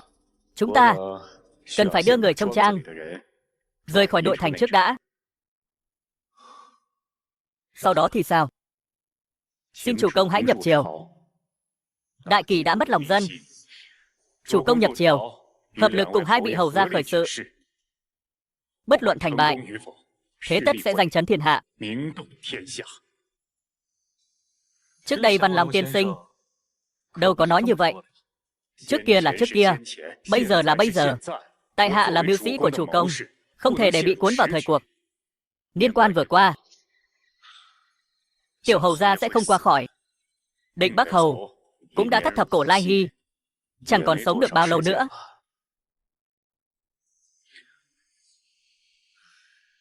Đến lúc đó, chỉ còn lại một mình chủ công, tất sẽ nắm trọn danh phận đại nghĩa. Chủ công nên biết, sẽ không ai coi ngài là phản tặc, mà chỉ tôn sùng ngài là anh hùng cứu thế.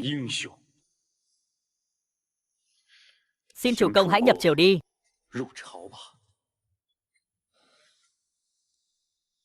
Nhưng ta phải nhập triều bằng cách nào?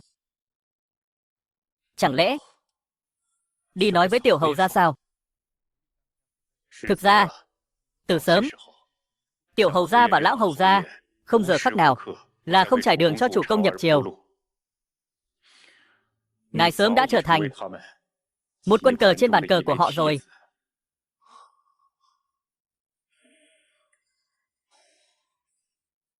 Ta hiểu cả rồi. Hèn chi, hầu gia lại muốn mua tước vị cho ta. Lúc đó ta đã cảm thấy ngài ấy đang sắp đặt chuyện gì đó cho ta. Không phải ta không muốn nhập triều, chỉ là trong triều thế lực đan xen chẳng chịt. Rất nhiều chuyện ta cũng lực bất tòng tâm. Tuy nói họ xem ngài là quân cờ, nhưng chủ công hãy nghĩ ngược lại xem. Giả sử ngài là người lật tung bàn cờ này, thì bất kể âm mưu hay dương mưu, bất kể đúng hay sai, đều sẽ chẳng còn tồn tại nữa đâu.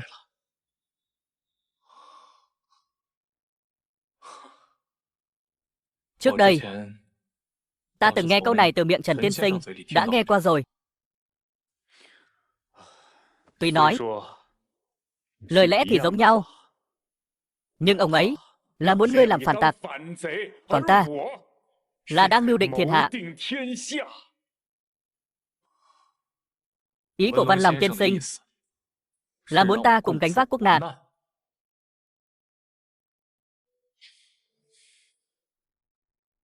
Cả cái đại kỳ này nát cả rồi. Dựa vào một tiểu hầu gia bệnh nhập cao hoang, cùng một vị lão hầu gia tuổi đã thất thập cổ lai hy, thì cứu được ai chứ? Nhưng bọn họ biết rõ không thể làm, lại cứ khăng khăng muốn làm, chỉ để tranh lấy cái danh anh hùng.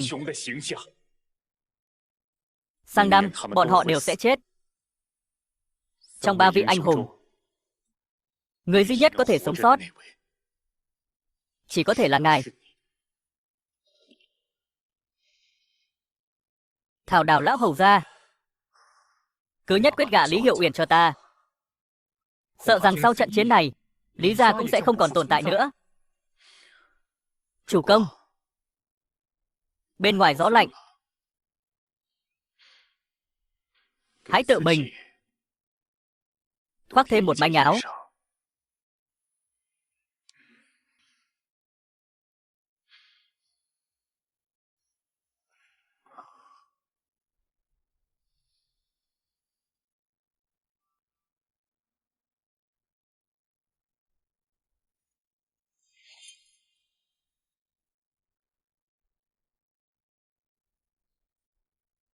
Ta cả đời này sống hoang đường hơn 30 năm. Những năm tháng tầm thường và lãng phí.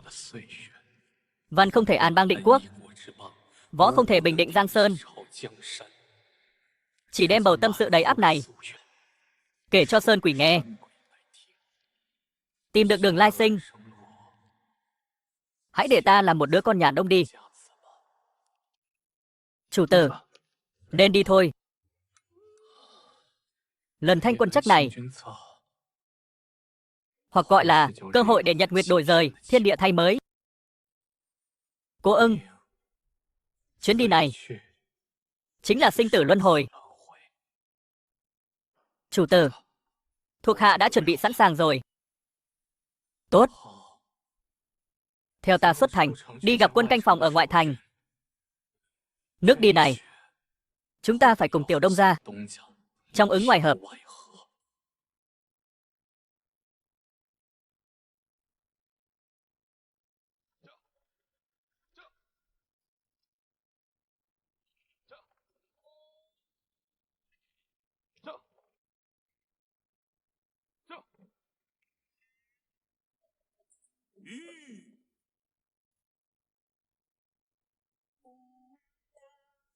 Hầu ra,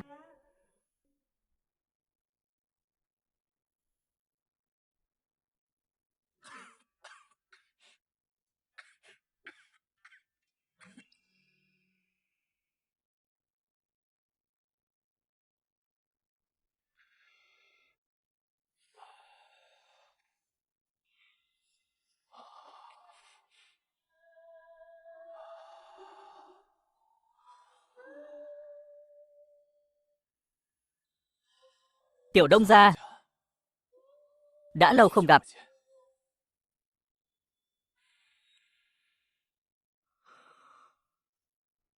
Lần này rời Trường Dương, trong khoảng thời gian này, tạm thời sẽ không quay về nữa. Người trong triều, đại để đều cảm thấy ta điên rồi. Nhưng bọn chúng không dám động thủ, nên chỉ đành dùng thủ đoạn hạ kỳ độc. Những kẻ tham gia hẳn là có một danh sách. Ta tra không ra. Cũng lời tra rồi. Thời gian chẳng còn nhiều. Ta không muốn lãng phí thì giờ nữa.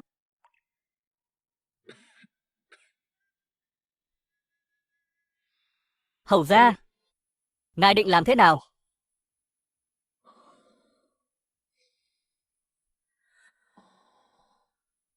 Gian tướng và ấu đế đã tình như phụ tử, không cắt đứt quan hệ được đâu. Nói một cách nghiêm túc, vị cháu trai nhỏ kia của ta đã đi chệch hướng rồi. Ta có ý định lập một vị tần đế. Sau khi đại sự thành công, sẽ tuyển chọn hiền thần để phò tá đất nước.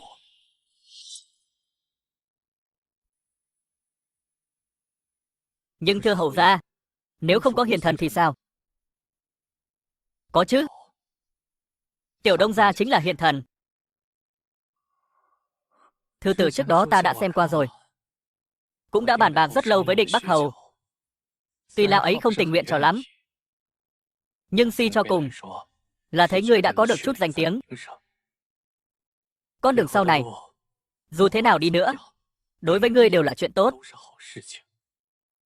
Tất nhiên, tiền đề là Tiểu Đông gia ngươi không được chết. Nếu đại sự bất thành, ngươi chính là một đốm lửa hy vọng. Vẫn là câu nói đó. Ta biết ngươi không muốn trốn quan trường. Đến lúc đó, ngươi hãy chọn vài sĩ tử Hàn Môn kiểm tra bọn họ. Phá lệ giao trọng trách cũng không sao. Sau khi Giang Sơn vững chãi, ngươi cứ việc rời đi. Nhưng những điều này đều là chuyện sau khi thành công mới tính. Hôm nay ta ghé qua chỗ ngươi một chuyến, ngày mai ta sẽ vào doanh trại rồi. Vị tân đế mà ta muốn lập là một người xa cơ lỡ vận, con cháu rộng rõi hoàng thất. Ta đã tốn bao công sức mới tìm được. Nhưng tính tình hắn lương thiện, làm việc trầm ổn, thấp thoáng dáng dấp của một bậc minh quân. Chúc mừng hầu gia. Những điều ta vừa nói đều là dự tính sau khi đại sự thành công. Nếu như đại sự bất thành, ngươi lập tức đưa người trong trang của ngươi rời khỏi nội thành. Đừng quên, ở phía Tây Bắc, ngươi vẫn còn hổ phù điều động 8.000 quân. Đội quân này nếu không gây chuyện, thì cũng đủ để ngươi ở vùng Tây Bắc an thân lập mạnh rồi.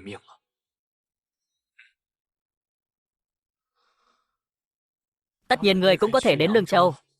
Lương Châu Vương là cố nhân của ta, cũng sẽ không làm khó dễ người đâu. Nếu đã chọn làm đốm lửa, con đường của ngươi, ta không thể nào tính toán trước được nữa.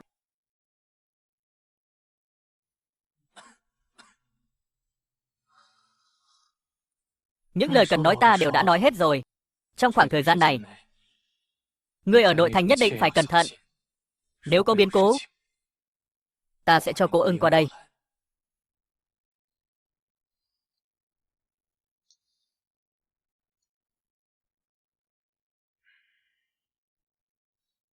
Cầm lấy cái này đi.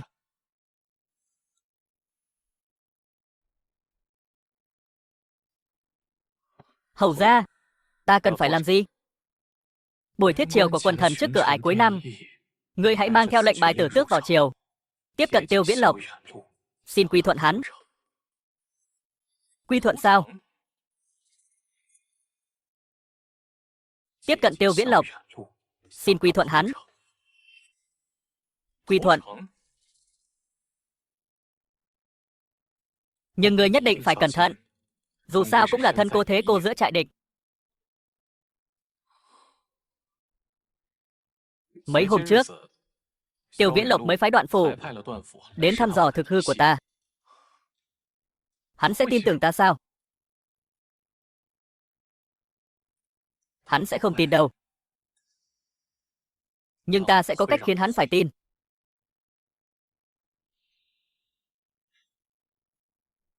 Hầu gia, sự sắp xếp của ngài lúc nào cũng là cửu tử nhất sinh.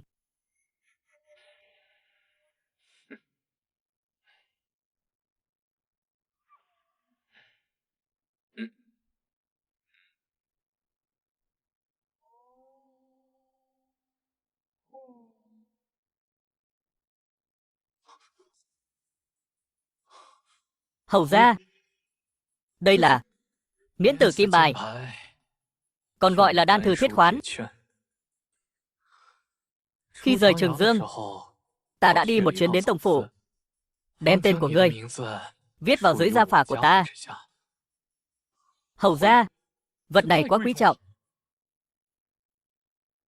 Có tấm thiết khoán này, để tránh lời ra tiếng vào, phía Tiêu Viễn Lộc kia tạm thời không dám động đến ngươi. Nhưng ta mong người hiểu rõ, nếu có một ngày đại kỳ sụp đổ, tấm thiết khoán này cũng chỉ như giấy vụn mà thôi. Đa tạ hầu gia. Ta còn rất nhiều thứ muốn giao cho người, nhưng sự việc đến quá nhanh, mà ta lại chẳng còn nhiều thời gian, đành phải thôi vậy.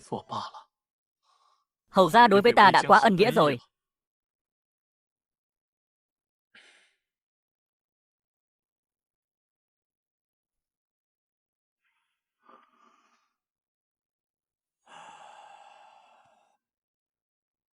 Năm nay đại kỳ toàn là mưa tuyết. Mưa đến gấp, tuyết đến hung hiểm. Ta ở trong màn mưa tuyết này, cái gì cũng nhìn không rõ nữa rồi. Hiền đệ, ta chỉ tranh đấu một lần cuối cùng này thôi.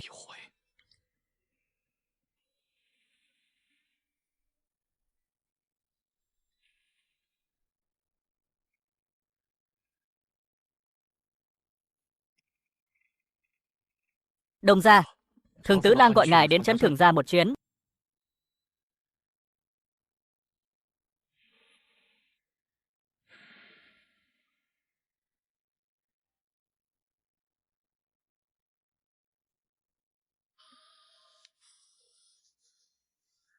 Tiểu Đông gia, ngươi nói xem cái trời lạnh thế này, chẳng cho người ta cơ hội nào cả.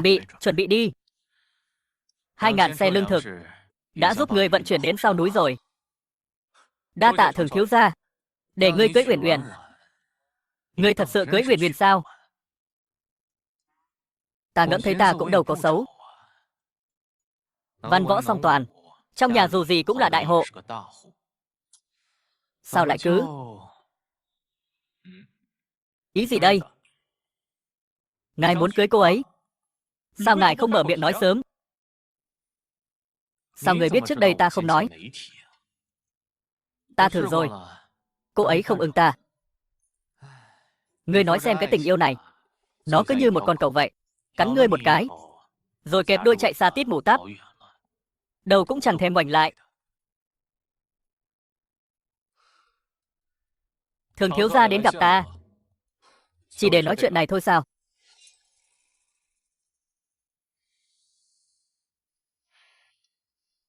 Doanh binh ở nội thành đã được điều động rất nhiều rồi.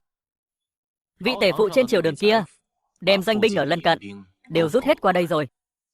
Người có biết có bao nhiêu người không? Không biết. 9 vạn. Người có biết phía Tiểu Đào Đào sẽ có bao nhiêu người không? Cũng không biết.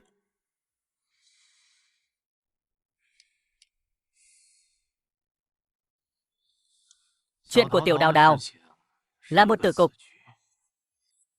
Chuyện của Đại Kỳ cũng là một tử cục.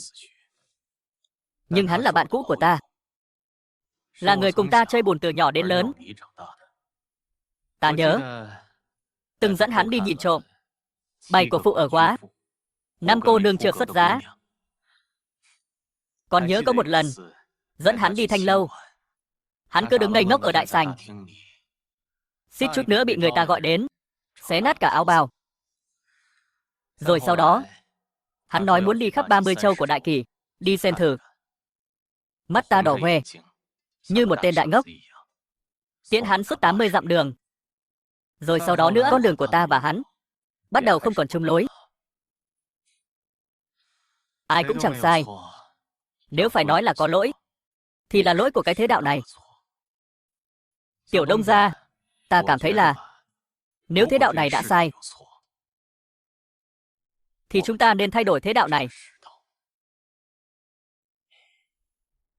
Thường thiếu gia rốt cuộc là muốn nói gì? Hôm đó Tiểu Đông gia nói với ta để bá tánh tự mình làm chủ. Ta về nhà bắt tay lên trán suy nghĩ, lại tra cứu rất nhiều sử sách. Chưa từng có bất kỳ triều đại nào có thể làm được điều đó. Tâm nguyện của Tiểu Đông gia chẳng qua chỉ là chuyện viển vông thôi. Bằng không, ta chỉ cho Tiểu Đông gia một con đường. Đường gì? Ngài và ta liên thủ, cứu vớt thiên hạ chúng sinh khỏi cảnh dầu sôi lửa bỏng, lật đổ vương triều. Được, vậy thì lật đổ vương triều. Ngày mai ta sẽ đi chiêu mộ 10 vạn lưu dân, kính nhờ Thường thiếu gia cung cấp lương thảo. Má nó, lần nào cũng như vậy. Ngài rốt cuộc muốn làm cái gì? Muốn sống. Muốn nhiều người được sống hơn. Sống cho ra hồn người. Ngay từ đầu đã là như vậy rồi. Quả thực, ngài lăn lộn được đến nước này thực sự không dễ dàng gì. Có điều Tiểu Đông gia, ngài phải biết rằng chỉ cần Tiểu Đào Đào xảy ra chuyện thì sẽ chẳng còn ai bảo vệ ngài nữa. Cũng chẳng có ai bảo vệ trang tử của ngài. Những người đi theo ngài để cầu sự sống cũng chưa chắc đã sống nổi đâu. Nếu như có một ngày quan điểm của ta và ngài bất hòa, chúng ta cũng có khả năng trở thành kẻ thù.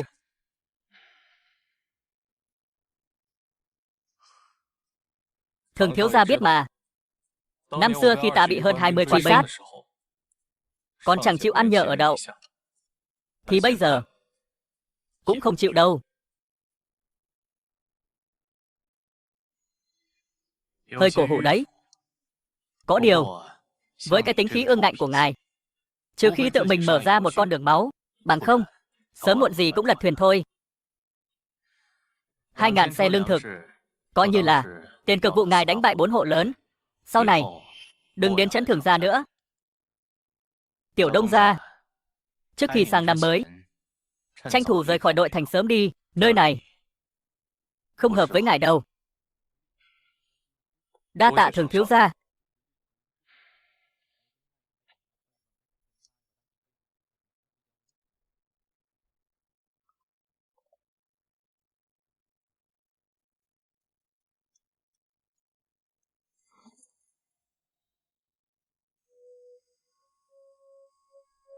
Đông gia, người trong trang đều đã ra sau núi cả rồi. Đây là tốp người cuối cùng. Từ Lang, chàng ở bên này, cẩn thận một chút. Ngoài thành có một con đường núi, thiếp đã làm dấu rồi, có buộc vài gai trắng. Có lẽ Từ Lang sẽ dùng đến. Thiếp sẽ ở bên đó đợi chàng. Đợi Từ Lang tới, sẽ hâm nóng một bầu rượu, nấu sẵn canh ngon. Ta mạng lớn, không chết được đâu. Bao nhiêu lần vào sinh ra tử đều vượt qua rồi. Không sao đâu. Từ Lang sẽ không cô đơn đâu. Từ Lang ở đâu, thiếp sẽ ở đó.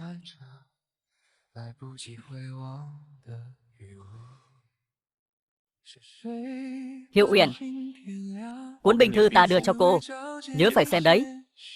Từ phòng chủ yên tâm, ta sẽ theo binh lính trong trang, học hỏi bản lĩnh thật tốt. Hơn nữa Văn Long tiên sinh cũng đã đồng ý sẽ dạy bảo ta. Huynh phải sống sót trở về đấy. Ừ. Đến giờ xuất phát rồi.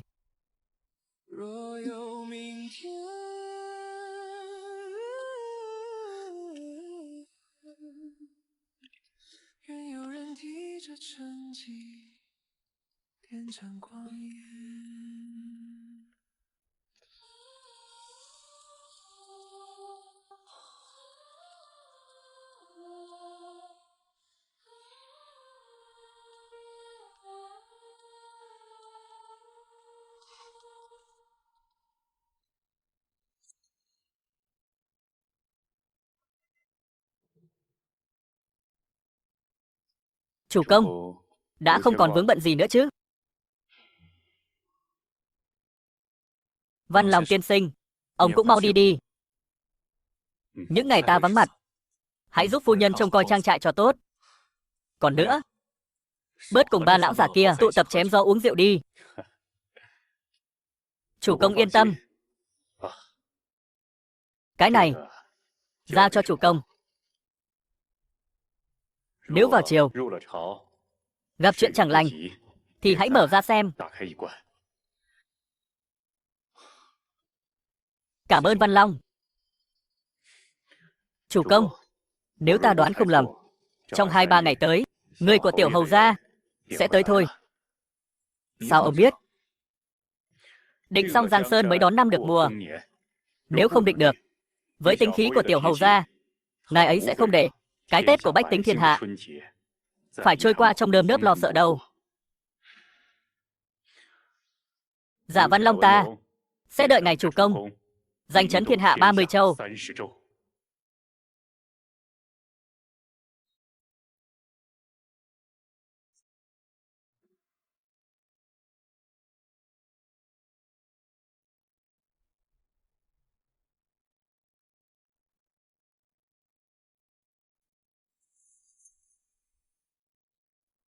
Hiếm thấy nha. Đến người mà cũng mặc áo giáp rồi. Đây là ý của chủ tử. Chủ tử nói, lần này sống chết khó lường, nên lệnh cho ta ăn mặc trang trọng một chút. Sau này lỡ có xuống suối vàng, thì cũng được tính là anh hùng nơi xa trường. Sức khỏe Hầu gia thế nào rồi? Hôm qua lúc chúng ta ăn sáng, chủ tử đột nhiên ho dữ dội, ho ra cả một bát máu. May mà có thần ý Lý Vọng Nhi ở đó, mới giật lại được cái mạng cho ngài ấy. Tiểu Đông gia, còn một chuyện nữa. Chuyện gì? Chủ tử hỏi Lý Vọng Nhi có thần dược nào không, có thể giúp ngài ấy tỉnh táo vài ngày. Ông ấy bảo nếu nghĩ ra cách, thì họa may sống được đến đầu xuân. Nhưng nếu uống thứ thần dược này, thì mạng chỉ còn giữ được 2 ngày. Một khi dược lực hết tác dụng, thân thể ngài ấy sẽ suy kiệt trầm trọng, rồi chết ngay tức khắc. Hiền đệ, ta chỉ tranh đấu một lần cuối cùng này thôi.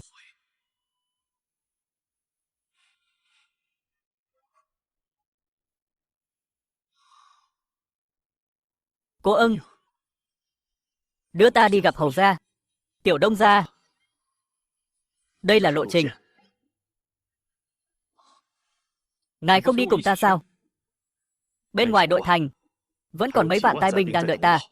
Ta còn việc khác phải làm. Tiểu Đông gia cứ tự mình đi vào là được. Hầu gia đang đợi ngài ở đó. Ta đi trước đây.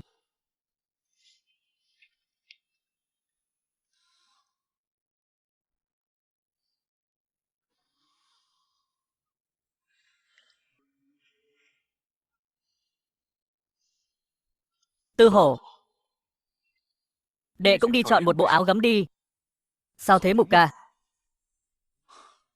Nếu thực sự là vào chiều tham gia điện nghị cùng quần thần, chẳng lẽ đệ định cởi trần hay sao? Mục ca, đệ mặc cái thứ đó làm gì chứ? Chẳng lẽ còn bắt đệ đọc thơ văn nữa à? Nếu không, để đệ đọc trước một bài cho Mục ca nghe nhé. Đệ mà cũng biết thơ văn á? Sao lại không biết chứ? Đọc thử một bài ta nghe xem nào. 800 lính tiêu binh chạy. Sao mà mở đầu dài dòng thế nhỉ?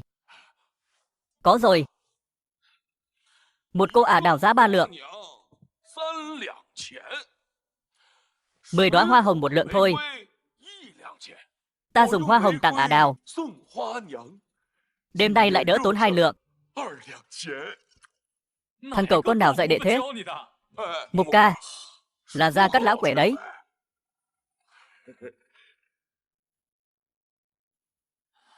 Sau này, bớt học mấy thứ tào lao, từ lão già không nết ấy đi. Tư Hổ, vẫn là nên chọn một bộ áo gấm đi. Như thế, lúc đệ đánh nhau, sẽ tập bộ đồ đó ra. Bọn chúng đều sẽ sợ đệ. Được, nghe theo Mục ca.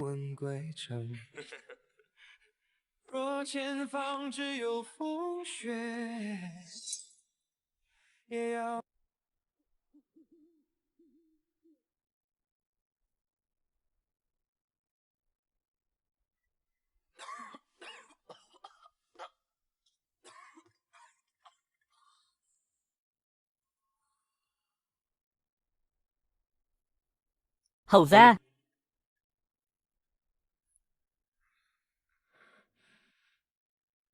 hiền đệ, ta không nhìn rõ mặt đệ nữa rồi. Đệ lại gần đây chút nữa. Gần chút nữa.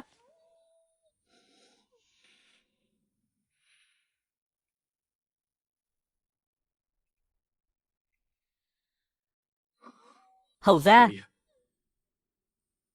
ta rất hối hận. Ta hối hận khi ở kiếp trước đã không đọc nhiều sách về độc dược và y lý Đông phương.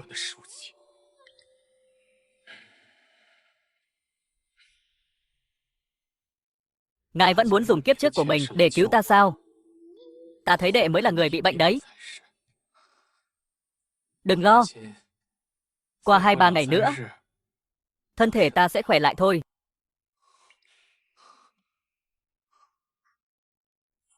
Buổi trầu cuối năm không còn mấy ngày nữa đâu.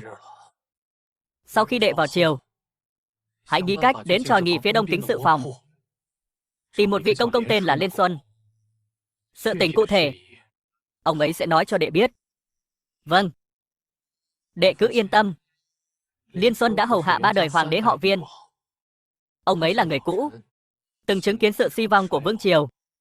Ta và ông ấy đã bàn bạc rất lâu rồi. Chuyện này mới vừa định đoạt xong. Phía bên Tiêu Viễn Lộc nên xử trí thế nào? Bọn chúng chắc chắn sẽ điều tra lai lịch của ngươi. Chuyện này là không tránh khỏi. Ta đã chuẩn bị cho ngươi 30 vạn lượng. Là do những người trong nội thành đã lén lút gom góp lại cho ta. Cụ thể tên họ là ai? Ta sẽ không nói. Ngươi hãy mang số tiền đó biếu cho hắn.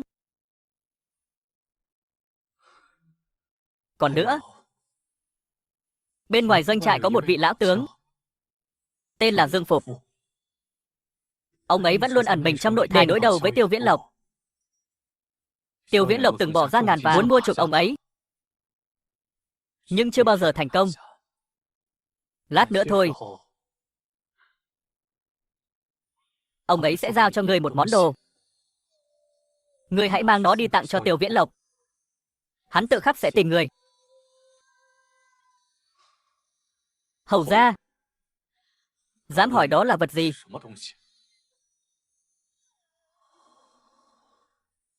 Ông ấy nói với ta, ông ấy năm nay đã 63 tuổi. Chẳng còn bao lâu nữa là sẽ không nhấc nổi thanh đao nữa rồi. Chi bằng bỏ đi cái mạng già này, giao cái mạng này cho ta, để ta thay bách tính thiên hạ trải sẵn con đường này.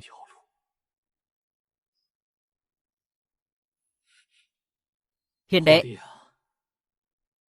ngày nào đó ngươi thấy được thời thái bình thịnh thế, thì xin hãy đến trước mộ ta, kể cho ta nghe đôi chút. Hơn 30 năm hoang đường của ta đều chìm trong chém giết và đấu đá, trôi qua cả rồi. Thời thịnh thế này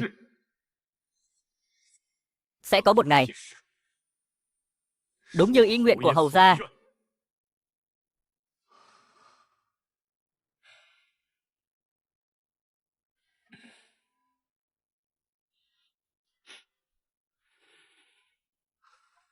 Hiền đệ, ta sẽ giới thiệu cho ngươi một người. Vào đi.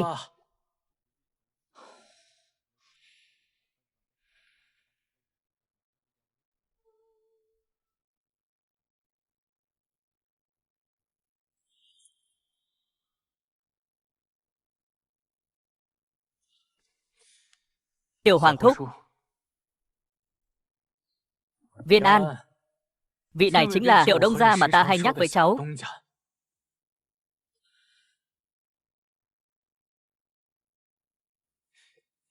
Viên An bái kiến Tiểu Đông gia.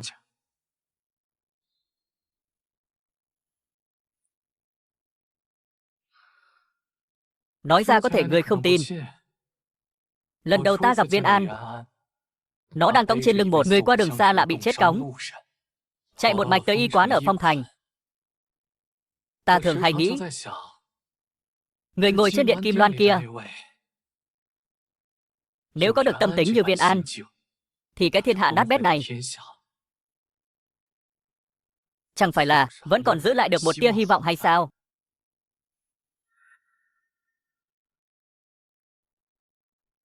Chỉ tiếc là Tiểu Hoàng thúc, hầu gia,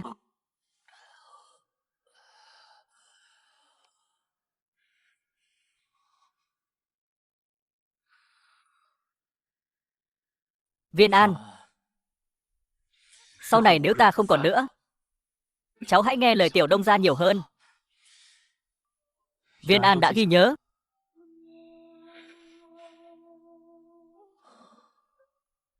Chuyện vào triều đình nhờ cậy ngươi vậy. Ta và lão nhạc tướng của ngươi lúc này không tiện vào hoàng cung nữa, trừ phi là ta dùng chính nắm đấm của mình đánh thẳng vào trong.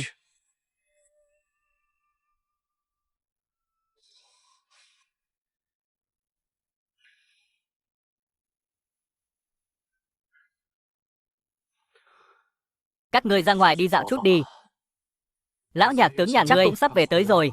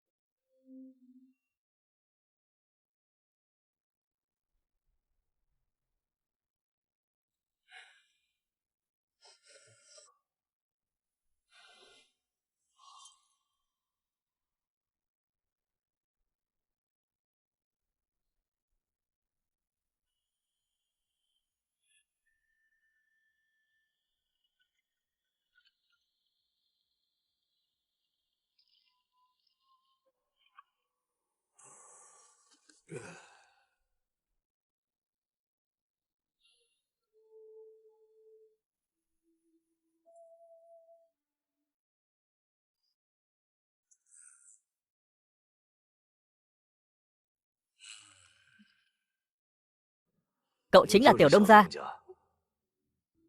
Chính là tại hạ. Từ Mục, bái kiến Dương tướng quân. Hầu gia đã từng nhắc về cậu với ta. Cậu định khi nào thì vào chiều? Ngày mai. Dương tướng quân, có lẽ vẫn còn cách khác. Không còn cách nào khác đâu. Ta đã bàn bạc với hầu gia bao nhiêu lần rồi. Chỉ có duy nhất cách này thôi. Lão cầu tướng kia gian xảo lắm. Muốn qua mặt hắn chẳng phải chuyện dễ. 30 vạn lượng bạc, tuy không phải là ít, nhưng ngươi cần có một con bài tẩy mới.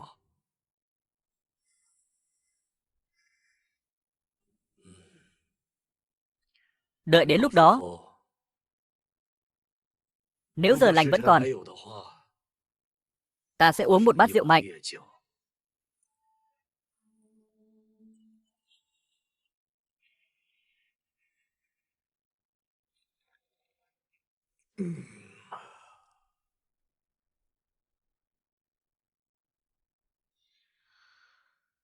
Ngẩng cao đầu lên nào. Phải rồi. Thế mới ra dáng một người làm nên nghiệp lớn chứ. Ta đi tụ nghĩa lần này, trong lòng sảng khoái lắm. Như vậy cũng tốt. Ta còn có thể xuống suối vàng, bầu bạn với người đó. Người tiểu huynh đệ. Nào, người có biết tên của người tiểu huynh đệ đó không? Đệ nhất danh tướng đại kỳ, Lý Phá Sơn. Lý Phá Sơn.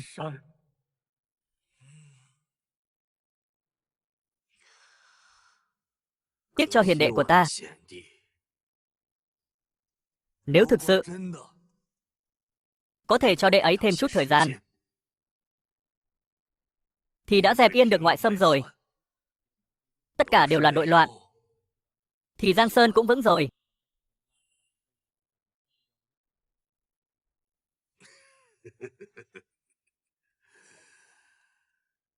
Ta đã 63 rồi, chẳng cầm nổi đao nữa. Nhưng mà, với một lão già cô độc như ta, nếu phải chết trong gian nhà nát lạnh lẽo này, ta thực sự không cam tâm.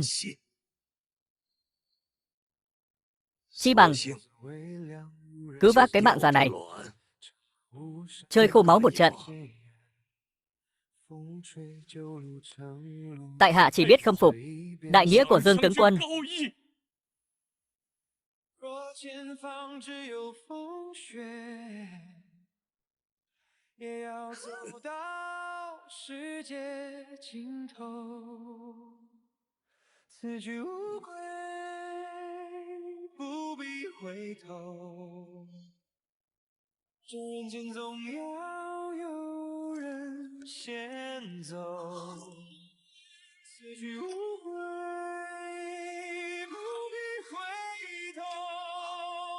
Tiểu Đông gia, uống cạn chén này. Chúng ta từ biệt tại đây.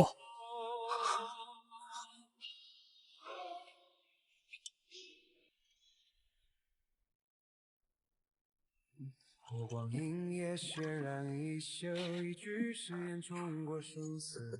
若有明日，不必是我，这条路必须有人走。 Sao lại khóc rồi? Bụi bay vào mắt thôi.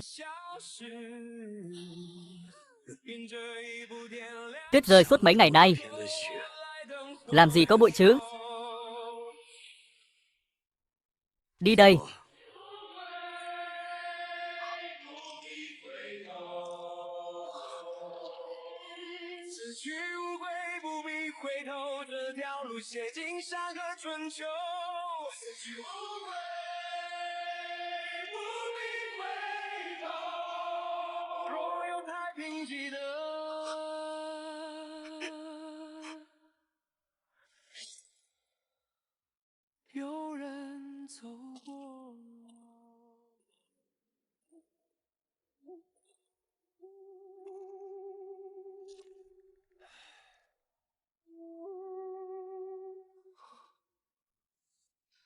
Nhạc tổ. Miễn lễ, miễn lễ. Chuyện của ngươi, tiểu hầu gia đều đã nói với ta rồi. Ván cờ này, ngươi thực sự muốn đi sao? Nhạc tổ tuổi đã ngoài thất tuần, còn chẳng sợ hãi. Từ mục ta lẽ nào lại có lý do thoái lui? Nhạc tổ cứ yên tâm. Lý Hiệu Uyển đã rời khỏi đội thành rồi.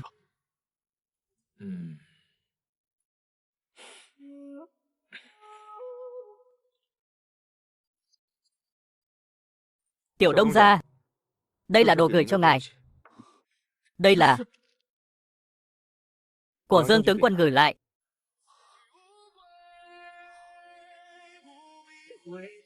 Rượu đoạn đầu của Dương tướng quân. Ngài uống rồi sao? Uống rồi. Ta đã cùng ông ấy uống cạn.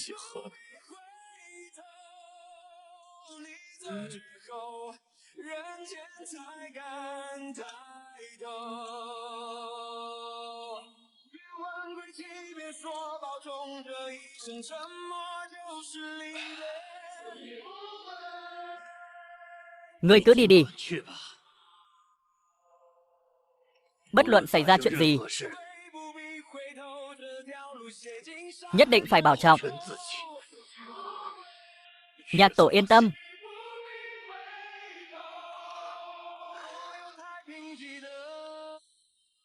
Tiểu tử, nhớ kỹ chuyện ngươi đã hứa với ta.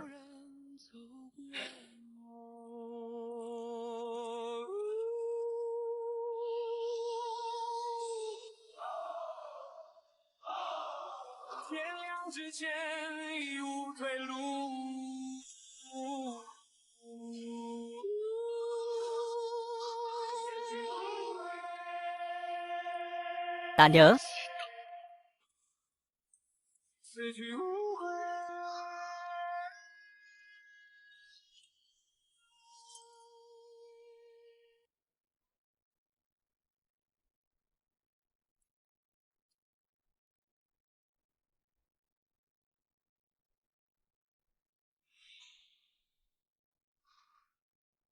Tiểu Đông gia đi rồi. Đi rồi. Đang trên đường vào chiều.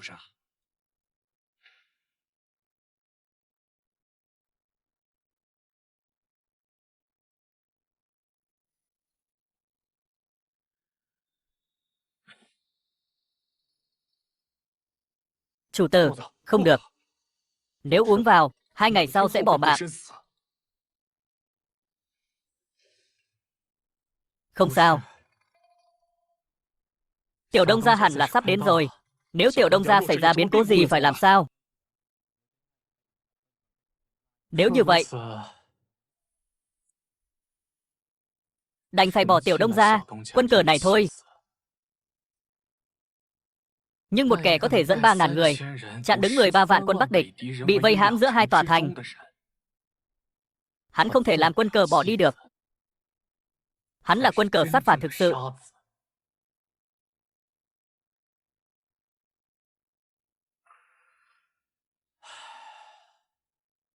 Ta trước đây đã nói, ta đang đánh một ván cờ.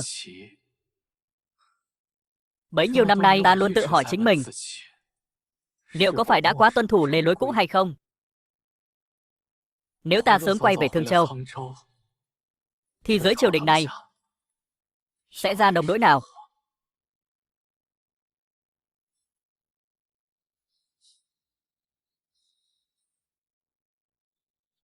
Ta giao hảo với Lương Châu Vương, nuôi dưỡng 9.000 tử sĩ hộ đường, kính mời các lộ đại tướng. Nhưng đến cuối cùng, lại chỉ có Định Viễn Hầu nguyện ý cùng gánh vác quốc nạn, cho đến khi ta trúng phải kỳ độc.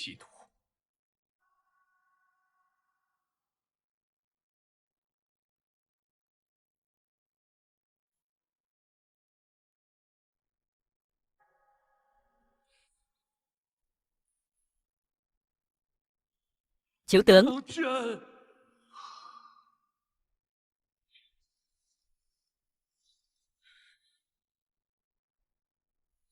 tướng quân,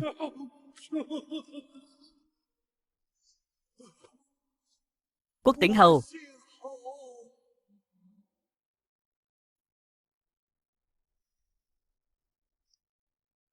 Tiểu Hoàng Thúc,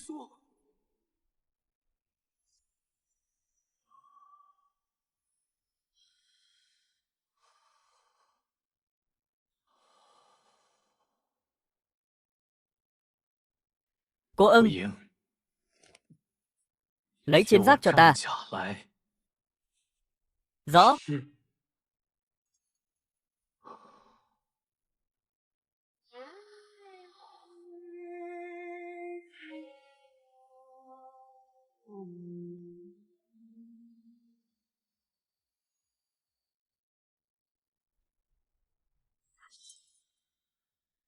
天亮无人送伞，城门无声，背影渐远。风吹旧路程，落衣轻折一别，不问归程。若前方只有风雪，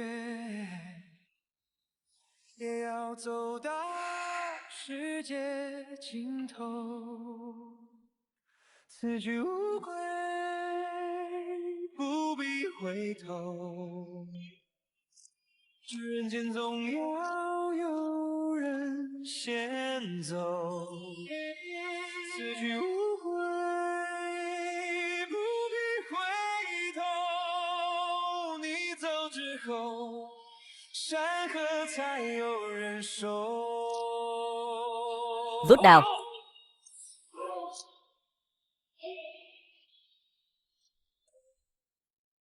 Tâm nguyện của chúng ta chỉ là thiên hạ thái bình.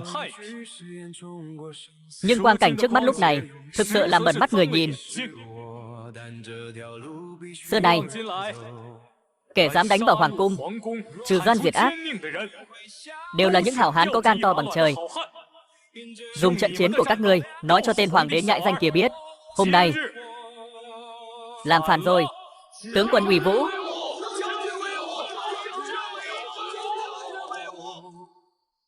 bệ hạ khẩu dụ, đại kỷ năm Hưng Vũ thứ 18, mưa thuận gió hòa, vạn dân cùng vui. Ngoài có Trinh Bắc tướng quân Triệu Thanh Vân, đại phá Bắc địch, trong có thể phụ lỗ quốc công Tiêu Viễn Lộc, an bang định quốc. Các tướng sĩ,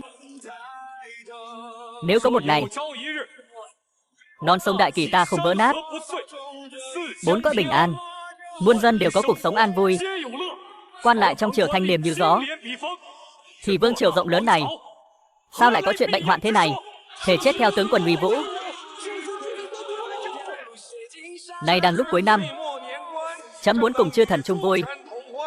Phàm là các bậc công tước, quan lại từ ngũ phẩm trở lên, mời vào triều dự tiệc, hưởng thú vui đàn ca sáo nhị.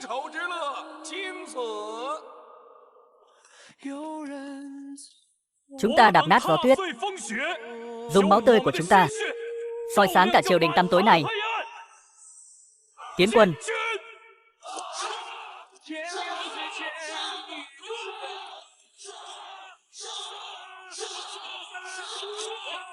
Giết, giết.